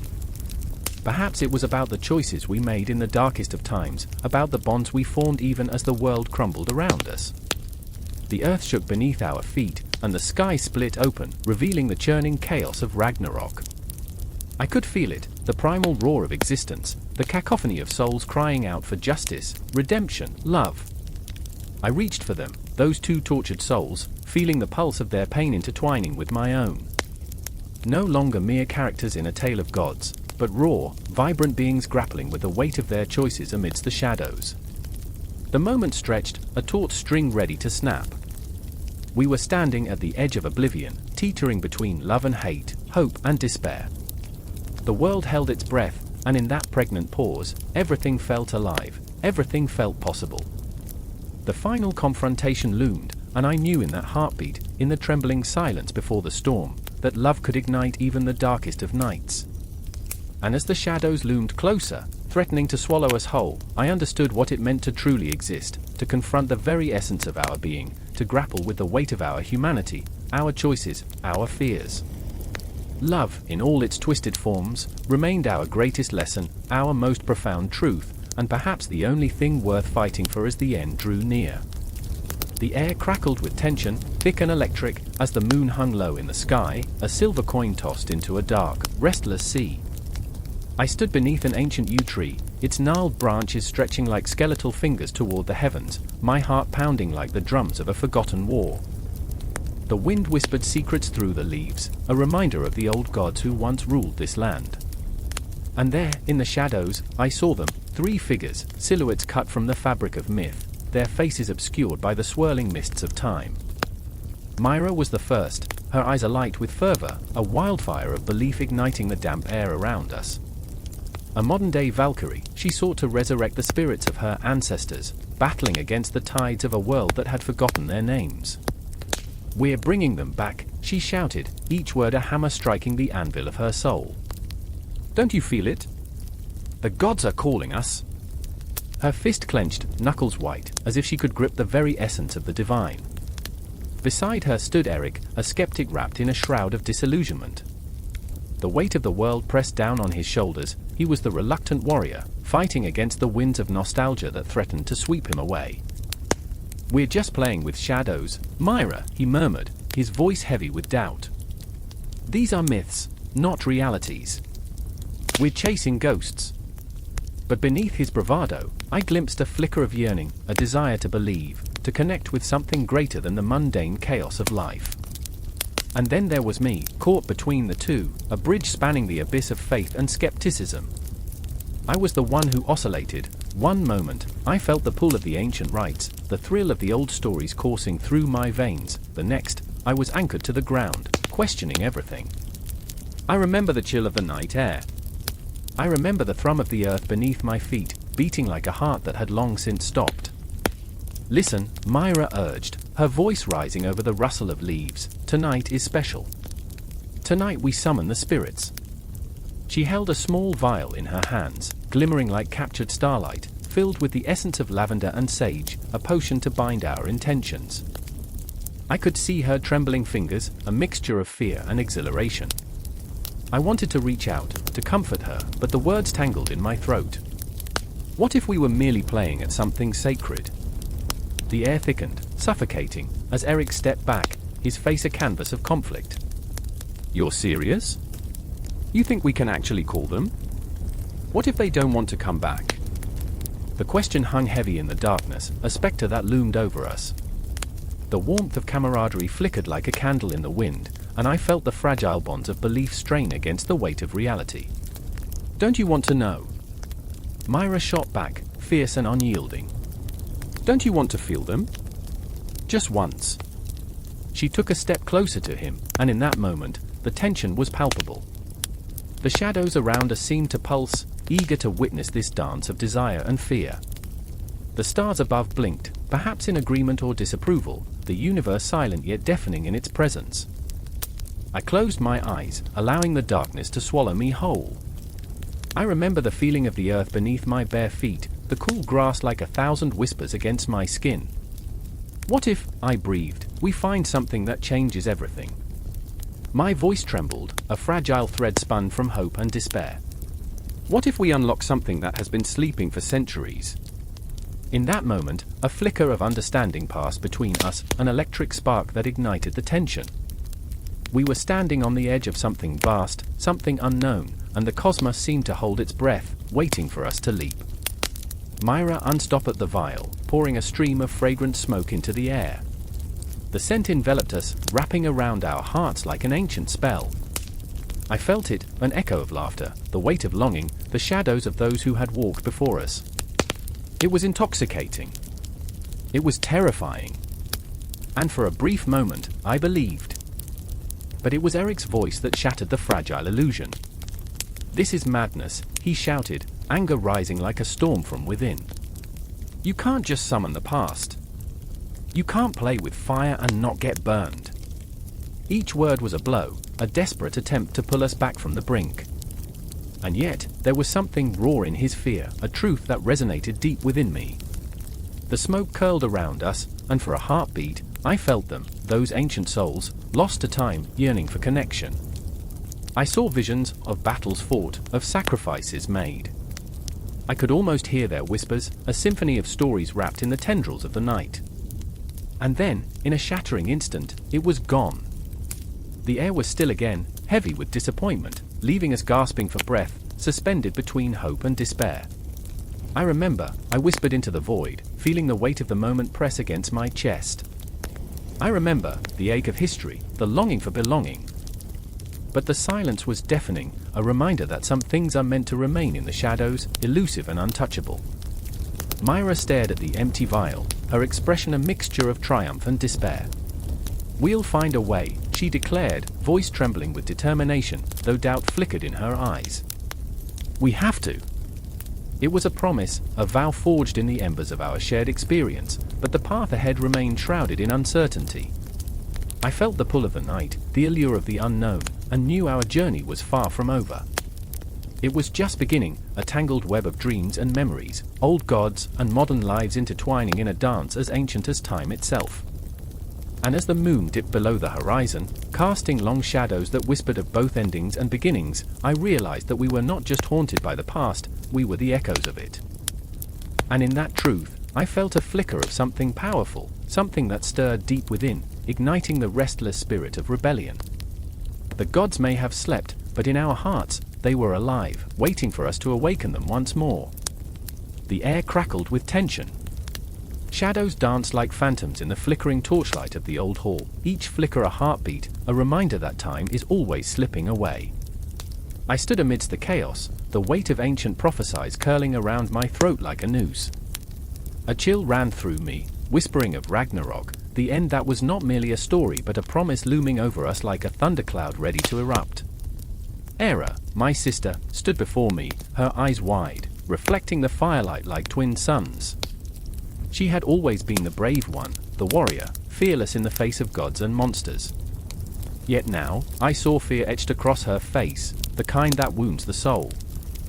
"What do we do?" she breathed, the desperation in her voice palpable, the words a plea. How could I answer when my heart was as heavy as the fabled Mjolnir? "Fight," I whispered, though my own resolve trembled like the fragile glass of a forgotten relic. I remembered the stories of the great battles, the echoes of thunder and the cries of the slain, but this was not a tale, this was real. The sky outside churned ominously, an unholy mix of storm and fire. The world was unraveling, the threads of fate were fraying, whispering of doom with every crack of lightning. And then there was Thorvald, the scholar, the thinker, caught in the grip of his own spiraling thoughts. He always sought answers in the dusty tomes of Norse mythology, obsessed with the lore of our ancestors, yet here he was, caught off guard like a child in a nightmare. I watched him pace, hands trembling, as he murmured the names of gods long gone, invoking them like lost friends. They spoke of the brave and the fearful, he muttered, a frantic edge to his voice. But I am neither. I am a coward, a mere man with a mind too tangled in words to wield a sword. "Stop," I said, my voice cutting through the fog of his despair. "We need you. Your knowledge, your heart." He looked at me then, and I could see the battle waging within him, a war of self-hatred and inadequacy that threatened to swallow him whole. "We're all flawed, Thorvald. Don't let fear chain you." Outside, the winds howled as if the very spirits of the dead were rising, warning us, taunting us, mockingly echoing the legends. Hera clenched her fists, her knuckles white like the bones of ancient warriors. "We can't let them win. Not now, not ever." But who were they? The giants? The gods? Or was it simply fear itself, the ultimate adversary lurking in our hearts? "Ragnarok isn't just an end," I said, grasping for hope, for a spark in the suffocating dark. "It's rebirth, a cycle. We're caught in the middle of the storm, yes, but storms pass." My words felt fragile, a wisp of smoke against the raging fire of despair. Hera shook her head, her voice firm yet quaking. "Rebirth? What if we're left with ashes? With nothing?" The room fell silent, each breath an eternity. I remembered the tales, how the gods themselves would fall, how even Valhalla would burn. The weight of it pressed against my chest, an unbearable reminder that the gods had once been human too, flawed and seeking, just like us. Suddenly, Thorvald stopped, his eyes brightening as if a spark of madness ignited within him. "What if we could change it?" "Change what?" Hera asked, skepticism lacing her voice. "Change the end. The stories say everything is predetermined, but maybe we can write our own. Maybe we're not just pawns." The fervor in his tone was intoxicating, drawing us in like moths to a flame, but I sensed the danger, words could be a weapon or a curse. "Believe me," I said, urgency clawing at my throat. "It's chaos out there. The giants march, the dead rise. We can't outsmart fate." Thorvald stepped closer, urgency etched in his features. "But what if we confront it? What if we stand our ground? We can't let fear dictate our story." His insistence pulled at something deep within me, a longing to fight, the warrior spirit trapped beneath layers of doubt. I felt the pulse of possibility, yet it was overshadowed by the specter of despair. Outside, thunder rolled, a warning, a promise. "I remember when we were young, Era," I said, my voice softening, drawing her back to that place of innocence. "When we believed we could be anything, heroes, adventurers. What happened to that?" Her expression softened, the steel in her gaze wavering. "I remember," she whispered. "You made me feel brave." In that moment, we stood united, bound by our shared memories, the laughter echoing in the face of encroaching darkness. But just as quickly, the weight of reality crashed back. Ragnarok was not merely a fable. It was upon us, tangible and relentless, dragging us toward an unknown abyss. The night roared, and I could feel it, the impending crush of destiny. Yet there was a flicker of defiance pulsing through me, echoing with every heartbeat. We were not just stories waiting to be told, we were the authors of our fate. The world may burn around us, but at that moment, deep in the heart of our fear, we found something raw, something beautiful, a glimmer of hope ignited in the face of oblivion. And with it, I could almost taste the sweetness of defiance. We were not alone. As the storm raged outside, our hearts beat like war drums, summoning courage from the depths of our pain and fear. We would face the twilight of the gods, not as mere spectators, but as warriors, flawed yet burning with an incandescent resolve. And so, we stood together, ready to confront whatever awaited us in the darkness, knowing that the end was just the beginning of something far more terrifying and yet exhilarating, a new story waiting to be written amongst the ashes of what had been. The wind howled through the cavernous remnants of a once thriving city, its skeletal architecture piercing the darkening sky like the ribs of an ancient beast, long dead yet hauntingly alive. Every gust sang of impending doom, a chilling prelude to a storm that would shake the very foundations of existence. I stood frozen, heart pounding, a solitary figure amid the chaos unfolding before me. Shadows danced, flickering with a life of their own, whispering secrets of the past, of gods, of fate, of the ultimate twilight of the world, Ragnarok. In this moment, I was not just a spectator, I was entwined in the fabric of this myth, entwined with two souls whose lives collided with mine in this tragic symphony. There was Freya, her eyes stormy like the skies overhead, filled with both sorrow and defiance. She stood clutching a sword, the weight of it almost too much for her delicate frame, yet there was an unyielding strength within her.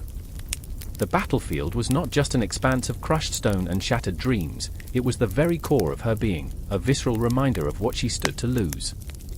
And then there was Magnus, his face a mask of desperation, a heart-wrenching blend of anger and grief. The shadows flickered around him like memories he couldn't escape, every breath felt like a betrayal of the past, a reminder of the family he had lost in the fires of conflict. "This is it," he whispered, voice cracking, words slicing through the air with the sharpness of his regret. "Ragnarok isn't just a prophecy, it's a choice, it's us." I remember the taste of salt on my lips, the tang of fear mingling with the bitterness of fate. Each moment bled into the next, colors swirling in a frenzy of chaos, as time stretched, warped by the weight of our histories. Freya's resolve was a beacon, illuminating the darkness that threatened to swallow us whole. But even as she stood tall, I could see the cracks in her armor, the haunting specter of doubt lurking in her eyes, a reflection of the struggle within. Was she a warrior or a fragile girl pretending to be one? Magnus stepped closer, his breath ragged, eyes dark with memories that haunted him like specters in the night. I remember the laughter of my brother, the smell of our mother's bread baking in the oven, the warmth of a home that once felt invincible. Each word fell like a stone into the abyss of our reality, rippling with loss and longing. Now, it's all ash. In the distance, the sky churned ominously, a chaotic dance of thunder and lightning, nature's own ode to the chaos that lay in the hearts of mortals. Freya raised her sword, the blade glinting defiantly against the tempest, a whisper of rebellion against the fate that sought to consume us. "We are not just pawns in this game," she cried, voice rising to meet the storm, fierce and unyielding. "We shape our destiny. We write our own ending." But even as she proclaimed her defiance, the wind howled louder, drowning her words in its fury, mocking her strength. I felt a shiver run down my spine, the resonance of ancient tales wrapping around me like a shroud. The weight of the cosmos pressed down, reminding us that the battles we fought were not merely physical, they were etched into the very marrow of our being. I remember the old tales, the whispers of gods and giants, of a world caught in an eternal cycle of destruction and rebirth. But standing here, amidst the ruins of our own making, those tales felt more than mere stories. They were a mirror reflecting our own flaws, our own obsessions, our own humanity. We were all heroes and villains, wrapped in layers of grief and hope. Magnus clenched his fists, knuckles white against the backdrop of the storm. But what if we lose? What if this is it? His voice trembled, raw with vulnerability. What if Ragnarok isn't just an end but a beginning we never wanted? Freya stepped closer, her steel resolve cracking just slightly, vulnerability bleeding through the cracks. Then we fight, she said, and though her voice shook, there was a fire burning in her eyes, a flicker of something unquenchable. We fight, not just for ourselves but for every moment that still matters. And in that instant, a strange silence enveloped us, the storm pausing, as if the universe itself held its breath, awaiting our next move. Time hung heavy, suspended in the tension of those unspoken words, caught between the thrill of hope and the weight of despair. The air buzzed, thick with the promise of chaos and the scent of rain, a bittersweet reminder of life's imperfections. I felt the ache of my own heart, pulsing a rhythm that matched theirs, fear and love tangled in an eternal embrace. We were bound by our choices, our regrets, and our dreams, each heartbeat a testament to the fragility of existence. The storm roared to life again, and in its fury, I felt it, the call to arms, the desperate need to confront the darkness not just outside, but within ourselves. Magnus lifted his chin, determination sparking in his gaze. Together. It was a simple word, but it held an ocean of promise, a tide that could wash away the stains of despair. Freya nodded, her grip tightening around the sword, a warrior reborn. Together, we write our own tale. We are more than the myths of old, we are the architects of what is to come. As they stood side by side, I felt the world shift, a seismic tremor echoing through the very fabric of our reality. Shadows writhed, the darkness clawing at the edges, but there was a light, a fierce, defiant light, igniting within us, a spark that would not be extinguished. In that moment, under the wrathful sky, we became more than mere mortals, we became the very essence of our own myth, poised on the brink of something magnificent and terrifying. And when the first bolt of lightning struck, illuminating the battlefield in a flash of brilliance, I knew, this was not just Ragnarok, this was a reckoning.